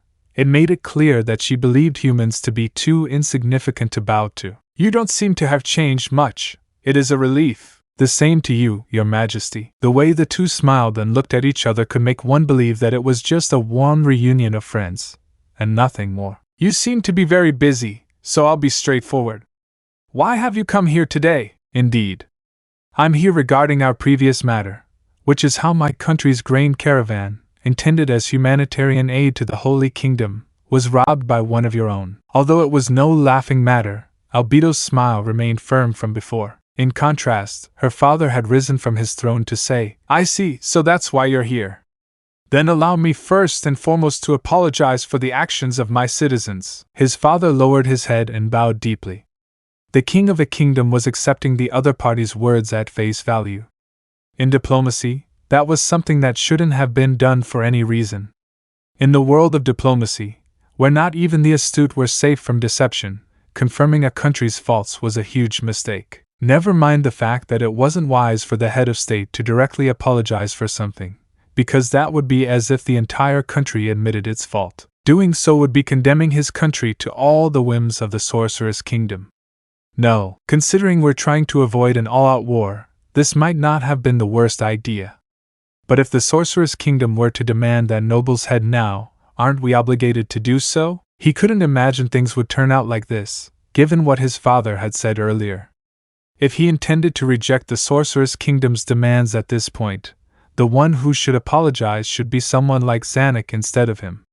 After all, the difference between the weight of a head of state's words and those of his son were worlds apart. But just as Zanack's thoughts reached that point, his father's next words rendered him speechless. "Now then, would the offering of my own head allow the kingdom to receive the Sorcerous Kingdom's forgiveness?" The moment those words left his father's mouth, it felt as if the entire room had frozen. After his shock subsided, Zanack couldn't help but feel ashamed of himself from the bottom of his heart. This was without a doubt his father's trump card. Although the scale of an incident would affect the response, if the gift of repentance was the head of state, the other party had to accept it no matter who they were, right? No, if they were to make any other requests beyond those offered, their lack of magnanimity would surely attract condemnation from everyone. His father didn't consider himself unlucky for having to offer his life, not because he wanted to die, but because sacrificing himself for the kingdom itself was the duty of every king. His father was a true king. Although it was a fact that his father's weakness lay in the way he had handled matters, it seems that Zanack had underestimated his father for a long time. "Of course, the kingdom will take care of the Sorcerous Kingdom's grain loss. We could even reimburse double the amount of grain if you wish. That is in addition to the offer from my head. What is your opinion on this offer?" Albedo Kaka. Albedo's facial expression became heavy. Although she was still a smiling beauty, she was strangely frightening. "It seems you've made a slightly wrong prediction," Ramposa III. Albedo shifted her gaze, seemingly to her sister. Was it because you lost that man? Or was it something else? Did she perhaps discover the brilliance? Albedo then looked at Zanack. Of her son, and decide to change her mind? I don't think she changed her mind. Oh, but you did. If this were the past, you wouldn't have made this decision. Perhaps it was a combination of a multitude of factors that influenced you, but your foundation as a person hasn't changed much. Whatever, it doesn't matter. In any case, we won't be changing our policies in this matter. Due to how sudden and peculiar Albedo's change in aura was, no one noticed it at first. She had completely forgotten the etiquette expected of an envoy during an audience with a head of state. Even if she was a foreigner, it wasn't an acceptable attitude to display toward a king actively leading her nation. Surprisingly, this attitude of hers felt the most natural to Zanack, perhaps because the power difference between the king of the kingdom and the prime minister of the Sorcerous Kingdom was uneven to begin with, human and demon. From that perspective, her attitude felt the most natural. Perhaps that was why. There was an invisible pressure emanating from Albedo that prevented everyone from voicing their displeasure. That was only temporary, as the demon quickly put back into her sheep's clothing, the envoy of the Sorcerous Kingdom. Albedo looked at the courtiers standing on opposite sides of the hall and loudly proclaimed, "This is a formal declaration of war from the Sorcerous Kingdom. We will deploy our troops 1 month from this day at noon. However, if you march troops toward Irantal to cross the borders of the Sorcerous Kingdom, then we will no longer follow that timeline. Please wait, I have no intention of delaying any longer." Very well, with that my work here is done. The last thing she wanted to convey to His Majesty was, "You planned for things to turn out like this all along, didn't you?" a courtier said, brimming with rage. Albedo narrowed her eyes at him. The message conveyed through those eyes was likely a threat. "You dare interrupt His Majesty the Sorcerer King's message, human?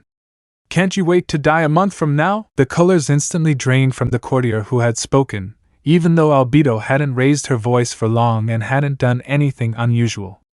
Even so, the expressions of the courtier, who had earlier been threatened by some feudal lord with soldiers, changed dramatically due to the gaze of a beauty. "Humph. Now then, allow me to convey a message from His Majesty the Sorcerer King. I have no intention of using my great magic like I did last time, therefore, let's enjoy the process. That's all." After saying that, Albedo had a confused expression on her for the first time. "Even if you say it was a plan we had concocted, to be completely honest, what has happened is completely beyond our expectations. We are also curious as to how things turned out this way." Albedo seemed to be speaking the truth judging by her expression and voice. One wouldn't believe she was lying. Of course, the possibility of this all being an act was also incredibly high. "If you wish to treat this incident as our nation's scheme, that's fine by me. History is written by the victors. All your false accusations will soon be erased." Zanack understood the stance the Sorcerous Kingdom had taken towards this incident. The idea that they could avoid a war was futile. The Sorcerous Kingdom wasn't seeking to expand its territories through conquest, but rather the complete destruction of the kingdom. It was safe to say that war was inevitable. In a month, the undead of the Sorcerous Kingdom will surely march towards the kingdom's borders. "There's no need to escort me. I don't wish to take up any more of your precious and limited time." After Albedo displayed the attitude that told them she had said all she wanted, she turned her back on the rest and walked out the door. Was it really advantageous for the kingdom to let her go without laying any hands on her at all? If they killed this woman who held the position of Prime Minister, would it temporarily collapse the Sorcerous Kingdom's politics into chaos and make them incapable of starting a war? However, one look at the back of her dignified figure made him hesitate. As Zanack pondered the possibilities, no one dared to stop Albedo from leaving the room. The giant doors closed just as Albedo's silhouette disappeared around the side of the door frame. It was then that Zanack said to his father, "What should we do? If we chase after her, don't do anything like that. If we did something like kill another nation's envoy, the blame for this entire situation would fall on our shoulders. Then no other nation would ever come to our aid." His father replied in a weak voice as he placed his hand on his forehead, as if his head was aching. Zanack felt as if his father had aged rapidly compared to a few moments ago. "Your Majesty, Your servant wishes to spread the news that he has offered your head as a gift of repentance to all nations. Yes, I'll leave that to you, Minister of Foreign Affairs. If I did it in the worst-case scenario, please don't talk about the worst-case scenario. Won't we be fine as long as we manage to defeat the Sorcerer King's army? Yes. You're right. The Minister of Foreign Affairs' words brought some color back to his father's face, but the smile he had was still filled with pain. Zanack Renner, I have something to tell you. Could you come to my room later? I apologize to everyone gathered here, but we will have to meet in an hour to discuss what will happen in a month. All the courtiers lowered their heads and bowed. After the head guard escorted his father out of the room, Zanack and Renner left together. Although Climb and Brain waited outside the room as Renner's guards, she told them to wait in her room. So it was just the two of them, just as his father had requested. The two walked shoulder to shoulder through the corridors. So, sister, do you know why father has summoned us? Yes, I believe it's for the same reason Oni-sama has in mind right now. Is that so? Is father about to show us the delicious desserts Albedo Kaka has brought? Yes. As expected of Oni-sama, I believe that's the case as well. Zanack stared at Renner with wide eyes for a second, to which Renner responded with a smile as if nothing had happened. This woman is a major pain in the ass. What are you planning to do? Renner placed her index finger under her chin and tilted her head to the side. Zanack saw what she was doing and intentionally sighed heavily. What do you gain by playing innocent in front of your own brother? Go perform for Climb instead. He's the only one who's naive. Oni-sama, that was very rude of you. I'll try this with Climb next time, though I didn't plan on doing so. Isn't Oni-sama the one who should be asked about what he plans to do? I want to run away. But that wouldn't be possible. The Sorcerous Kingdom would surely chase us. I was thinking the same thing, you know. For a woman who wished to marry a man whose social status was far from hers and who had intentionally teamed up with Zanack, that answer was too straightforward. Zanack had thought that Renner would be the type to value her survival the most, and would have planned to leave the palace by tomorrow or something. Perhaps she also understood how impossible it was for them to escape the Sorcerous Kingdom's clutches, and thus quenched her desires to do so. Zanack glanced at Renner but couldn't convey his feelings on that matter through his expressions alone. After the two of them entered the room, his father's first words were as he expected. Zanack Renner, leave this place immediately. You are only the prince and princess of this country. There's no need for the two of you to die alongside the kingdom. The two looked at each other and replied in unison that they had no intention of doing so. The expression on his father's face was bittersweet. Is that so? But there's still time. If the two of you change your minds, tell me immediately. Although he didn't think his intentions would change, a man's mind was more likely to waver. Zanack gently nodded to his father. Renner, who was beside him, did the same. The children, seeing that Brain had returned, rushed over to him. OS-san, you're back! OS-san! OS-san! The 10 children surrounded Brain, 9 boys and 1 girl. They were all orphans. Brain had taken those he believed had some sort of potential and allowed them to live with him while he trained them in the art of swordsmanship. Because they grew up in a harsh environment, they understood the importance of strength and were able to keep up with his harsh training regimen.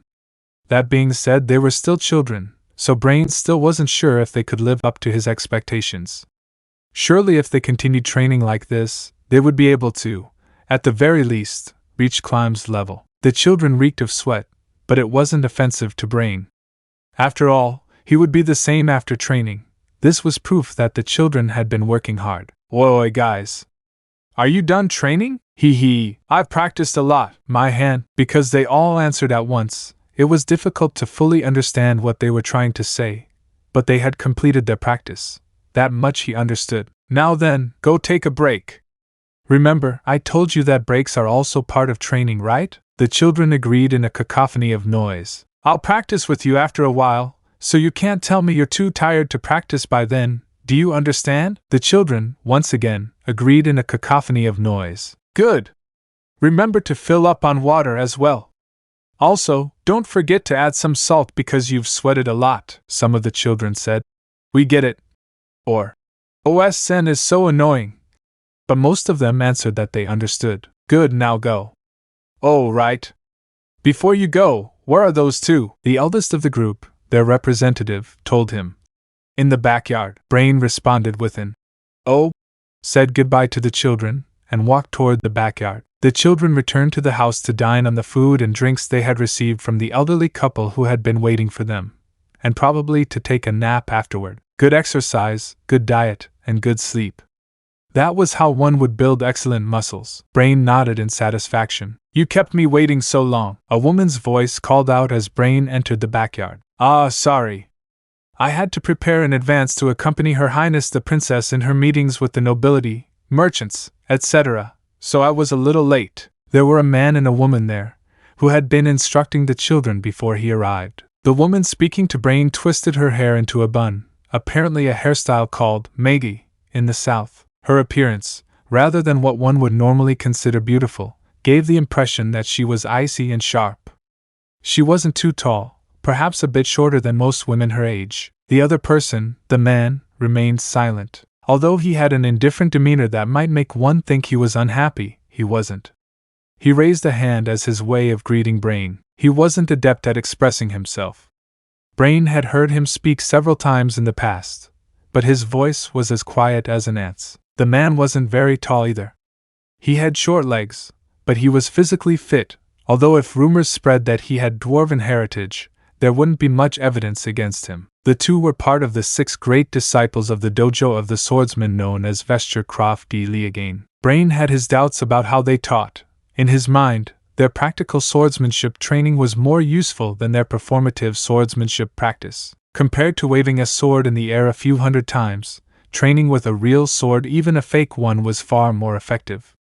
Brain believed his method would allow one to gain more muscle memory than simply exercising the body. However, it was a good way to allow them to learn the techniques first and build a solid enough foundation that they would be less likely to die in actual combat. It was difficult to definitively say which side was right or wrong. Although they had all gained strength, they had completely different ways of life. It would be troublesome for Brain if the children were to die in combat before they had the chance to develop their talents.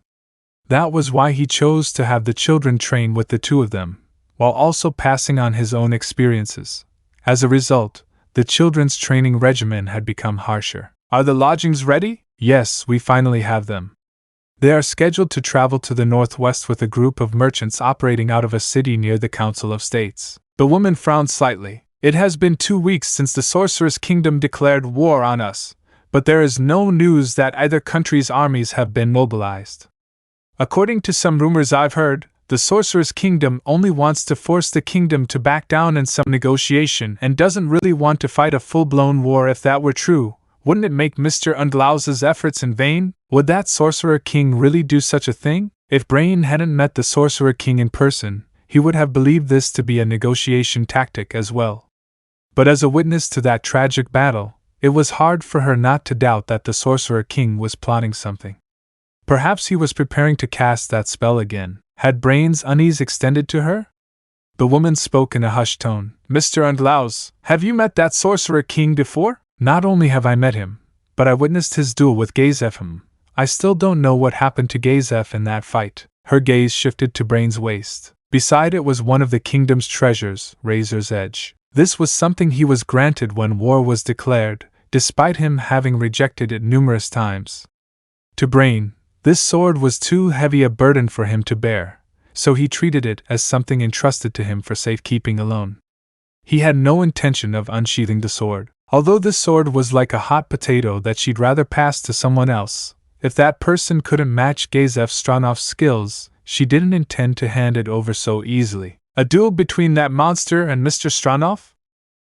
She stopped before she could complete that sentence. Perhaps she wanted to say something like, I wish I had been there to witness it too. Brain didn't think much of it. After all, she was a warrior too. Wanting to witness Kazze's duel was only natural for them. No, it was more appropriate to say that he wanted her to witness it as well. He just said that he still couldn't understand what had happened during that duel, so if someone else could explain it to him, that would be best. I think the Sorcerer King is plotting something, but I'm not sure what exactly he's plotting. I don't have a basis for that thought after all. My instincts are sounding the alarm right now, and I tend to trust my instincts without hesitation. If it's the warrior instincts of someone like Mr. Unglaus, then it might be true. I'm not too sure about the details anyway. We need to get these brats out of this place as soon as possible. Even if I die, they could make a living with the swordsmanship I've taught them, even if it's not that important to skill. Actually, our sensei has told us the same thing as Mr. Unglaus, that the Sorcerous Kingdom is plotting something in the dark. So when the children need to be sent away, the woman looked at the silent man at her side. Could I ask you to go with them? What? He would do that. She looked at the man who gave her a silent nod. He seemed to be annoyed, but he probably wasn't. It wouldn't be inaccurate to say this man was patient with children. Although all of the 6 great disciples had been here at some point, the one the children liked the most out of all of them was him. Yes, Sensei seemed to have considered that already. As long as he lives, our swordsmanship could continue to be passed down through the generations. In other words, they were of the same mind as Brain. If that was the case, he had no reason to refuse their request. I don't mind as long as their fate is fine with it. That said, I am grateful for all of you. I'll go talk to the merchants who will be taking them away. Brain heard the man say something in his small voice. Probably something like please take care or something like that. Brain raised his hand in response, to which the man responded in kind with a profound nod. Now, after the brats have rested, it will be my turn to train them. I'm sorry for bothering you both with training while I was gone. Gratitude was the only thing that flowed from his mouth. Even though he hadn't paid them much, they took the time to teach the children. His sensei Vesture had probably considered the fact that Brain was an outstanding swordsman, and that was why he wanted to introduce him to his 6 great disciples, perhaps making Brain know him a favor in the process, so Brain's gratitude wasn't that great. The 6 great disciples were different. On the other hand, perhaps they had their interests set on the prospect of being able to train children who had been judged to have potential by someone who could easily beat them, Brain. Or perhaps they were only interested in passing on to the children skills they could use to survive. In any case, they were motivated to help the children without any ulterior motives from the very beginning. Because he had been acting as the princess's personal bodyguard, he had to come into contact with those troublesome nobles. Because of that, people as straightforward as the 6 great disciples shone even brighter in his eyes. I have to say, I was quite impressed by how magnanimous you are, Mr. Unglaus. To have adopted these children and taught them skills so they could survive. The Brain's expression darkened. He hadn't done any charity that was worthy of such praise. Stop flattering me. I'm not that kind of a guy. While it's true that I picked these children up from the slums, it was with a purpose. There were some who were on the verge of death, and yet I still walked past them without lifting a finger to help. If you want to praise someone for their charity, do it with someone who truly deserves it, like the princess, for example. He could see the woman had a puzzled expression, but he wasn't sure what had caused it. Is she talking about Princess Renner-sama? About how she funded her orphanage? It's true that the princess did something extraordinary, but I believe Mr. Brain also accomplished what no other person could. Aren't they both equally worthy of praise? I don't seem like I can convince you. Think what you want, just don't do it in front of me. I'd have headaches just from the guilt. Then I apologize. No, don't think too much about it. It was a joke. I'm not so innocent as to feel guilty over something so small. Brain tore his gaze away from the surprised expression on her face and looked toward Gazef Stranov's residence, which was now Brain's. His thoughts turned to the children who had just had their fill and were probably sleeping right now. Chapter 2 Part 3. In a room on the 9th floor of Nazarick, approximately 1 month after the war had been declared, in one of the rooms reserved for potential new guild members, Ainz and the floor guardians sat around a C-shaped desk, reading through the documents prepared for this meeting. As a side note, there weren't only the floor guardians. Behind each of them were an equal number of ordinary maids, and behind Ainz was Pastonia. They were there to take care of some odd job and thus stood silently behind all of them. Ainz couldn't understand the reasoning behind why they were silent. Apparently, it was to symbolize that they were tools, ready to be used. For that reason, Ainz paid them no attention in order to satisfy their desires. Ainz read through the documents seriously, but felt his focus being undermined by Pastonia's presence behind him. Even so, he tried to focus his attention on the task at hand as best he could. Since they were to exchange opinions on the matter later, it was only natural for Ainz to have anxious thoughts like, how embarrassing would it be if he said something crazy afterward? In any case, this was different from the documents Albedo usually sent from Nazarick on topics like politics, economics, or law. This was something that even someone like Ainz could understand. Even with the utmost kindness, Ainz's intelligence could only be judged as average at best. Asking someone to find the qualities within him that would qualify him to rule a country would be imposing the impossible.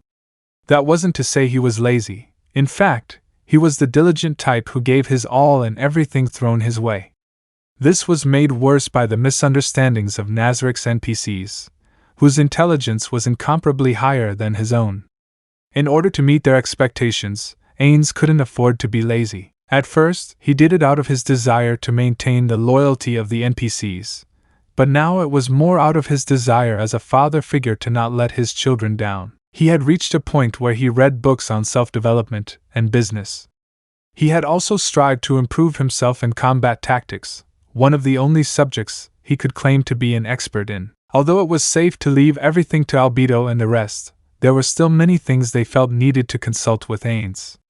If he said something stupid when that time came and they responded with, "As Ainz-sama wishes, it shall be done," and took immediate action, it could cause severe collateral damage. To prevent that outcome, Ainz's personal growth was imperative. Because of that, Ainz had taken a special interest in this document, and was even more focused on it than he normally would have been. Ainz, having finished most of it and confirming that the time for the appointment had arrived, said, "Now then. Has everyone finished reading?" "Yes, Ainz-sama." As his representative, Albedo glanced around at everyone and replied, "Excellent. Now wait, before that. Although we declared war on the kingdom a month ago, they have remained unaware of our invasion. They must still think our forces are still holed up in Irantal. Demiurge, good work.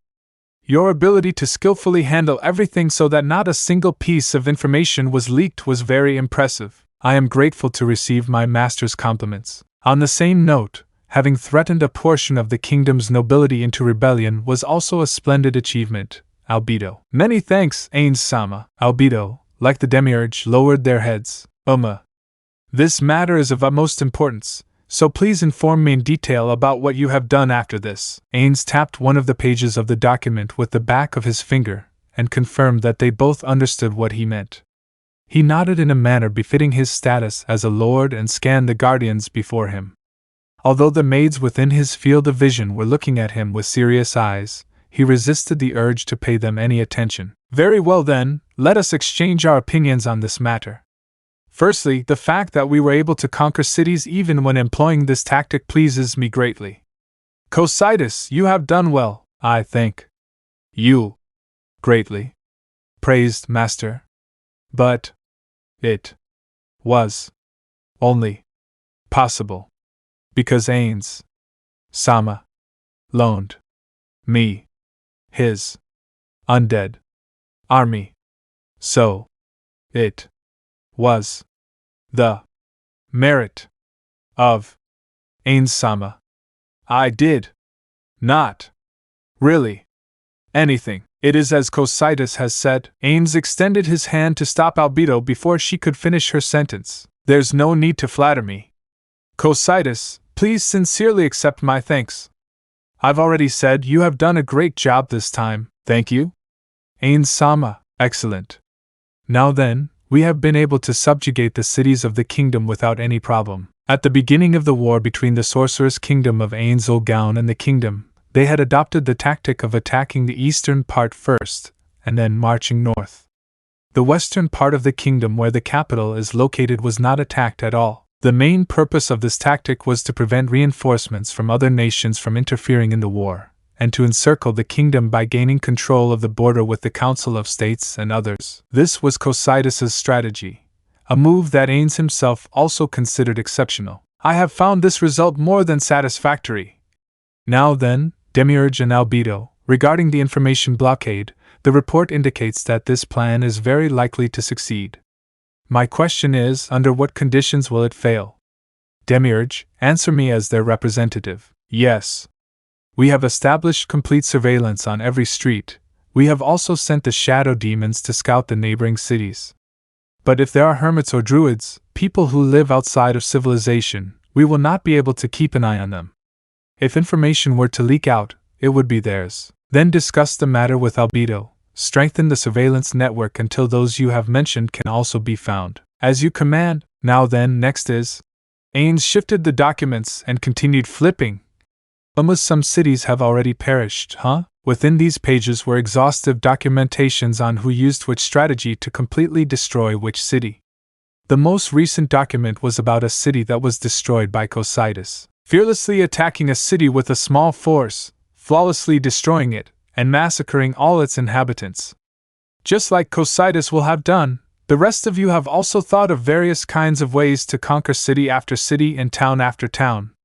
I am truly impressed. The Sorcerous Kingdom had initiated a brutal war where its policy was to completely destroy every city and town in its own way and massacre all its inhabitants.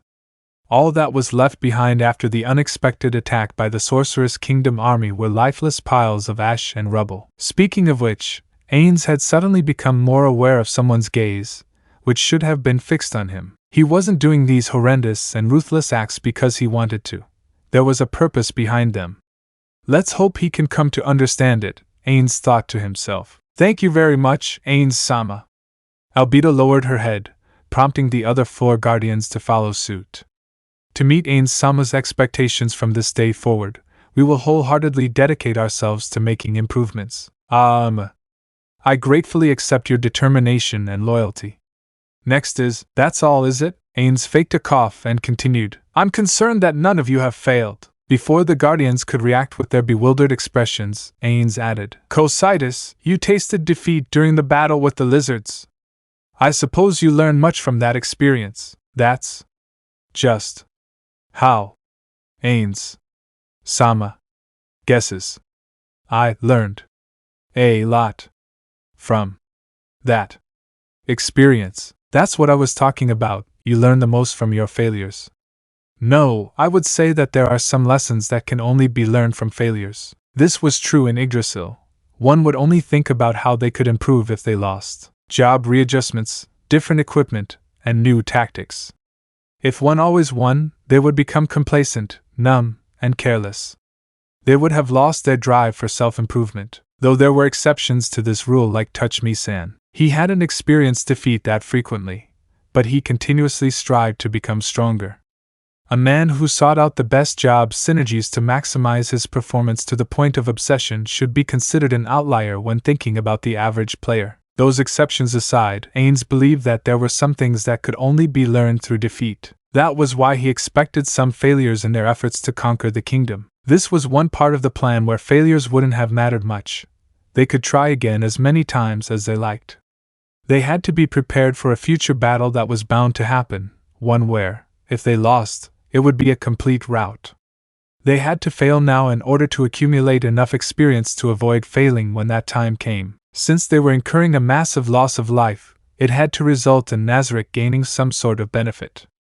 That's right, lost lives must be used in the most beneficial way possible. Furthermore, Ainz decided he should make preparations for this after listening to the wishes of those 2. Come on, the next thing will determine whether I win or lose. Those who are wise, he couldn't think of what to say after that. He had forgotten the script he had prepared, forget that. Those who are stupid learn through their experiences. I'm not saying everyone is stupid, but I'm pointing out the fact that even idiots can understand the need to gather experience. Ainz was disappointed in himself. Why did he forget what he wanted to say at this crucial moment? Why was he so useless? 196/568, Chapter 2, Part 4. Why were those who spoke well also intelligent? How were they able to spit out the words and phrases they had learned non-stop? Usually, even if someone forgot what they were about to say, they wouldn't stop, right? There was only one likely conclusion: their brains were built differently. How no matter if we destroy the kingdom's cities or massacre its citizens, it's not too complicated given the power of the great tomb of Nazarick. However, our focus should be on accumulating experience. If we were faced with a much more difficult situation, the lessons they have learned from this war might be of help. Ainz had experienced launching attacks on enemy bases and sieging cities during past guild wars and other similar events. However, that was in Yggdrasil. The knowledge he had acquired from the game must be implemented in reality properly. In that context, the experience he had gained from the various methods he had employed to destroy different types of cities would undoubtedly be useful in the future. The great underground tomb of Nazarick had to be strengthened. The belief that Ainz Ooal Gown and the great underground tomb of Nazarick were the only guild, and the only guild base in this world, was naive. Ainz exists in this world, therefore there must be other players and guilds in this world as well, perhaps yet to come in the future. To prepare for that future, it was necessary for this organization to bolster its own strength. In fact, it was imperative that all of them have personal experience in these matters. Ainz continued to the guardians who were listening attentively. Speaking of our current situation, I can sense that responsibility has been growing much more on each floor guardian. At the same time, the number of people like you that I could entrust with these jobs is very few. The floor guardians, excluding Victim, were all strong level 100 beings who could cause Ainz to take financial risks. The zone guardians were weaker than the floor guardians, so Ainz felt uneasy at the suggestion of taking them outside, where there might be strong enemies. That was why the number of tasks assigned to the floor guardians had increased. But if we maintain the status quo, multiple problems will begin to arise. When the Sorcerous Kingdom of Ainz Ooal Gown has come to subjugate a vast enough territory, the floor guardians will take responsibility for a wide range of tasks. Perhaps the day will come when even the management of the war will have to be delegated to someone. That is to say, our master wishes for those without experience to have a personal history of their own, correct? Demiurge started spouting incomprehensible things again. But what he said about forming one's own history more or less hit the mark. It also sounded quite good. That's correct. It's just as you've guessed, Demiurge. Although he didn't think it could be expressed properly, Ainz was still smiling as he used his practice. What a great ruler would sound like. Voice. Speaking of which, normally if he were to hear himself using that voice through a recording, he wouldn't be able to endure the amount of burden he would feel. But he didn't really think too much about it now. After all, he felt that his emotions would be quickly suppressed if he had imagined the voice he was using. Anyway, Demiurge's idea of a history was a good one. They had acquired knowledge of various types of methods for besieging cities during this invasion against the kingdom, and they should record all of this in a book or something. With the Zone Guardians as their target, the inhabitants of the Great Tomb of Nazarick should be able to gain some knowledge through these shared experiences, right? Of course, as the saying goes, a picture is worth 1,000 words. Those who have experienced something firsthand can learn more from it than those who have only heard about it afterward. However, I felt that they wouldn't be able to get many more opportunities like this. Then floor guardians, from this day forth, tried to come up with as many unique strategies to besiege the cities as possible. Demiurge and Albedo are both too brilliant for this, so just listen and write down each other's proposals. From my perspective, Shaltir has been the most creative in her strategies so far. Is Ainz-sama talking about how I used the ice dragons to drop soldiers from the sky? That's correct. I believe it was because I entrusted Shaltir with all transportation-related tasks that she was able to come up with that idea. With this tactic as a foundation, we could organize what was it called? Skydiving? Being able to organize something like that isn't bad at all. Not only had she used Dragon Breath for hit-and-run tactics, but she also used it to drop Soul Eaters from 500 meters into the city. The Soul Eaters healed themselves, then rampaged through the city, killing the masses with their aura. Even if they were Soul Eaters, dropping them from 500 meters up would inevitably cause some damage. In this world, acceleration due to gravity didn't seem to be affected by air resistance, so one's free fall speed could increase infinitely. That may or may not have been the case, but Ainz didn't want to spend the time and effort on that kind of experiment, so he didn't have detailed information. Soul Eaters were capable of activating an aura that consumed souls to convert them into HP, which meant this strategy included a way to negate the fall damage taken by the units almost immediately. Although that plan was a failure because they were destroying the ceilings, it was good experience for the future. Aura laughed as she read the report, and Ainz did the same in his mind. Of course, they weren't laughing at Shaltir's strategy. It was something they hadn't expected, but it was so obvious in hindsight. Of the Soul Eaters that were launched from above, one individual bounced off some sharp rooftops, flew at an odd angle, and suffered more damage than they expected. That was still better compared to the one that crashed through the roof, tried to break down the doors, and ended up stuck. Of the 4 that fell, only one of them ended up immobilized. The sample size was small, but the failure rate ended up being quite high. It would be best to carry out this experiment a few more times. We might be able to obtain valuable data from these launched troops. Yes, then I will leave it to you. Choose a few cities to experiment on. If Ainz wishes, I will draw up and execute those plans immediately. The other details that caught Ainz's attention included how 300 ancient liches were used to bombard a city by synchronizing their fireball spells, and how assassins were sent to assassinate the head of a city, whereupon the invasion would begin as the city descended into chaos. These records of the methods they had used to destroy the cities were not only useful for educating the Zone Guardians, but were also useful as a study of the strategies an enemy might employ to invade Nazarick. Ainz sighed inwardly. Perhaps the Guardians thought he was being overly paranoid. If Nazarick was truly invincible, there would be no need to do these things, but that couldn't be possible. Absolutely impossible. This is to prepare for our inevitable fight against a guild that is as strong, if not stronger than us. After Ainz finished speaking, the Guardians replied that they would obey in unison. Now then, it is about time we begin our next siege. Ainz glanced at Albedo. Since Ainz had no eyes, most people couldn't notice that his gaze was upon them. He had to turn his head to look at them most of the time, but Albedo was perceptive enough to notice without Ainz having to make the gesture. Albedo nodded her head in a manner that seemed to convey the message. It is just as Ainz-sama has said, speaking of which Ainz-sama, the amount of troops we had deployed for this war seemed to be scarce. What is the reason for that? Ainz immediately froze. He couldn't think of an answer to such a logical question.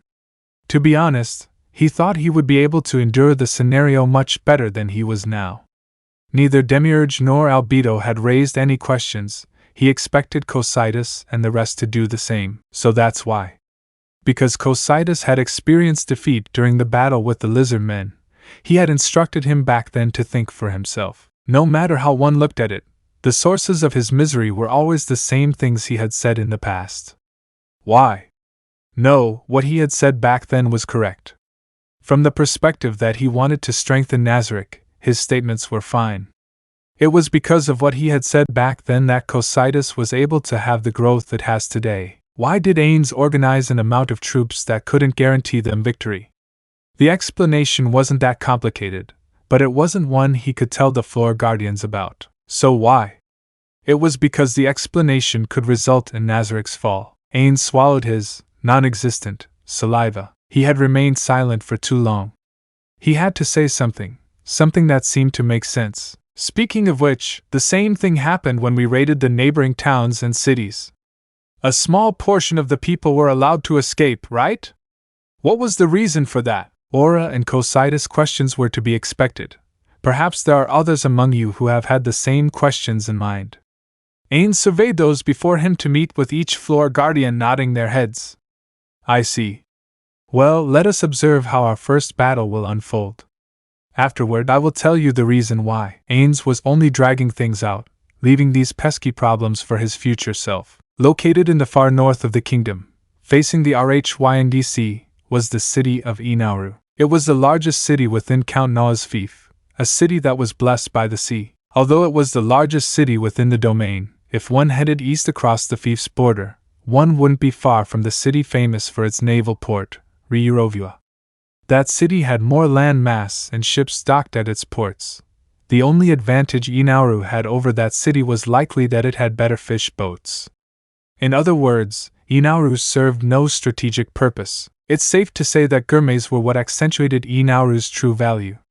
Count Noah's lineage had been researching seafood for generations to secure bragging rights that they had the best seafood in all the kingdom. Said research produced a sauce, made by mixing soy sauce and honey, used to glaze other ingredients. The heat had to be precisely controlled during the grilling process to prevent the sauce from burning. All of this accumulated into the creation of Ainz-style grilled fish, a rather widespread story. The atmosphere of that city remained the same despite the declaration of war until a few days ago. Fishermen still went fishing, and the markets were still bustling with people buying fresh fish and seafood. Aside from the decreased number of street vendors, life went on as usual in the city. It was inevitable that no one took any special measures. They had received news that the Sorcerous Kingdom had declared war on the kingdom through a messenger sent from the capital a month ago, but they didn't believe the Sorcerous Kingdom would attack the northernmost part of the kingdom. By conventional logic, before that happened, the capital would have fallen and the war would have ended. There were also other large neighboring cities that belonged to other regions, never mind the numerous towns within their own fief. The Sorcerous Kingdom would have to pass through them before reaching this city. When the war reached them, they should first receive requests for aid from those towns. That was why they didn't attempt to strengthen their defenses. The most they did was make preparations to send their taxes. However, things didn't turn out as they expected. The neighboring baron, some of his subordinates, and the rest of his family had hastily escaped to Ainz. The baron's explanation was simple. An undead suddenly appeared and massacred all the civilians in my domain. Undead could generate naturally, and those that could destroy entire villages were not unheard of. But for such a strong undead to spawn naturally took time. Excluding the Kazze Plains, many weaker undead would have to take their place before the stronger undead could appear. If their domain was well managed, it would be easy to have the undead stifled in their cradle before they could fight, so to speak. So strong undead normally didn't appear near human civilization.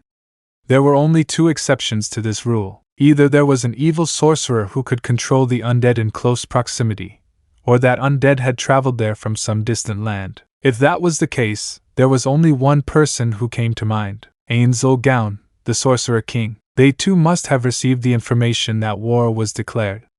If they treated that undead as part of the Sorcerous Kingdom's army, it all made sense. Except, questions kept arising one after another. What about the other neighboring cities? How numerous are the enemy's forces?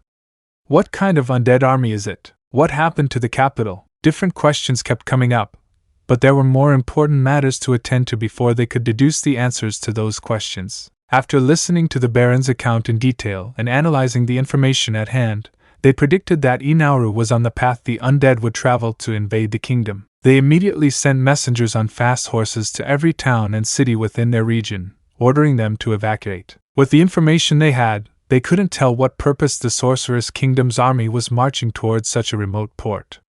Perhaps it was because the Sorcerous Kingdom was a landlocked nation and wanted to seize a port city immediately, so they decided to attack such a poorly fortified location. Perhaps they hoped to use Ainz as a staging point for their future war efforts. Although it was still dangerous for the people to evacuate the city, there weren't many who could outrun the ever-growing Sorcerous Kingdom army and reach the other regions. In the end, the vast majority of people chose to remain within the somewhat defended walls of Ainz. 5 days after the evacuation of citizens within the region ended, they saw the silhouettes of the undead from the top of Ainz's watchtowers. Chapter 2 Part 5. The morning of 3 days after that, a man stood atop a watchtower. He looked to be in his 40s, had a tan body, and his scent was more akin to waves crashing against the sky than a warrior.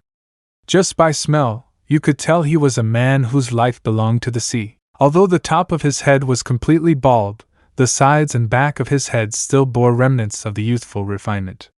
He would do his best to comb them upward to cover the wasteland that was the top of his head. Although his physical appearance screamed fisherman, his attire was that of a first-class noble. Thus, one could easily distinguish his status. War there everywhere. His tone didn't match his appearance at all, and he was generally undignified, but this man was the ruler of these lands, Count Noah. Within his line of sight was a large group of zombies numbering roughly 20 times more than Ainz's defense force. The undead army had stopped their march to wait for the stragglers to catch up, but it seemed like the influx of zombies and their formations had slowed, so it was likely the entire army. Given that was the situation, war was only a hair away. Even so, it's just a swarm of zombies. Although there are many of them, they don't look that impressive. The one who had spoken was a woman standing beside the Earl. Her pure white hair danced in the breeze. That being said, her white hair wasn't a product of age. She had deliberately dyed it. Her original hair color was the golden hue that was a common sight throughout the kingdom. Up until the previous year, she had dyed her hair black. The dyed hair wasn't a fashion statement or for fun. She was using her striking appearance as a sort of advertisement for her adventuring party. Adventurers like her weren't that uncommon. There were even those who dyed their hair pink in an attempt to become famous. It was for that reason that she changed her hair dye from black to white. Of the active adamantite-ranked adventurer groups, there were already teams with red and blue associations, but recently black had also been adopted. Within adventurer circles, the moment you mention the color black, most people's thoughts naturally gravitate toward Mammon of Darkness. Still, since not many people had seen Mammon's true appearance, she had considered whether keeping his hair black would have a positive impact on her publicity or not. She gave up on that idea after learning that Mammon's partner had beautiful black hair. Consequently, her team's color had also changed from black to white. As for herself, Skama Herbalot, she was glad that they hadn't incorporated the color into their team name yet, but had simply named themselves the Four Armaments. Those obviously don't generate naturally. Many of them look like farmers, so they can't be from the Sorcerous Kingdom. They must have destroyed the surrounding villages and turned their corpses into zombies. How disgusting! Skama spoke as if he were about to vomit. Although there were also some among them who had better equipment, leather armor, chain mail, and other types of light armor, that gave the impression they were soldiers who had become zombies. Most of them were just wearing regular clothes, which weren't even of notable quality. Can anyone do that? Whether it's possible to generate this many zombies or not, I have no idea. But since spells to create undead exist, it should be possible, right? Oh, hiya. Count Noah sighed from the bottom of her heart. In these troubled times, her voice didn't hold the slightest urgency. It might be irritating to some, however, Skama's expression remained unchanged. If that's the case, couldn't we create an army of undead to stop them? If there were dozens of people who favored necromancy from exotic magics and could use the higher level spells of that discipline, it wouldn't be completely impossible. Too bad there aren't any in the city. There was a reason why she was so confident. Count Noah had sent requests to the Mages Guild, the Temple, the Adventurers Guild, and others, basically sending out a call to every sorcerer in the city to join them in mounting a defense, hoping to form a unit composed entirely of sorcerers. Because the Adventurers Guild had the largest number of magic casters and the adventurers were highly experienced in combat, the highest-ranking adventurer group, the Skama Four Armaments, was chosen to lead this unit of sorcerers. For this reason, Skama had detailed knowledge of every mage within the city. Is that so? So everything will be fine, right? For 120 years, this city has never been besieged since its founding as a village. We really don't have much experience with that at all. This wasn't something the ruler of this city should be saying at this moment. Even so, Skama didn't seem to be angry about this. That being said, as usual, there wasn't a shred of respect in his voice as he replied, "Will everything turn out all right?" "I don't think so, Count. If we can't think of a plan about this, everyone will become undead. Everyone is doing their best to help us because they want to avoid that outcome." "I see. So why did something like this happen during my time? If only this wouldn't happen for another 5 years, by then my eldest son would probably have happened to me." "Bad luck." "Well, you say that, but it's the same for us. Why did this have to happen when we chose to come to this town? If it happened a few months later, we probably would have moved to another, bigger town. Wait a second, okay. Let's all be sensible. Please don't leave this town. If we really wanted to escape, now would be the best time.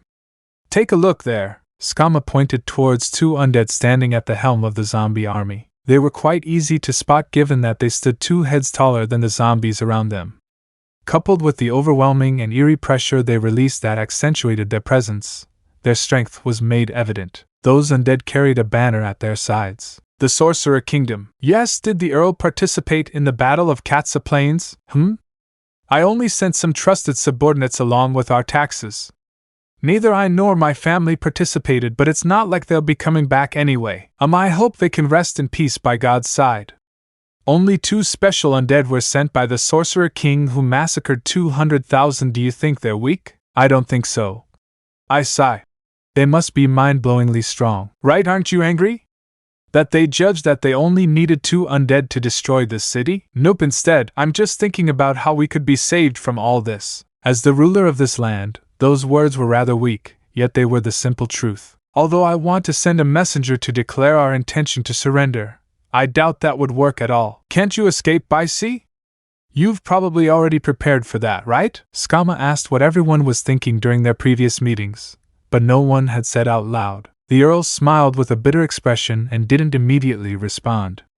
Rather than hiding something, it was more likely that he was just trying to understand what Skama truly meant by that question. Although she wasn't overly familiar with the Earl, they had many interactions due to their lines of work.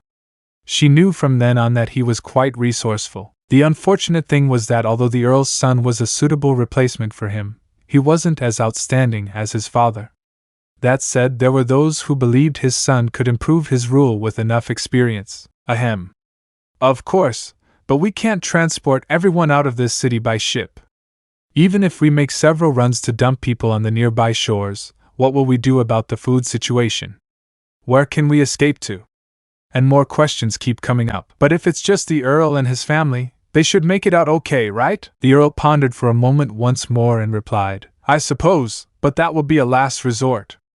Everyone, please evacuate the city, my family and I will leave here first, or something like that would weigh heavily on my conscience. Normally, when a city had been taken, its ruling class would be killed or forced into submission. The citizens, on the other hand, although their possessions might be looted, would be under new administration. Killing the civilians of a city would be like killing the goose that laid the golden eggs. Unless raising a city had benefits for the invaders, they would never do such a thing. However, the words of the Baron who had escaped from the Sorcerer King, the Sorcerer Kingdom's invasion of this place, and the words of the refugees from the villages, surely you've heard them already? Things aren't looking too good. You're saying there should have been more refugees, aren't you? Yes, that's true, the Earl replied. Those who had evacuated first were already here, but there were very few compared to the surrounding population count. What happened to the people who were left behind or couldn't be seen? Did they not want to escape because they were now living under a utopia? Or were they under a surveillance state where not a single ant could escape? Or were they all taken to the Sorcerous Kingdom? Those three were the only optimistic outcomes he could think of. But seeing the zombies turned into farmers, he had the feeling that there was no way the Sorcerous Kingdom would treat them well. Even though he dominates the city of Irantal, it seems he is still a monster that cannot tolerate life. So, the purpose of this war was to turn their defeated enemies into soldiers to bolster their ranks. They don't sleep, don't eat, don't tire, are unafraid, and are absolutely loyal. He sighed. It makes sense why they wouldn't show mercy to their enemies, right? That makes sense for the enemy. If they were trying to subjugate a city and force its citizens to work for them, they wouldn't be doing something like this. Perhaps they don't intend to leave any of the kingdom's residents alive. If that's the case, does it even matter where we escape to? Was he trying to empathize with her or get her to empathize with him? Skama realized something. She was the strongest adventurer in this city. If she were to abandon this city, what could have been a victory could turn into a defeat. That was why the Earl was trying to make her think there was nowhere to escape. Just as Skama was about to say something, some disturbance had broken out somewhere near them. For the sake of privacy, or rather, for the sake of preparing for a defense, the two had slipped away to observe the enemy's formation. The ones who had appeared in front of Skama were her teammates. Their team, the Four Armaments, had 4 members, including herself. The ratio of men to women was equal. In addition to the Skama warrior, there was also a rogue, a priestess, and a sorcerer from the evocation school. The composition of their team was fairly balanced. Behind their teammates were the sorcerers gathered from all over the city. The number of mages was less than 50, but this amount was for a more than formidable army unit. The reason they were able to gather so many sorcerers was due to a loophole in the unspoken rule among adventurers: how they could not participate in wars between countries. This wouldn't have been possible if the Sorcerous Kingdom had sent human soldiers, but their army was composed of undead, of whom they were almost certain the kingdom's civilians had been turned into undead. Basically, they could treat it as a coincidence that this undead army was carrying the flag of the Sorcerous Kingdom. They had to use that reason because there was no way they could use that rule to excuse themselves from a fight with the undead who might turn the dead villagers into more undead. Having formed a sorcerer unit with the people here meant that together, well, not everyone was from that school of magic, so this was more hypothetical. They could adopt the strategy of continuously raining magic arrow down on the enemy, which could theoretically kill even dragons. Unlike normal arrows, magic arrow was guaranteed to hit regardless of the evoker's skills. Casting it at a higher level would increase the number of projectiles generated, as well as the individual damage output of each projectile. Even so, the damage output of a single projectile was still minuscule. It was nearly impossible for them to single-handedly one-shot their enemies with a single cast. The damage output of the spell didn't depend on where the enemy was struck, which some considered its advantage while others believed to be its flaw. With all that in mind, it was still a convenient spell to use in a group. If they were to form an army of people who learned that spell, they would likely see much success. However, no historical records of such a tactic being used existed. This was because to learn even beginner-level first-tier spells required a certain amount of potential, never mind the amount of time that had to be invested in educating a sorcerer. Given the same amount of time and resources, it was more beneficial to train 100 archers than a single magic caster for combat. If some organism that could innately use magic arrow existed and an army were formed from them, that could be absolutely terrifying. If even those talent requirements couldn't be met, no, it was safer to say that it was precisely because no such organism existed that an army composed solely of sorcerers was just a pipe dream. Behind this ancient dream of army unity were the soldiers under the Earl's command and adventurers skilled in archery and other ranged weapons. That is to say, those gathered on the city walls were meant to attack the Sorcerous Kingdom's army first. Count Noah, standing before them all, raised his voice and said, "I am grateful to everyone who has gathered here. I would like to thank each and every one of you for your help." Skama could no longer sense that sense of unreliability from his tone. All that remained was the dignity and confidence befitting a leader. His attitude, a product of having lived a noble lifestyle, left Skama in awe. "I hope the thanks come with their weight in gold, please," one of Skama's companions, the sorcerer, replied. A burst of laughter was heard behind him. The Earl wasn't bothered by what one of the adventurers' representatives said. On the contrary, the smile that blossomed on his face was genuine. "Leave it to me. You'll be rewarded enough that even if any other adventurer forced you to take them to eat, you wouldn't go bankrupt. I'll hand out your rewards in front of everyone, out in the open." Whoop! Everyone began to cheer. "Of course, that also applies to my soldiers. Even though your pay isn't as abundant as that of the adventurers, I'll pay you a bonus large enough that you no longer have to worry about the future of your wives and children." But the Earl switched to a playful tone to say, "Don't you dare squander all your newfound wealth, do you understand me?" He could see that his soldiers' tense expressions had relaxed a little. "I was thinking of alternative forms of compensation. Surely the Earl has some magical items like relics or something? Your lineage goes back centuries after all." The one who had said that was a woman who radiated a wicked aura. Around her neck hung the sacred symbol of the Earth God, which was encased between her voluptuous breasts. It wouldn't be wrong to call this sacrilege. This woman, Lilinet Piani, was also one of Skama's companions, and no, she wasn't wearing a priestess's attire because she was a prostitute accommodating her client's fetish or something. A magical item would be a difficult task. However, it exists. I have a magical item that was passed down for generations. Many people would know about it. It's called the Holy Sword Pentachromata. It was a long sword enchanted with the elemental powers of fire, thunder, acid, sonic, and ice, each dealing their respective types of damage to a reduced target. However, the blade was dull, so it could only be used as a bludgeoning weapon, like a dummy sword for swordsmanship practice. I had no idea why anyone would create such a sword. What was more confusing was that it didn't deal holy damage, yet it was called a holy sword. Perhaps the name was changed generations after its creation, so it didn't really matter much. I want that. After all, it was still a valuable item, so giving it to an adventurer as compensation seemed completely inappropriate. You want that? Depending on the situation, I wouldn't completely rule it out. The Earl continued through a sea of gasps. Though I'd be more convinced if you could become my son's concubine. Skama's expression turned apprehensive. The Earl had said something he shouldn't have. Some of the adventurers looked toward the Earl with wide eyes. They were the ones madly in love with Lilinet. In comparison, the one who had started this had eyes as sharp as an eagle's. Perhaps that joke had crossed the line. Just as Count Noah opened his mouth to apologize, Lilynette asked, "The Count has 4 children, right? Your wife gave birth to your eldest son and your 3rd son. His concubine gave birth to his 2nd son and his eldest daughter. Your eldest is out of the question, so which child are you referring to?" Her tone had completely changed. From her careless attitude back then to the seriousness expected of an adventurer. This was her real personality, which meant Lilynette was being serious. Skama's expression darkened even further.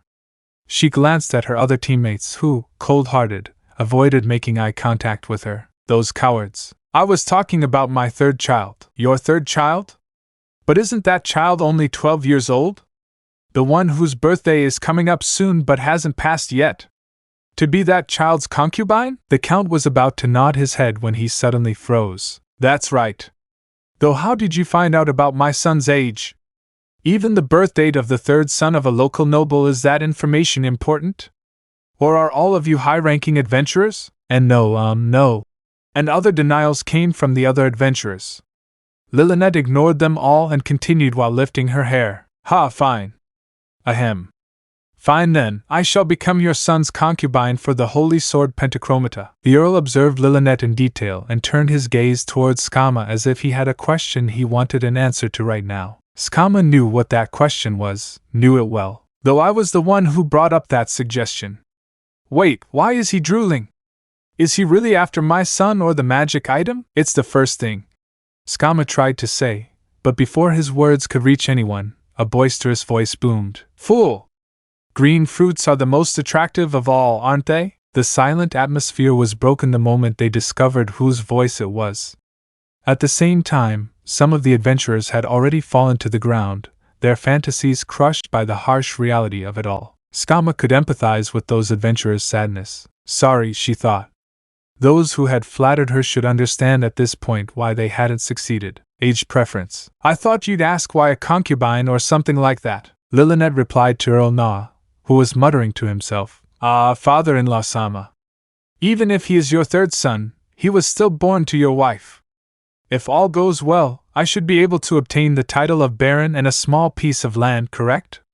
With that in mind, it would be asking too much of an adventurer to be his wife, even if she is a powerful one, right? Although I have connections with the temples, that still stands, you know." "You were planning to say something like, if you perform outstandingly in this battle, I will consider letting you be his wife, right? But if I was satisfied with the offer of just being his wife, then there was no way I could get my hands on the Holy Sword Pentachromata. After all, your 3rd son's wife inheriting the family inheritance would elevate the peace of our family." She was already calling him father-in-law. "I have underestimated you. If you had come earlier, I would have made you my eldest son's concubine." 15 wait no 17 years or older would be too old for me, father-in-law Sama." The Earl continued to stare at Skama as she tried to ignore him. Earl Noah's expression looked like he had just received a heavy blow, and he wanted to call her sly, without any sympathy from the crowd. Something I have to ask. Even if he is your 3rd son, there will still come a day when he surpasses 17 years old." "That's true, if only he were from a race with a longer lifespan. But if that were the case, wouldn't I be the one who would age the fastest?" "Then, what you've said is acceptable to me. You thought it was worth emphasizing? You thought that, of all the things I've said so far, that was the most noteworthy, eh?" "Father-in-law Sama.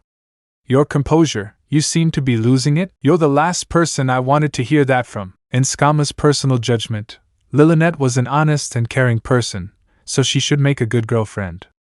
However, none of that was on display right now. If this continued any longer, not only would she bring shame to her teammates, but she would set her entire team's reputation on a strange trajectory that would be problematic. Skama did not want to be identified by her white hair because of negative connotations. "Now then, Count. While we appreciate your efforts in easing our stress with some humor, we need to continue with our battle preparations. May I ask you to return to the command center? Even if you were to stay, he, who has no combat skills, wouldn't be able to do much. His work was better done elsewhere." Count Noah nodded at this logical proposal, probably out of a desire to stay as far away from Lilynette as possible. "Ah yes, now then. Please listen, we will rely on all of you. Chapter 2 Part 6. From the vantage point of the city walls, it seemed like the enemies had no formation at all, but were simply gathering zombies in one place. This would have been easy for a Mithro-ranked adventurer like Skama, if only those monsters weren't there. No movement, So, does anyone recognize those undead? Two undead creatures stood where Skama was pointing. One held a massive shield in one hand and a massive sword in the other, while the other dual-wielded swords. The sorcerers around them shook their heads after she had asked her question. Skama shifted his gaze to Lilinet. Priestesses were usually well-informed in matters related to the undead, whether well-known or esoteric. With her shrugging response, there could only be two possibilities. One was that this was an extremely rare type of undead, or a new species of zombie. Either possibility was worrisome. Normally, it wouldn't have been unusual for an adventurer to consider fleeing at this point. The other situations in which they would consider retreating would be if it had some special ability that could instantly stun or unleash fatal attacks. This was a scenario they didn't intend to operate in. Absolutely. For example, ghouls had a claw attack that could paralyze their opponents through poison when they dealt damage with it. If one didn't know about its paralytic effect and didn't prepare against it, they could become paralyzed in a chain, or even die after the battle. What about a group that didn't know about the wraith's ability to steal life? Or what about a group that didn't know about the resistances of werewolves and other similar monsters to any attack not made with a specific metal? Or what about monsters that could regenerate if not hit with fire or acid attacks? Information was both an offensive and defensive tool. If one were to fight without any intention of backing them up, the amount of danger they would put themselves in should be obvious. This isn't good at all. We should try attacking them with all sorts of attacks to see what would be effective. Any objections? None at all. So that's what we'll do. I'll leave the details of who's throwing and what they're throwing to you professionals to discuss. Just make a judgment based on what you think he's capable of withstanding with his appearance. First of all, they both appear to be close combatants. They seem to be that way, so they shouldn't stray too far from her expectations, right? It wasn't as if monsters that could disguise their appearance didn't exist. It was just that Skama had yet to see one in person. They seemed to have high defensive capabilities, so it would be dangerous to engage them in close combat. We'll attack them from afar if that's the case, as is the convention, but physical arrows might not have much of an effect. We might still have to engage them up close, so how much damage we could unleash upon those things before it reaches the walls will determine whether we win or lose this fight. But since we also have to prepare for the eventuality of the enemies breaching the walls and the possibility of urban warfare, we'll have to reserve some potions to provide support for the vanguard and back up our defensive as well. That said, she had already warned them not to be too stingy with their mana usage than necessary. If no one has better ideas, we'll run with this one. Very well, let's begin. The magic casters began exchanging opinions as per Skama's orders. Skama moved to a location quite far from where she was supposed to meet up with her comrades, albeit with only one absence. So, leader, what do we do now? Skama replied. What do you mean? To the rogue's question. He already knew about the battle plans that had been explained to him, so he must have been asking about something more than that. The question of, what do we do? Was too vague for her. I mean this city, is what she meant. Because the enemies are mainly zombies and the city won't be surrounded on all sides. If we wanted to run, with our skills we should be able to escape easily, right? Stealing one of the ships and escaping with it isn't a bad idea, you know? The food has been prepared as ordered, do you understand? Fool! Lilinet replied in a fed-up tone. Our opponents are undead, you know.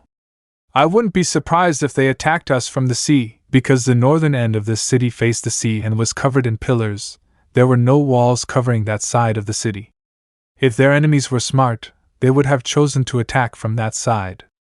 It was still possible that their main army was waiting to emerge from the sea. Is that so? That's quite disturbing. Have you told the Earl about this? No, it wouldn't have helped if I did. Even if we could defend all directions, the perimeter is too wide for that to happen. Besides, it would create unnecessary panic in the city. Perhaps there's a reason why they don't completely surround us. What if they left a small hole in their perimeter for us, and if we were to escape through there, it would turn out to be a trap? So what should we do? If you want to run, do it that way, Skama said as she pointed toward the group of enemies. It's easy to break their formations if they're zombies, and worst case scenario we'll have to scout using flying to make sure the enemy's main forces aren't lurking beyond. I see you thought this through, huh? Said the rogue, unaware of the glances from his two female companions, as if trying to say, "That's because you're the only one who hasn't thought this through at all." The rogue continued, "So if we were to run, which way would we run? The neighboring city or somewhere near the capital? As far away from this country as possible." "Really, you're too noisy." Skama confirmed that his surroundings were clear before continuing. "Yes, remaining and being ruled by the Sorcerous Kingdom, the country that turned so many people into the undead, even though they were citizens of a hostile state, would surely guarantee an unhappy ending for everyone. The question now was, where should they escape to? Although it might be easy for them as an adventuring party to escape, the party leader would still have to consider several scenarios. 3 neighboring countries of the kingdom besides the Sorcerous Kingdom, the Council of States, the Holy Kingdom, and the Empire. By process of elimination, all that remained was the Council of States, since the Holy Kingdom seemed to be friendly to the Sorcerous Kingdom, and the Empire was its vassal. One advantage of choosing the Council of States was that it was relatively close to where they were, but other than that, their options were probably some city in the Alliance, or the Theocracy. The Draconic Kingdom wasn't doing so well, last he heard, and the other countries had humans in the minority. Then again, humans were the minority in the Council of States, and the Alliance of City-States as well. If they were to take into account the percentage humans had of a country's population, they'd have to eliminate the Council of States from their list of countries to turn to. He'd heard humans made up less than 10% of the country's population. If distance wasn't an issue, the Alliance seemed like their best option. Apparently, half the populations of some cities within the Alliance were humans. Sigh. Are we really running away? Skama, you should try harder for my own pursuit of happiness. So you weren't acting when you were talking about that child just now? The desire to help and the desire to escape, those conflicting emotions grew in Skama. It was around this time that Skama noticed the sorcerers had concluded their debate. Leader! We're done here, understood. Now then, shall we? Act according to the plan. If the worst comes to the worst, jump down and try to break through the group of zombies. Jumping from such a height would inflict some pain even on someone armored like Skama. This problem was solved by her sorcerer, who would cast Fall Control on her to drop her safely. Skama and the others moved to their post and waited for the enemy's action. Should they consider themselves lucky that the enemies decided not to wait until nighttime to make their move? There was no special signal to signal the start of the battle. The exchange of arrows made no statements, either side stated their justifications, just a large number of zombies stumbled toward the city walls. It was nothing like how a normal battle started. The snarling corpses while rapidly approaching them must have been a terrifying sight for some, but for someone like Skama, this was a ridiculous display. If those were zombies of races other than humans, like giants, dragons, or other giant monsters, this would be a completely different situation. Not even novice adventurers would fear mere human zombies. After all, the walls of this city were not something zombies of this caliber could breach. The zombies, although they had more strength, durability, and resilience than the average nobody, were still worse than an adventurer with even minimal experience. This was without considering the fact that zombies were not intelligent. As the archers readied their bows, the adventurers' gazes fixed on those 2 undead beings. They weren't moving at all. Why? Were they not planning to move at all? Finally, when they confirmed that the zombies were barely within range, the archers loosened their arrows at Skama's signal. Normally, they would have waited until the distance between them was shorter than it was now to begin shooting to ensure they could hit their targets. But since these were zombies, numbers mattered more than accuracy. As expected of soldiers who relied on their archery skills, they were quite accurate even from this range. Perhaps only 2 out of 10 arrows missed, which was a negligible loss. However, it wasn't as if a zombie would fall to a single arrow. Even so, they could hinder their opponent's movement as long as they landed their shots. The second and third volleys began to eliminate a good number of enemies. The adventurers and soldiers didn't rejoice at the sight and sound of zombies hitting the ground. Nothing beyond their expectations had happened yet. Their main problem was still those 2 undead beings. Strong monsters could single-handedly turn the tide of the battle. They're moving, the shield-wielding undead began to move. With speeds that were considerably greater than the zombies, they rushed toward the city gate. The shield-wielding undead sent zombies flying without much consideration as they charged through them with their shields on their foreheads. Skama, surprised by the extraordinary speed at which her opponents were moving, gave her order. "Start the attack!" The magician's spells flew out at the same time. Among them, the most destructive was Skama's companion's fireball, as she expected. The fireball flew through the air and exploded with the unknown undead at its center. A huge fireball emerged from the explosion and engulfed the zombies around those undead. Even if it were behind a shield that would reduce the amount of initial damage, the flames of the fire that should be produced should be able to swallow them up. Several spells were launched toward the shield bearer. However, it continued as before, as if it hadn't suffered any damage. That caused some commotion within the ranks of the soldiers. "Don't panic!"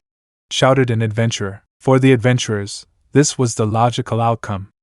The undead's movements were not impeded by the amount of damage they received. No matter how much damage they suffered, even if it was enough to bring a living creature to the brink of death, they could move as usual, as long as their false life wasn't zero. Even the spell known as Fireball wasn't peerless in its damage output. Some of the stronger adventurers could rack up a hit and live, the strongest might even take numerous hits. Magic of this caliber wasn't enough to take down the shield bearer. Adventurers who hadn't considered this possibility should have been dismissed long ago. But one question still remained. Did it take damage or not? There was no way they could find out. That was why Skama focused their attention on that. Normally speaking, spell damage couldn't be evaded, protected, or reduced by physical armor. Purely energy-based spell attacks like those should be effective against enemies with armor pieces or exoskeletons. Still, it wasn't as if monsters with magic or elemental resistance didn't exist. If he had to think of an example among the undead, there was the well-known and super dangerous being known as a skeleton dragon that had complete immunity to all magic. There were also monsters that could reduce the amount of fire damage they took or even heal themselves from attacks. It wasn't impossible for that undead being to have those kinds of abilities. If magical attacks didn't work, they would have to drastically alter their battle plans. "All right. Our attacks are effective!" shouted her partner, the one who cast the fireball. The mages, one by one, felt the amount of damage they were causing through their intuition and began to chime in with, "It's working, we're causing damage," and other such phrases. "Skama! Every kind of magical attack seems to be effective on that thing." Skama sighed in relief at the best news she had received all day. Perhaps they had a chance at victory after all. "Understood. Now then, continue attacking." The opponent was still running towards them at breakneck speed. He prayed that they could take it down before it reached the door. If they considered that this being had no resistances, the amount of damage that had already been inflicted should be proof that it was no ordinary enemy. "I don't want to fight something like that in close quarters." As if to match Skama's thoughts, another wave of spells was sent out. Many zombies had already fallen at this point, but the shield bearer kept going. Most undead would have been overcome after just a few dozen spells. Skama felt a chill run down his spine. "It's stronger than expected. No, it's too strong, this thing. Can we really defeat it?" The shield bearer wasn't the only enemy they had to be wary of. There was also the other one still waiting on the spot. Why it wasn't moving, they had no idea. Is that the shield bearer's trump card? Sorcerous Kingdom? Is that why there are only two? Or was it to say that this city, including us, is weak enough that only two of them were required? Another chill ran down her spine. What if the Sorcerous Kingdom had received information about all the adventurers in the city, including Skama's 4 armaments, and had sent the exact right number of troops to ensure victory? And the troops in question weren't the zombies but the shield bearer? As if to dismiss her worries as paranoia, Skama bit her lip and resisted the urge to shout, "Kill him faster!" Everyone was already focused on that, and were doing the best they could. What kind of effect would take over their minds if she, the most powerful adventurer here, shouted that? Never mind a neutral impact, it would probably lower their morale. She had to resist her urges for now. Skama offered a prayer to her god, the god of fire, though she didn't find the relief she had hoped to feel. The shield-bearer was at the door. He was now in the sorcerer's blind spot, where they couldn't aim him properly. Skama considered whether she should jump off the city walls and run. A glance at the other motionless undead killed that idea. If that other undead was as fast as the shield bearer, it could easily catch up to her. It wasn't impossible for her to get out alive. She had already used Fly to scout beyond the zombie army and found nothing but those two undead. So if they were to combine Fly with Hoverboard, or lure the enemies into the city and escape in the chaos, it might work. As long as there were no other undead troops on standby, nothing could stop their escape. If they went with the latter plan and lured the enemy into the city, they would surely be burdened with a guilt that was far stronger than if they simply abandoned the city. Perhaps a guilt that could cause lifelong regrets. As Skama gritted her teeth, she heard the loud boom from the city gate, as if a battering ram had just impacted with the gate. They were out of time. Skama made her choice. It's our turn! You all keep your attention on the motionless undead and what's beneath the walls. I'll pull it into your line of sight. Once you can see it, cast your spells immediately. After a brief order to her teammates, and detailed orders to the soldiers and spellcasters, Skama dashed towards the stairs leading to the bottom of the city walls. Her partner, who still had his Fly spell active, followed close behind. That thing has an incredible level of durability, but it should have taken considerable damage by now. But is that true? This isn't too optimistic a deduction, is it? But Skama's expression was one of a bitter smile. An undead that had already taken so many spell attacks. I wouldn't want to stall for time for a spell to finish it off by taking its attacks, but it had to be done to even have a chance of surviving this ordeal. The town gate was a simple giant gate made of logs. It would have been a source of pride for a fishing village, but not given the current situation. One hit from a battering ram would have likely blown the hinges off. Because they couldn't replace it with something sturdier given the amount of time they had, they could only reinforce it with wooden planks and seal the frame. The thickness of the gate was about twice what it used to be. From the other end of that gate, the boom of repeated impacts reverberated. What kind of power is this? With a crack, a portion of the wooden plank reinforcements began to break. There was a gap between the impacts. Perhaps the shield bearer was backing up to start running before hitting the door again. What should we do? Lightning might hit him through the door. Should we do that? Doors like this were resistant to lightning-based attacks, but that didn't mean it wouldn't take damage from such spells at all. The potential damage such a spell could do to the door had to be weighed against what it could do to the undead being. The benefits of casting lightning now or saving the mana for other spells after the shield bearer had passed through the door also had to be considered. No, the consideration wasn't necessary. They shouldn't be trying to face the enemy head-on, but rather deal as much damage as they can right now. Skama nodded, and his partner immediately initiated his cast. Lightning! An arc of lightning shot out and pierced through the door, surely causing some damage to the shield bearer. Oh, whoa, whoa, whoa, whoa! Whether he was getting irritated or not, the undead began to roar loud enough for its sounds to penetrate the door. The roar had enough determination behind it to make one forget to breathe. A streak of sweat flowed down Skama's face. No scream-based skills were used, but the roar could still make his entire body tremble. So this must just be because of the difference in their power. His subconscious had understood the difference in power between them. No good, this isn't good at all. It's no longer a question of whether we can win or not. If the Sorcerer King could subdue this kind of undead, it makes sense. After all, it's a monster that could kill over 100,000 people at once. It was hard to imagine how multiple undead of this level could be controlled. Perhaps this undead was the Sorcerer Kingdom's trump card. Was this city worth that kind of investment? Why was it in such a terrible city in the first place? Skama lamented his bad luck. Boom! Another loud noise sounded.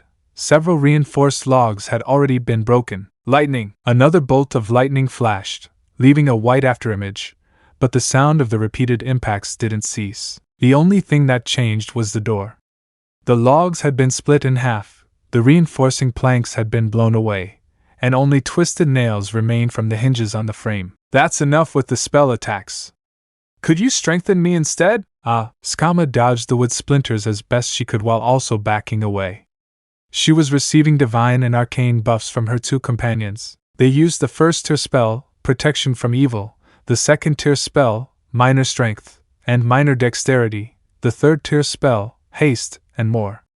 Compared to spells to counter special abilities, more spells were cast on her to boost her body's capabilities. The door finally gave way after they finished strengthening it, and crashed onto the ground with a loud noise. In the slowly settling cloud of dust that had just risen, a pair of glowing red eyes appeared.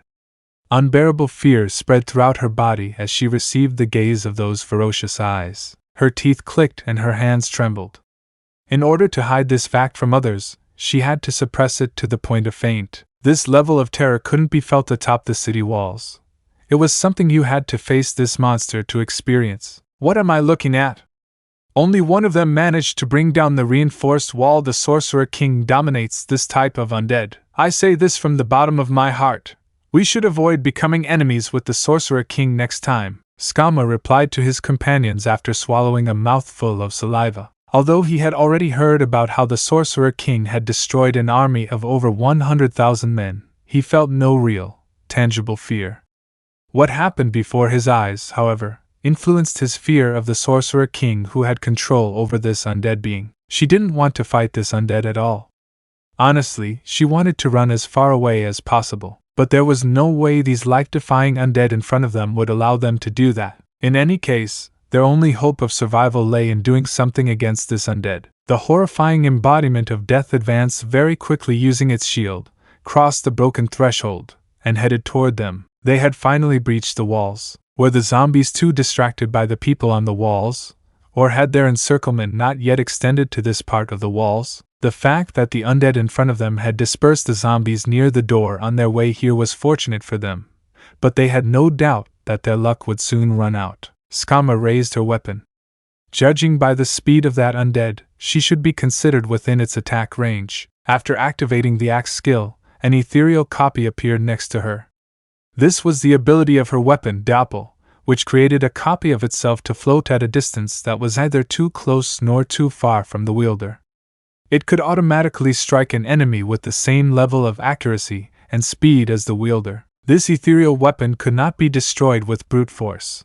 Breaking it would require special weapon destruction skills.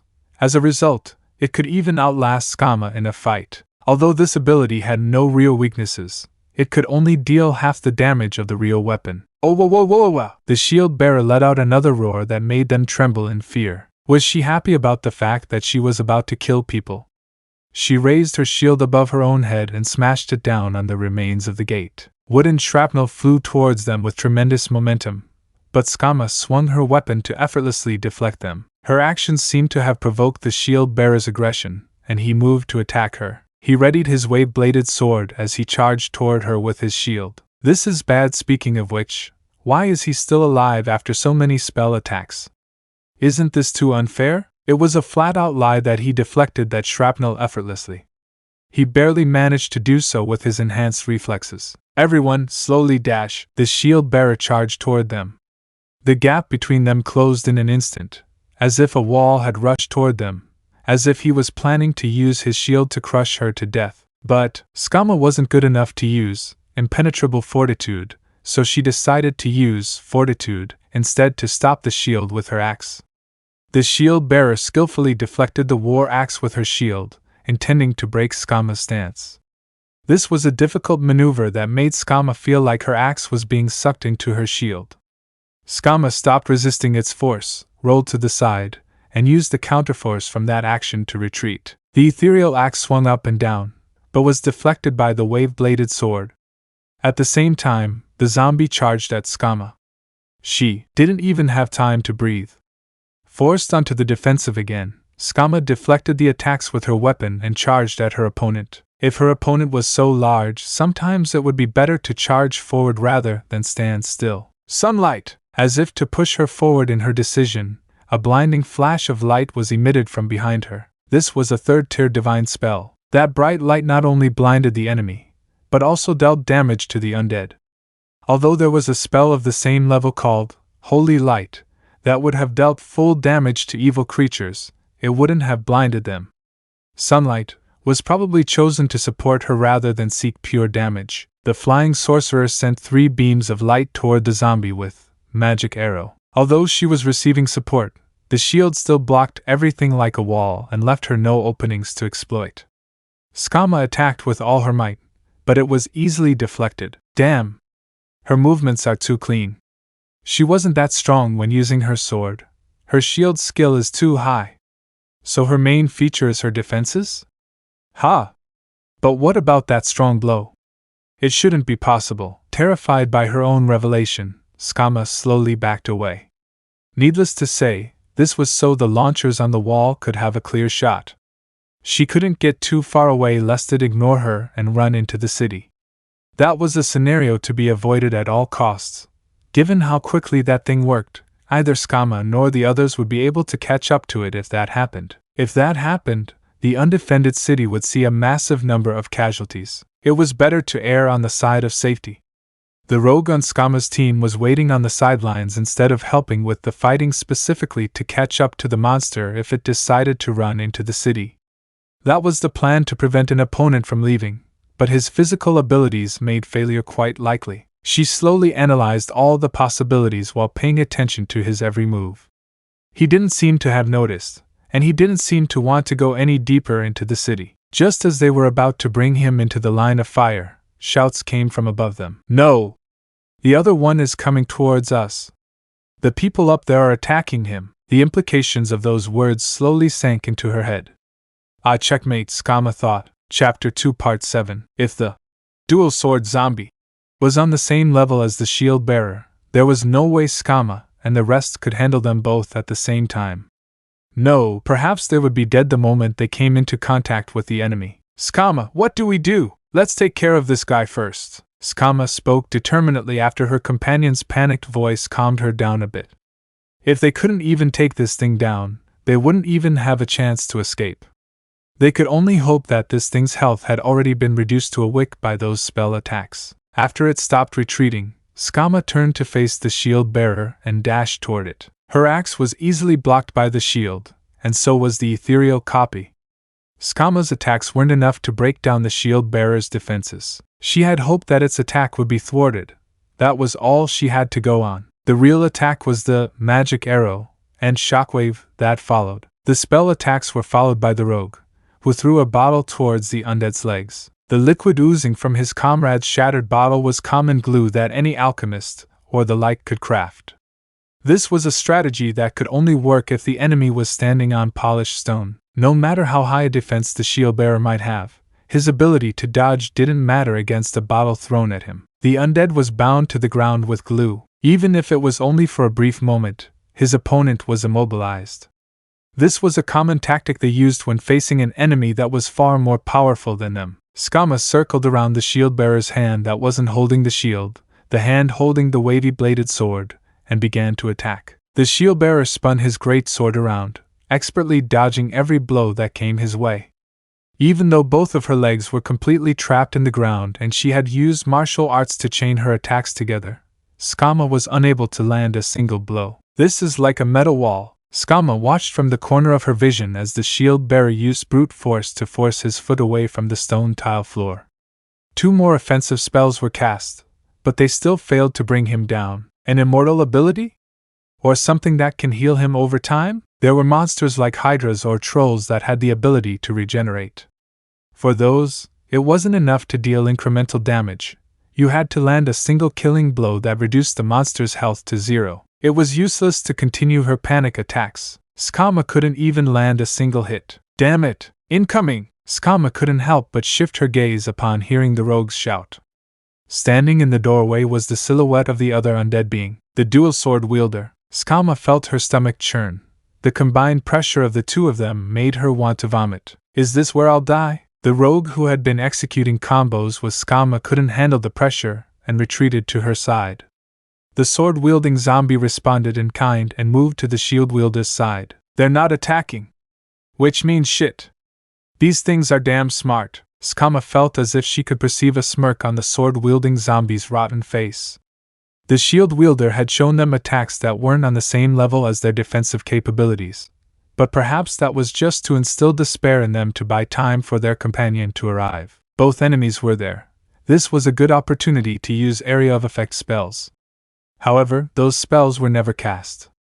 No, it might have been better to say that they couldn't start casting. The reason was quite obvious.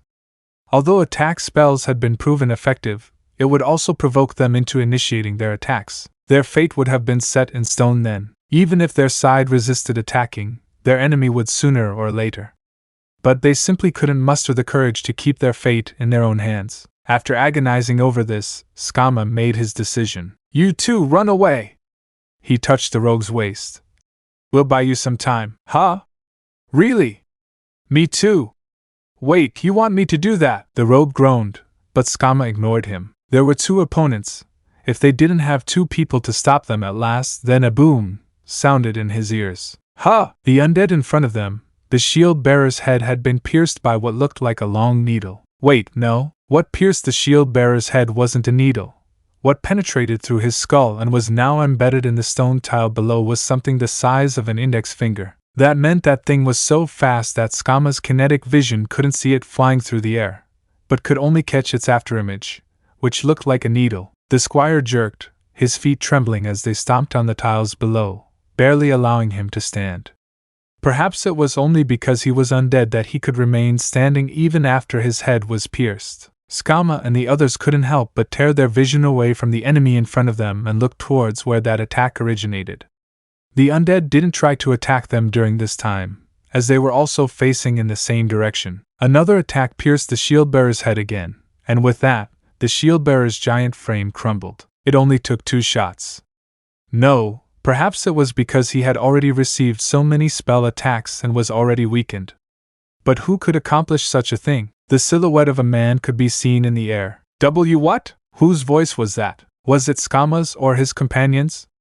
She was so shocked that she could no longer say something so simple. In front of them stood an armored giant. A being approximately 3 meters tall dressed in strange, blood-red armor flew into the air. In its hands was a tube-shaped object that it held like a crossbow. Perhaps that was where those index finger-sized things came from. Since it had attacked the shield-bearer, they could conclude that it wasn't their enemy, even if it wasn't their ally either. Skama and the others slowly backed away from the sword-wielding zombie.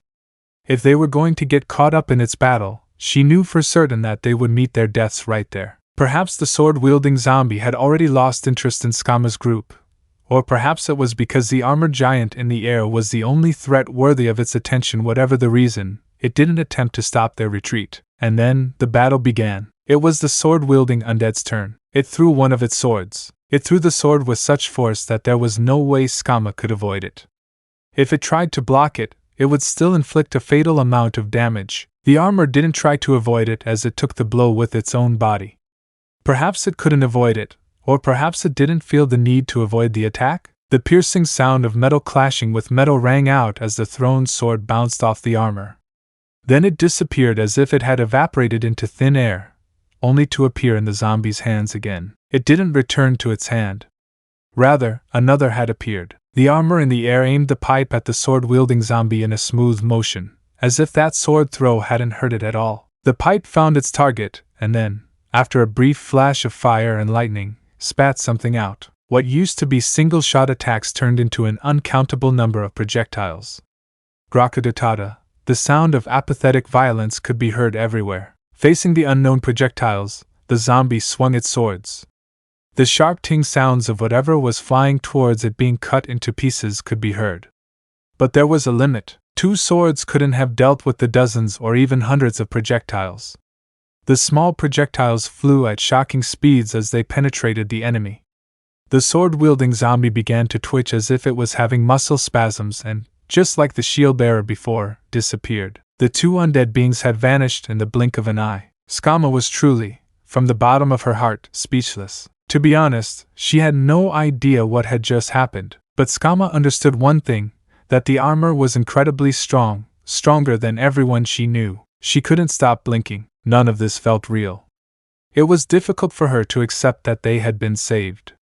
Her despair and readiness for self-sacrifice were shattered so easily that her mind couldn't keep up. What the hell is that? Hey, isn't that an Adventurers Guild pendant? Huh? She squinted her eyes to focus on the details after the rogue said that and saw that, on the neck of the armor, though she could barely make out its shape, was a collar holding a metal plate. Though it was roughly the same size as Skama's, it seemed minuscule on that giant figure.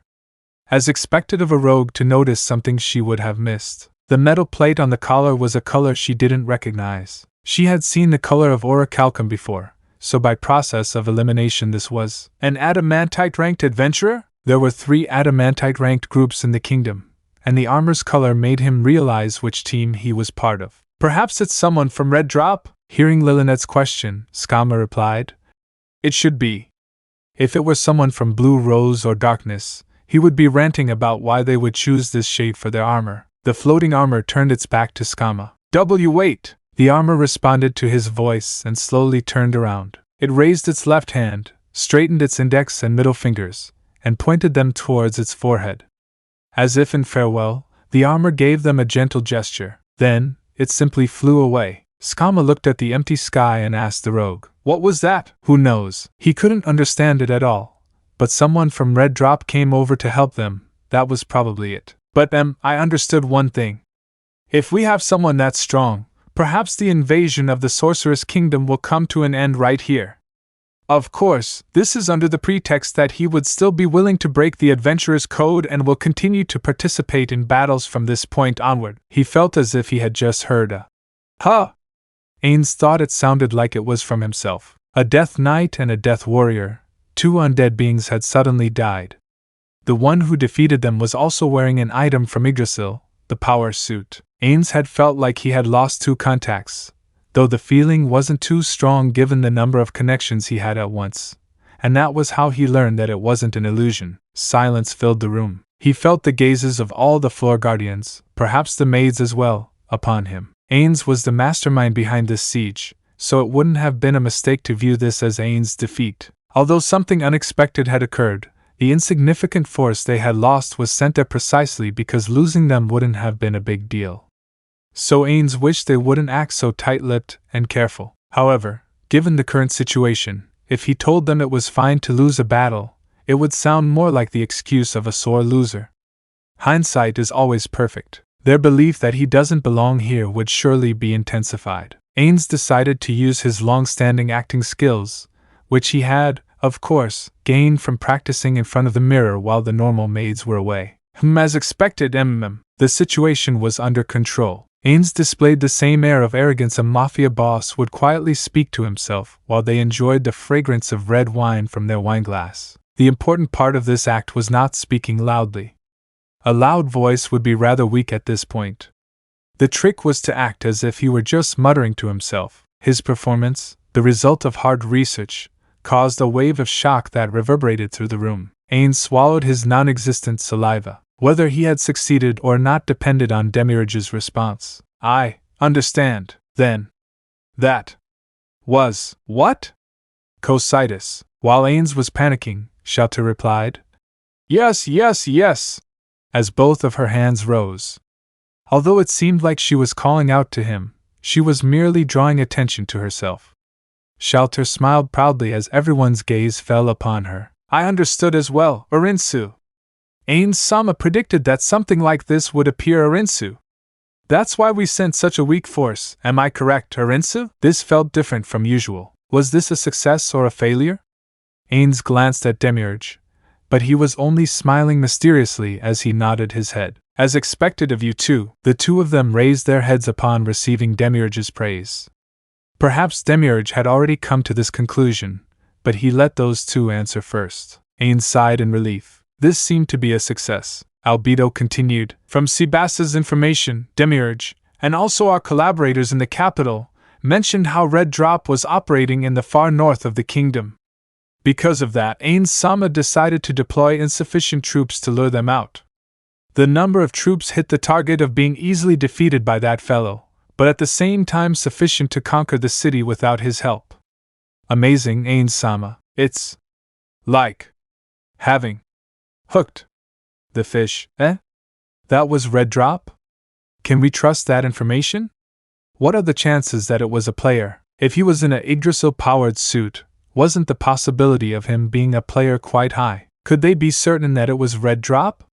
If so, shouldn't that information have reached him at some point? No, wait, it was absolutely more likely that Ainz had simply missed that information while reading through the documents. For that reason, Ainz pretended that everything was according to plan with a soft laugh. Needless to say, he had also practiced this laugh several times. Hee hee. I didn't think that he would actually appear. I was also quite surprised. I thought that perhaps they were conserving their forces for the confrontation at the capital. Ainz can always think of situations that we couldn't, Aura said while Mare muttered, amazing, to himself. The unadulterated gazes of reverence from those two dealt a massive blow to Ainz' now glass-fragile superego. It's not like that at all, but he could never say those words. Ainz had never considered that such a thing could happen.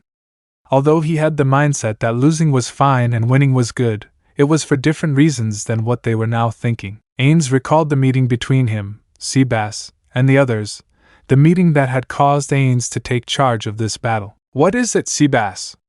Is something wrong? Ainz had just returned to Nazarick, and in front of him stood Seabass, who was supposed to be on standby in Erantil, so it was only natural for him to ask. Ainz did not recall the contents of his last order, let alone an order for him to leave.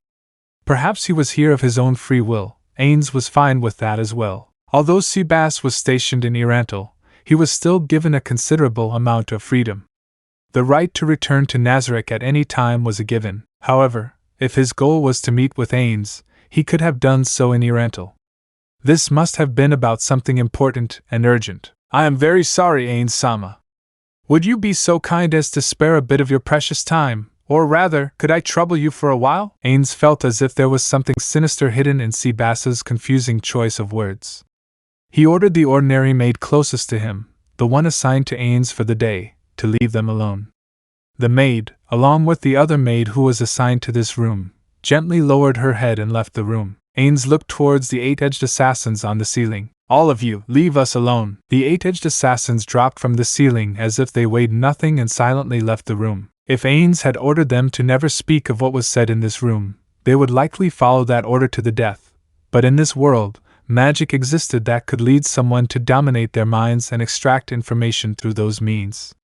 Needless to say, although Ainz would never allow that to happen, he would still it was best to remain alert. Ainz-sama, I am eternally grateful. If Seabass were the one ordering them to leave, it would be akin to him saying that he didn't trust his colleagues, the common maids. So, his gratitude was likely directed at Ainz's consideration of not starting any tension between them. Ainz gently shook his head in response to what Seabass had said. In order to get the answer to the question on his mind, Ainz asked again, Then what is it? It doesn't seem like an ordinary matter. An emergency, perhaps? Yes, no. I'm not too sure if this counts as something out of the ordinary, or not. Someone wishes to confer with Ainz-sama in private. I was asked to request Ainz-sama's presence at their behest. So they wished me to come with them? Were you unable to come to my room? Given that Ainz was the supreme overlord of the great underground tomb of Nazarick, this was an uncommon request. It's not about that human, is it? No, it wasn't. Swear. It's a guardian who hasn't received permission to leave their area. They knew this would be disrespectful, but they still wished to trouble Ainz-sama for a while. Seabass looked at Ainz with an apologetic expression. Ah, I see. Ainz understood. If it was an area guardian, then it all made sense. Of course, if he ordered them to come, they would most likely do so. Some NPCs might respond negatively due to a prior order from Ainz's allies, who were their creators and whom they referred to as the 41 Supreme Beings.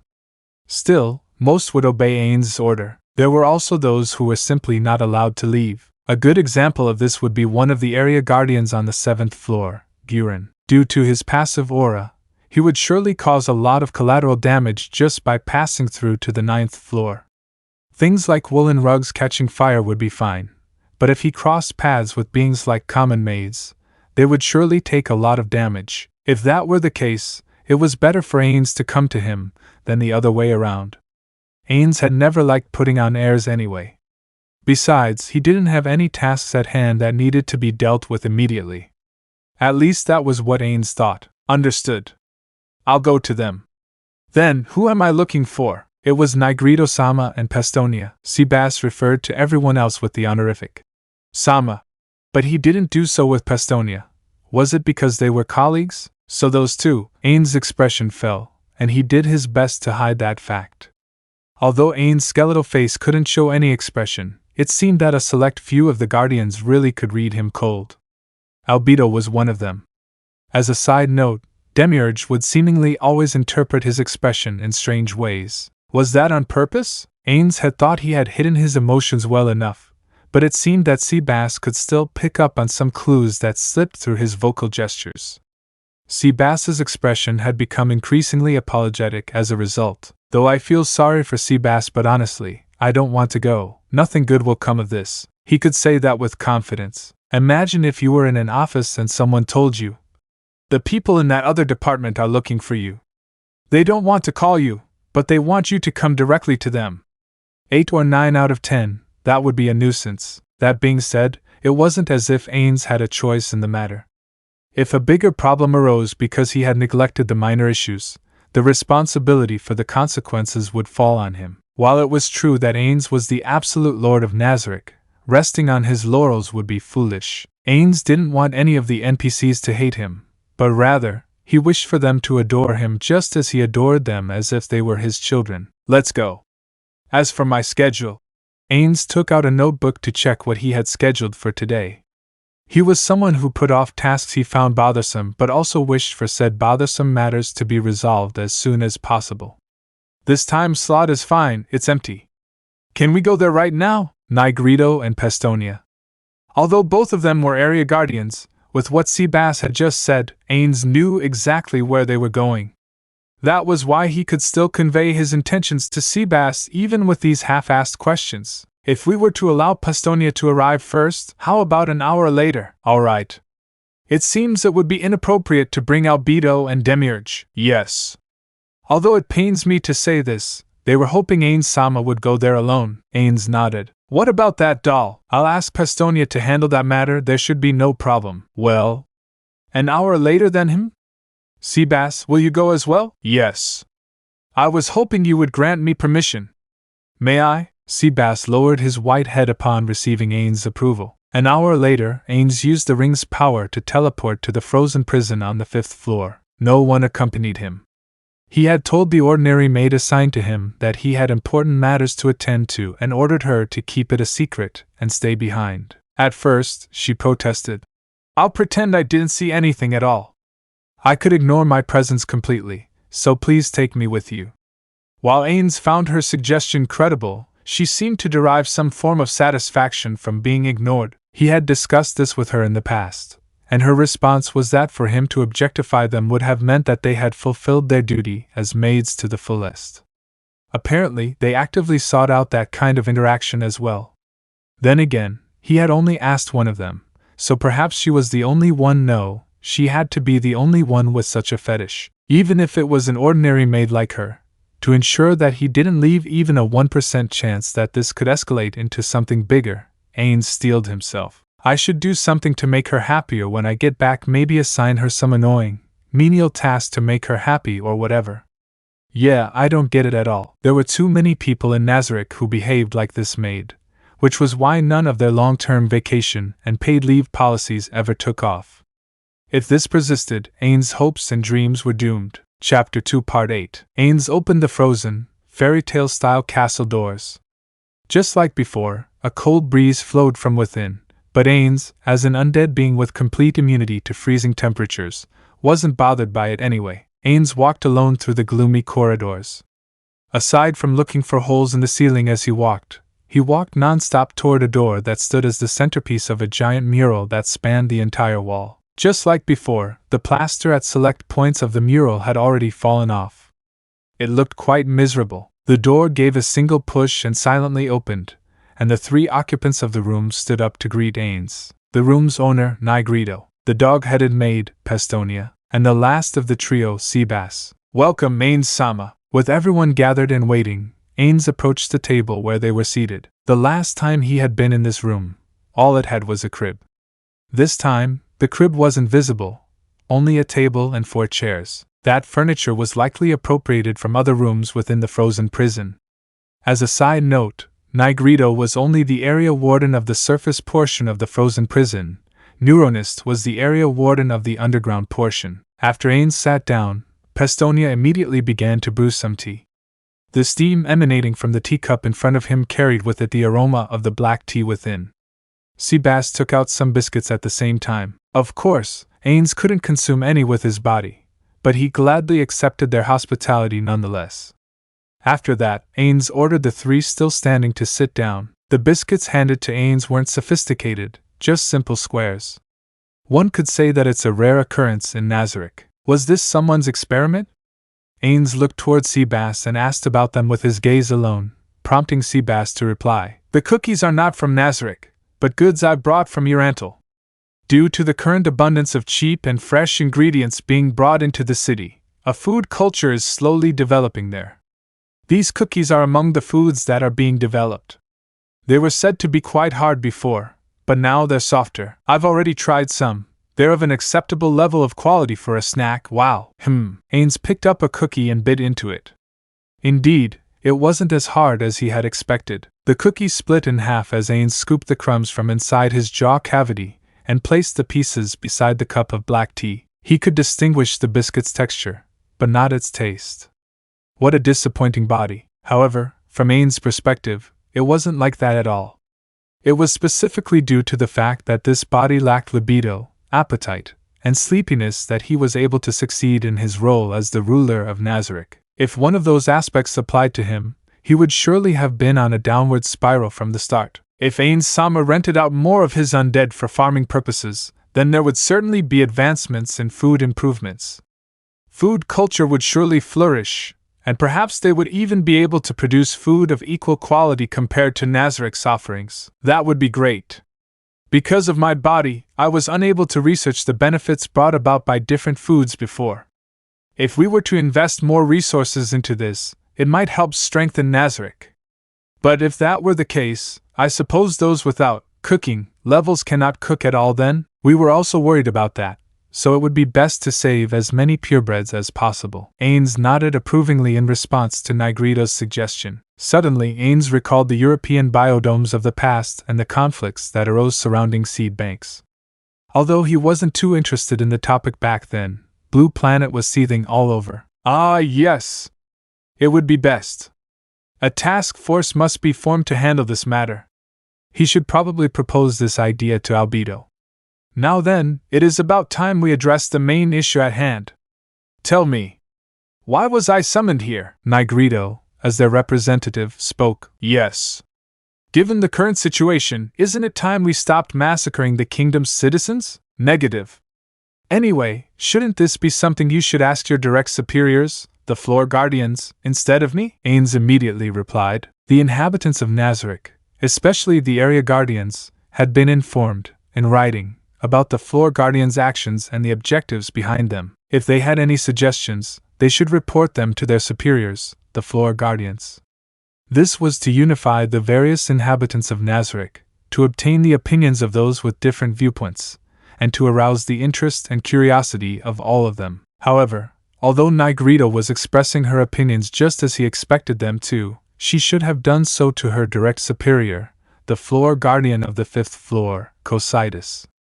If Ainz were to accept her suggestion directly, it would be detrimental to Cocytus' authority. As a social conformist, he absolutely couldn't do that. If some of you don't understand, try bypassing your own superior and requesting a superior from another department if you wish. Do you understand now? Nothing good would come of that. From that perspective, Ainz, as the head of the board of directors, the company hierarchy analogous to a guild master, should be able to do it. But stirring up discord among his subordinates could land the company in a difficult situation and thus should be avoided at all costs. If it were instead of the floor guardian of the fourth floor, Gargantua, instead, Ainz would be willing to do it. Ainz Sama is correct. Then, allow me to put forward this suggestion as well. Wow. In a sense, Prestonia's direct superior would be Seabass. If a floor guardian were assigned to the 9th and 10th floors, Seabass would be the guardian of the 9th floor and Albedo would be the one for the 10th floor. Since Seabass had invited Ainz, there shouldn't be any problems with unworthiness. I see. I understand your feelings now, but I want to ask you a question. This war is a massive experiment for the sake of strengthening the great underground tomb of Nazarick, our home. It wouldn't be stopped by mere mercy alone. So, was your suggestion based on this premise? We mustn't be complacent. The great underground tomb of Nazarick, the Sorcerous Kingdom of Ainz Ooal Gown, is neither unique nor invincible. If they were to encounter another guild that was also transported to this world, they might lose. To assume they were the only ones who transported here would be overly optimistic. To be honest, he had already sensed the presence of other world-class objects, so it wasn't very imaginative to assume another guild existed elsewhere. That was why, in order to ensure victory in an inevitable guild war, it was his duty as the guild master to strengthen Nazarick as much as he could. By what grace can they be saved if not by mercy alone? Wow, eh? What do you mean? If there's any benefit to be gained from your suggestion, please do report it. That said, if it's something like, if we save as many people as possible, a strong being may be born in the future. It won't be enough. Throughout the kingdom's history, it has produced nothing stronger than adamantite-ranked adventurers. In terms of pure power alone, perhaps this is the limit of humanity. If that's the case, it's better to give preference to dragons or other stronger races. All babies have potential, Ainz-sama. Pestonia gave Negrito a cold stare, or so she believed. Not just babies, wow. Negrito had a soft spot for babies, perhaps even surpassing Pestonia's. However, her compassion is limited only to that of infants.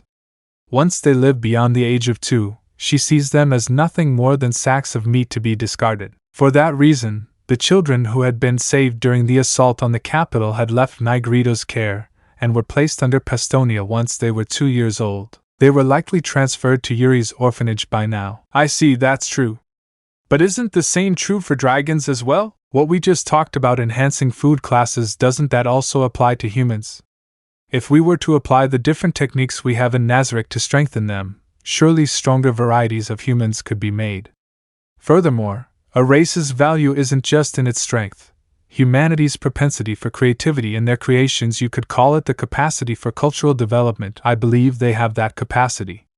If we were to reduce their population to nothing, wouldn't that be a huge opportunity cost for Nazarick? Was that why they had given the cookies to Ainz? If that were the case, everything had been working out the way they had planned. No, that didn't matter much. As long as they could convince Ainz, it would be their victory. Indeed, it is worth considering. However, I do not wish for the inhabitants of this world to become too strong, even to the extent that I believe the development of their civilization is a threat. Ainz curled his hand into a fist. Those who are strong but couldn't grow stronger, and those who are weak but still have room to grow a change of course must be avoided at all costs. Once we discover even the slightest possibility of that happening, we must prevent it at all costs. This is all for the sake of Nazarick, isn't it? The two fell silent. Ainz shifted his gaze to Seabass. Seabass hadn't spoken since. I am grateful that Ainz-sama was willing to come here and listen to your thoughts. That is why I will not make any further requests. Ainz cupped his chin and looked back at the two. It is true that it would be disadvantageous for us to push humanity to the brink of extinction. When push comes to shove, they would do anything to grow stronger out of desperation. For that reason, it is best for us to eliminate all those who have had that kind of experience. If you want to nurture them, nurture those who haven't gone through that kind of experience, those who don't have the drive to grow stronger. Ainz shifted his gaze between the two. Are we done here? Should I return to my room? Not yet, Woof. Pestonia's voice was too loud. She lowered her head in shame and said, I'm truly sorry. It's fine. Instead of apologizing, speak your mind. Yes, Ainz-sama. I heard that your strategy this time was called the stick and the carrot, so that the countries around us would know the difference in outcome between the empire that chose to become our vassal and the kingdom that chose to oppose us as enemies. Was that the reason for the current massacre? Wow? Pestonia continued after Ainz nodded. As more and more people manage to escape through great tribulations, wouldn't the perception of how foolish it is to disobey Ainz-sama, or rather the Sorcerous Kingdom, become widespread? Wow. Are you suggesting I should intentionally let more of them go because of that? Yeah, wow. If that was the case, there was some value in allowing them to escape. But he didn't think Albedo and Demiurge hadn't already considered this. Both of them were the type to not execute a plan until they had thought of even these kinds of possibilities. If Ainz allowed it, he would be executing a plan that Albedo and Demiurge had abandoned for some reason. How would these two, who always mistook Ainz's actions for those of a genius, react to this? Ainz's non-existent stomach sank the moment he thought of this. Wait, no, he had told them that. I will intentionally make mistakes. So even if something out of the ordinary happened, it might work out well in the end. However, the real problem lay in what would happen next, specifically the actions of those who would call the color white as black and vice versa if he did so first. If they gave up on the plan due to a flaw fatal and ordered them to carry it out anyway, it could lead to massive losses on our side. It would be the same as a company that experienced massive losses due to the CEO's incompetence, while the employees were unable to prevent it from happening. Even if they recovered the loss, someone like me would be too meek and powerless to do anything about it. Someone who can't even take responsibility, and the consequences of their actions shouldn't be doing something like this. But even if I wanted to reject it, I couldn't put my finger on exactly what was wrong with Pestonia's suggestion, though a simple no would probably have been enough. So I should have brought Albedo and Demiurge by force, huh? But I hadn't done so because I had more or less figured out what this meeting was about after learning it was with Nigredo and Pestonia. That was why it had become a difficult situation, because those two had been imprisoned before.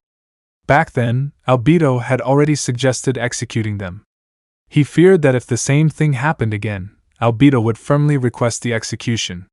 He also feared a future irreconcilable split. An organization that seemed formidable to outsiders could still crumble from within. That was why they had to avoid anything that could pose a threat to them. So what should he do now? His common sense told him to reject the suggestion. But one thing still worried him: the future. Although the great underground tomb of Nazarick would only accept a group of outsiders into its ranks, the Sorcerous Kingdom of Ainz Ooal Gown had already absorbed a large number of outsiders. Although they might not hold any important positions within the organization, that was likely only a temporary measure. If those outsiders were to become high-ranking officials, they would undoubtedly have many differing opinions. Perhaps there would also be suggestions of benevolence that would cause Albedo and the rest to call them weak-willed, or something similar. Would it be possible to task Nigredo and Pestonia with integrating those kinds of opinions? If that were the case, ignoring their suggestions now might lead to trouble later. If people with similar opinions were the exception in Nazarick, then it should divert even more attention to this issue. Furthermore, I have already repaid the kindness that Touch-Me-san had shown me, so if I were to consider this as the repayment of Machi-chan and Tabula-san's kindness, it would be fine. Although I think that all of you should know this by now, I will repeat it again. I never intended to eliminate all humans from the kingdom. The truth is that we have already convinced several nobles to join our side. At most, only about 90% of them will be killed. So, some of the people chosen to be saved will live under Nazarick's rule. Wow. I don't think that would publicize the message any stronger than if we were to let those not chosen escape. He could understand Pestonia's willingness to help those who hadn't been chosen by them. I completely understand what you're trying to say. If not out of mercy, but rather for the sake of Nazarick, there's room to consider letting some of them go. We're eternally grateful. We're eternally grateful. Wow. Seabass also lowered his head in silence. Still, even though he had said that, he didn't know exactly how he should go about this. Ainz's heart grew heavy. I had to think of a solution. Maybe I just needed to let a few hundred people go to appease them. Chapter 2 Part 9. Although this was completely unexpected, it was true that the vast majority of the city's population had survived. As long as he allowed them to escape, he had kept his promise to those two. That said, he also didn't intend to chase after the escaping survivors, thus losing more manpower. Though for the next city, should he send stronger undead to try again? No, there was something he had to confirm before that. Ahem! Now then, Albedo. Although you said that was Red Drop, how reliable is our source of information on this? I am very sorry, Ainz-sama. In fact, we have no concrete proof of that claim. This was only a superficial deduction based on the adamantite plate on the armor, as well as its color. Albedo stood and bowed deeply. I understand. I merely wanted to check if you had access to information that I don't. It doesn't bother me too much. Although he was happy that she was so loyal, being treated like this made him feel quite uneasy. To Ainz, the manifestation of the concept of failure, this wasn't a big deal. However, it wasn't as if what he had just described could be categorized as a failure anyway. You have my eternal gratitude, Ainz-sama. Then, was that Red Drop, or a plot by someone who wants to make us believe they are Red Drop? Floor Guardians, speak your mind. From their brief opinions, the majority of them supported the former. Ainz also thought it was the former. Now then, I must ask something of everyone once again. Does anyone know the specifications of the power suit? If you are not too sure about it, I will explain it to you. Ainz confirmed that the Guardians did not know about the powered suit and began to expound on what he remembered of the powered suit's abilities. In Yggdrasil's game, the power suit did not initially exist, but was later added as an item for newly registered players at a certain level. Furthermore, mecha fighting games were popular back then, so it must have also been an attempt to appeal to players from that player base. While he couldn't say whether that contributed to this fact or not, the power suit's capabilities were quite high. First of all, as they had seen, the suit had the ability to fly through the air at a speed greater than flying.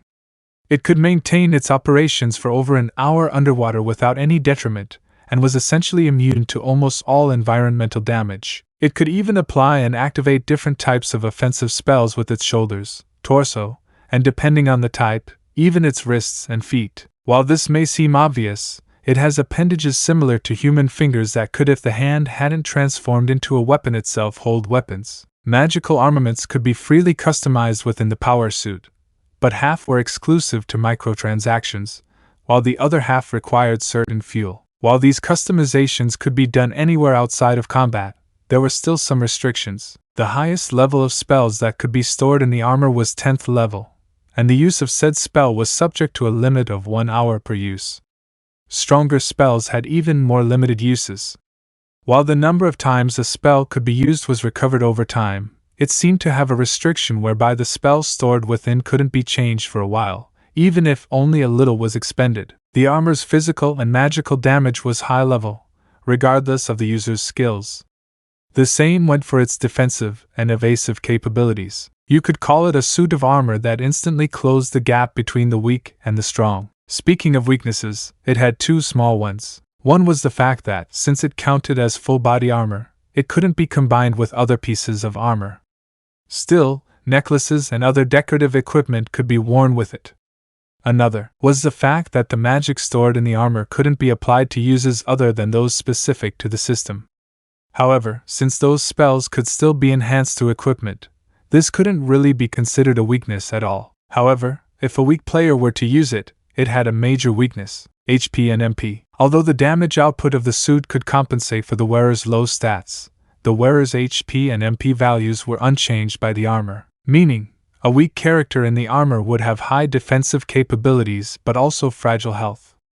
Of course, if their opponent can't break through the armor's relatively high defenses, it's not a weakness at all. In Nazarick terms, a floor guardian should have no problem fighting them. The threat it posed was to NPCs like the Pleiades, who weren't that strong. If they encountered the suit, they would have to choose to retreat. Ainz concluded his explanation and began taking questions. The first to ask was Albedo. As long as we're the ones to handle it, it should be fine, right? Correct.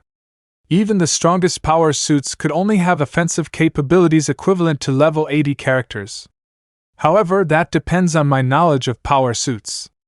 Hypothetically, if there were rarer or higher grade power suits, it would be a completely different situation.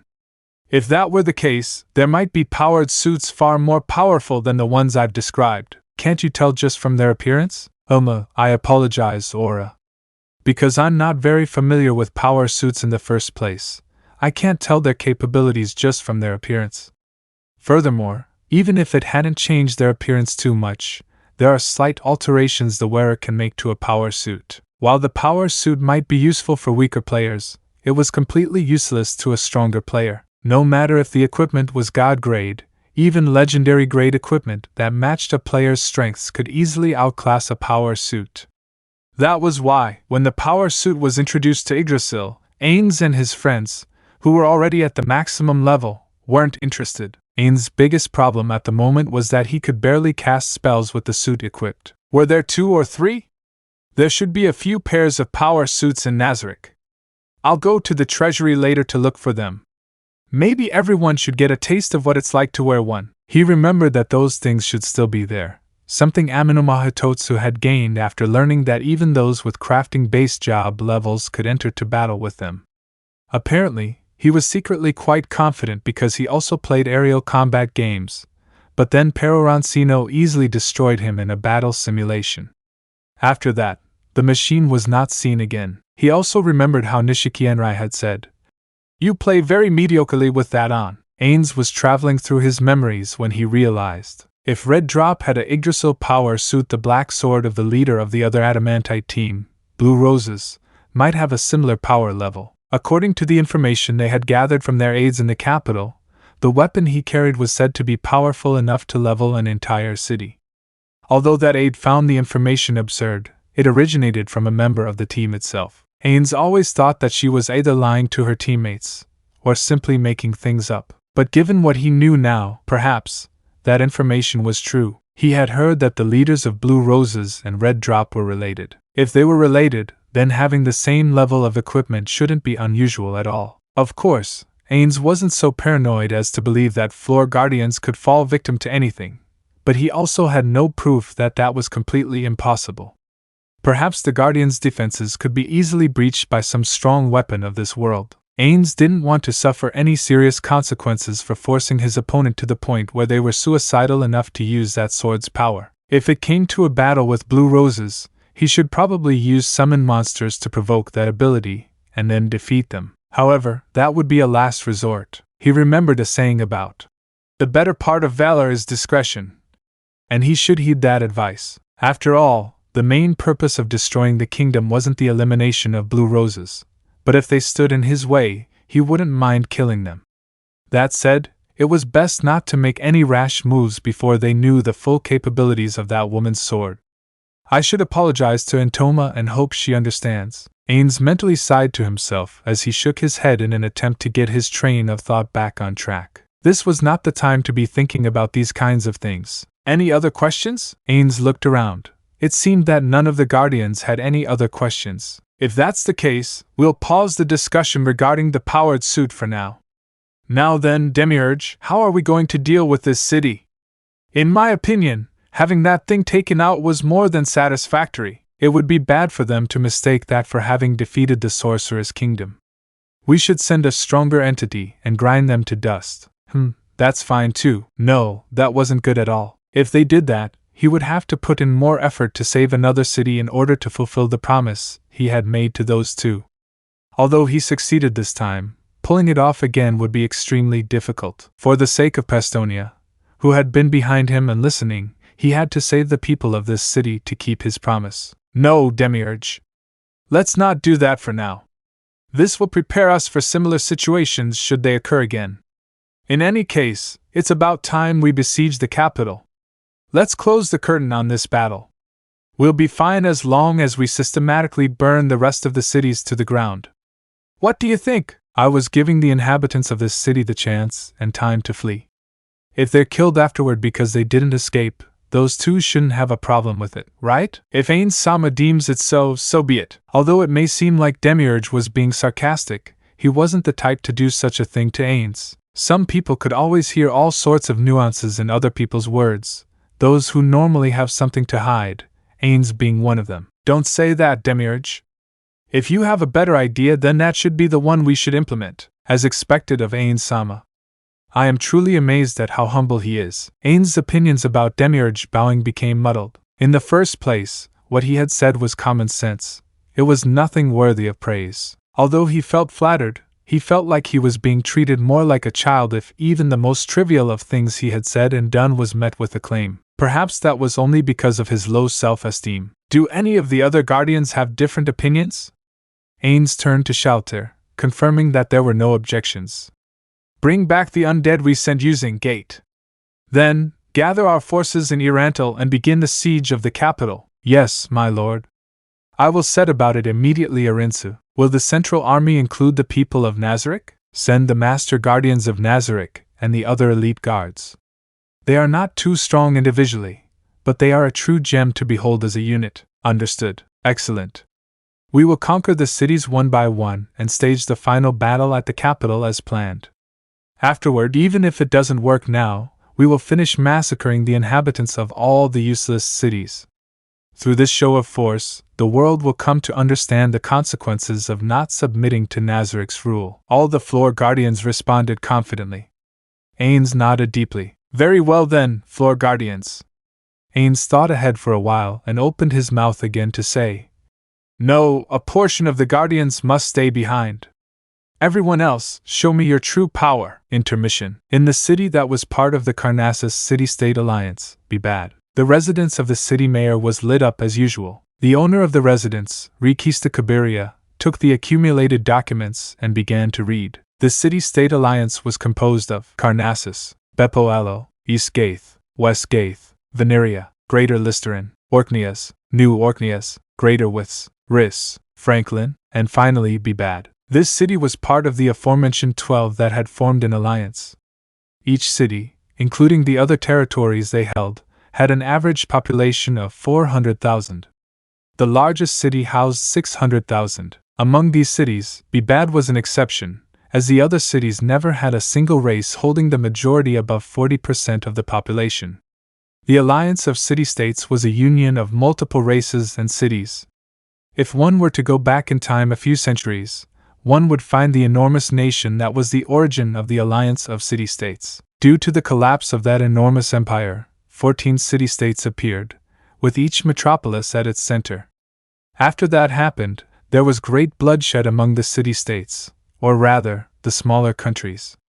This situation continued with states joining and separating until the event they called the Great Debate, in which the current alliance between the 12 city-states was formed. Even so, it was still difficult for everyone to abandon their predispositions toward others.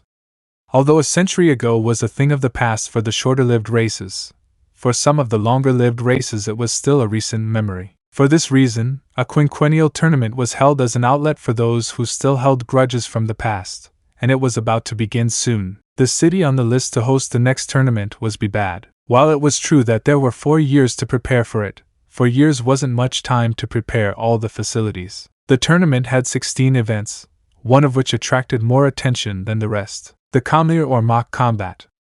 It was also colloquially known as the mutual wallop. Each city-state sent 10 of its strongest fighters who fought against the other combatants under the protection of the magical item known as the Banner of Peace. This was the most entertaining and flashy of the events, and was very popular among the populace. It had gotten to the point where most people felt it was okay to miss every event except this one. That was why they couldn't allow even the slightest mistake to occur during this event. It wasn't a metaphor. A riot with massive casualties had been incited in the past when the city-state of Orkneys hadn't been fully prepared for the event. Even though 40 years had passed between then and now, the phrase, "the organizer of Orkneys," was still a derogatory title for an incompetent person. While a blunder at any of the events could incite anger, the Kamlir was the one event where even half a mistake wasn't allowed. However, the high-level government of each city knew that the organizer of Orkneys wasn't all that bad. His problem lay in his lax alertness against the vanquished specters. There was no direct evidence to support the existence of these specters. Even if it was the first time they had appeared, the mistake they caused was fatal. Kista rubbed the ridges under her eyes after finishing reading the documents. The last time Bebad hosted the tournament was about 50 years ago. The core team members in charge of organizing the event had long since passed away. Although she had prepared herself to learn the trade from the beginning, she still felt like she might crumble from the stress and pressure of this entire ordeal. She had lost sleep every time the thought that the tournament might end in failure crossed her mind. Kista couldn't help but laugh. She still had 4 years left until she opened the event. What would she be like when she was close to the opening ceremony? She was already annoyed by that. But as she read through the documents left behind by her predecessors and wrote down all her thoughts and ideas, there was a brief moment of solace. Just as Kista was about to grab another handful of documents, there was a knock on her door. She stood up from her chair and walked to the door. On the other side was the familiar face she'd been waiting for. It was her grandfather, the former town mayor, Re-Estize Kingdom. Not only was he largely responsible for Bebad's lasting peace, but he was also the mayor when the tournament was last held in Bebad. "Grandfather Sama," Kista greeted him with a smile. "Did you come here on purpose, or were you just hanging around? I would have come straight to you if you'd told me." It's fine, I'm just exercising for my spine. Although my legs aren't functioning like they used to, if I were to stay locked up at home forever, they'd atrophy even faster." That aside, Kista, I'm sorry to interrupt your work, but are you all right? Of course I'm fine, Grandfather Sama. Please come in. Kista led her grandfather to the sofa, where they sat opposite each other. Birun poured hot tea into the 2 teacups Kista had prepared for them. The pale green liquid gave off a soft, refreshing aroma that permeated the entire room. So, Kista, I heard from one of the maids that you haven't slept well these past few days. Although she didn't want her grandfather to worry, she couldn't hide it any longer. Yes, Grandfather Sama. It's become difficult to sleep every time I'm reminded of what might happen in another 4 years. Most people would laugh at the idea of someone worrying about what would happen 4 years later, perhaps even say they were overly anxious. Birun, however, wasn't laughing.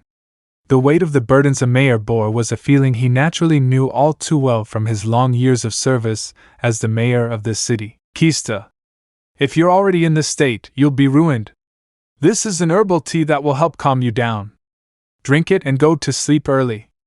An exceptional leader isn't the one who can accomplish the most in the shortest amount of time, but the one who understands how to properly delegate their responsibilities to the appropriate subordinates. No matter if it's you or me, how much could we accomplish on our own, right? Thank you very much. But I still have some work that needs to be completed soon. Does it have something to do with the neighboring cities? But I don't recall hearing of the Equestrian King making any moves. The enemy of the city-state alliance would be the one occupying the vast eastern plains, the Equestrian King.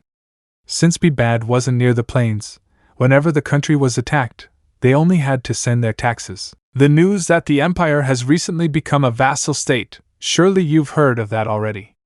The question of exactly how much we should be on guard against the Sorcerous Kingdom is something that must be resolved as soon as possible. Ah, the Sorcerous Kingdom. Birun's expression turned apprehensive. The country that the Empire had plundered only had one city of its own. There were also rumors saying that they had absorbed that murderous organization into their own ranks. There were all sorts of rumors and gossip floating around.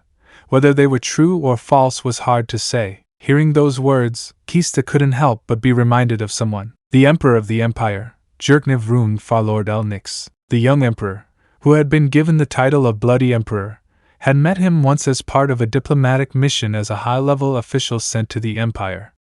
They had chatted with each other at the gala reception held afterward. He was gifted with intelligence, wealth, and charm, as expected of a country's leader.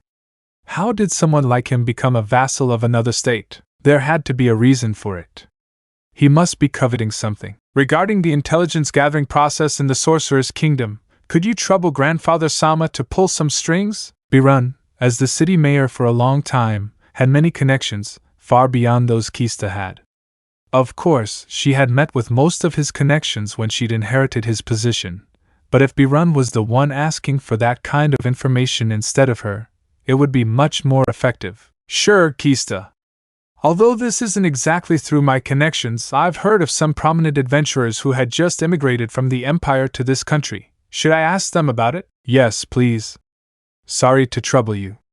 Grandfather Sama, thank you very much. Kista lowered her head deeply. Even if they were relatives, he was someone who was almost 80 years old, and could still assume the role of mayor without any problem. He was even reverently known as the Eagle of Bebad in the surrounding area.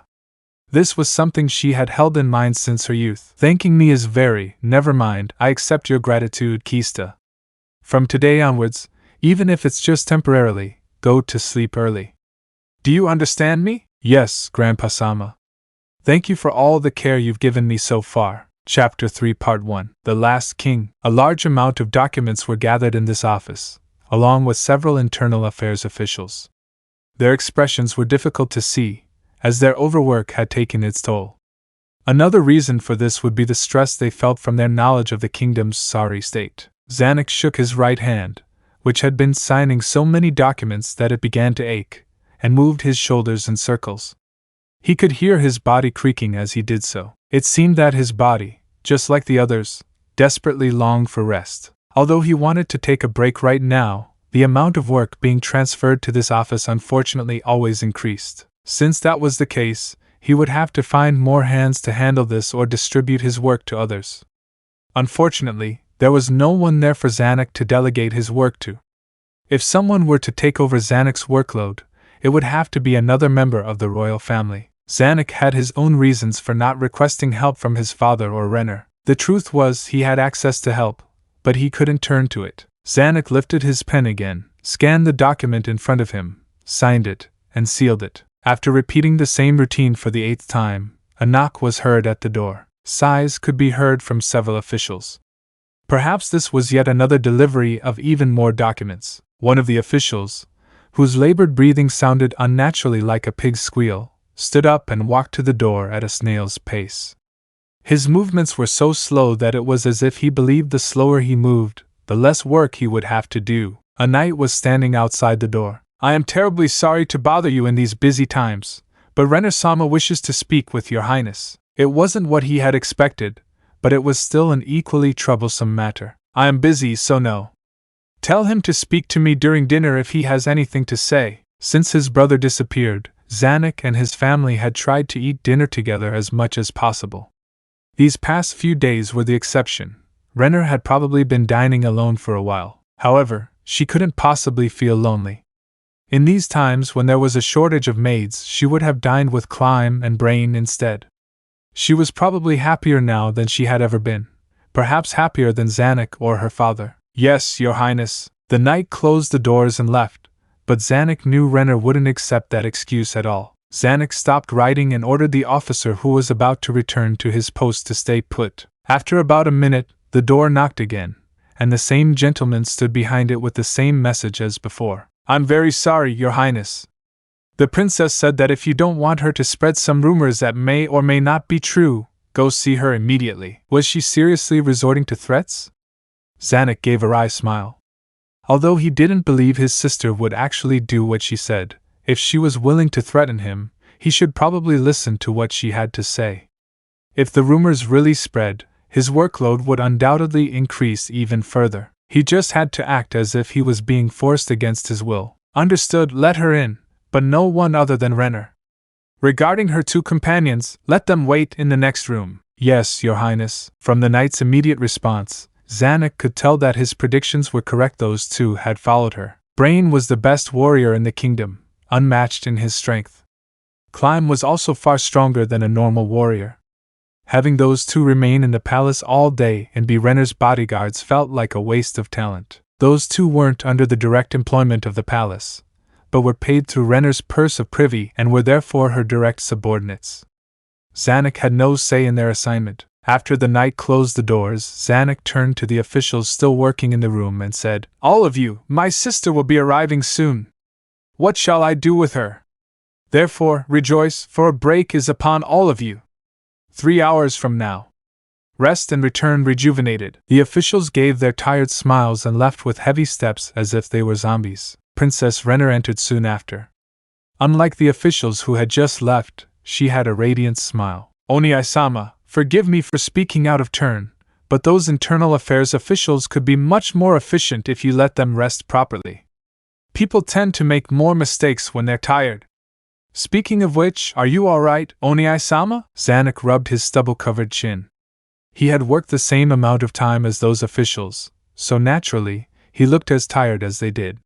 He wanted to rest, but as his superior, too many things depended on him. "I honestly think we should hire someone who can forge my signature." "There was someone who could forge Father's signature. Should I go find him?" Renner silently looked at Zanack. He knew what her question meant, but it was best to check to be sure. "What do you mean? Is our father still alright?" Zanack had a wry smile. "Why do you think I'd plan to kill our father? In this current situation? Father wasn't feeling too well, he's resting in his room. I doubt he'd be able to rest well if he's reminded of his duties as king.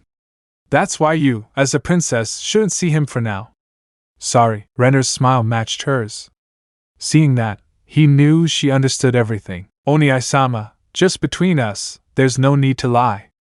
Oni-sama, without Marquis Raven's soldiers, you have enough manpower to put our father under surveillance.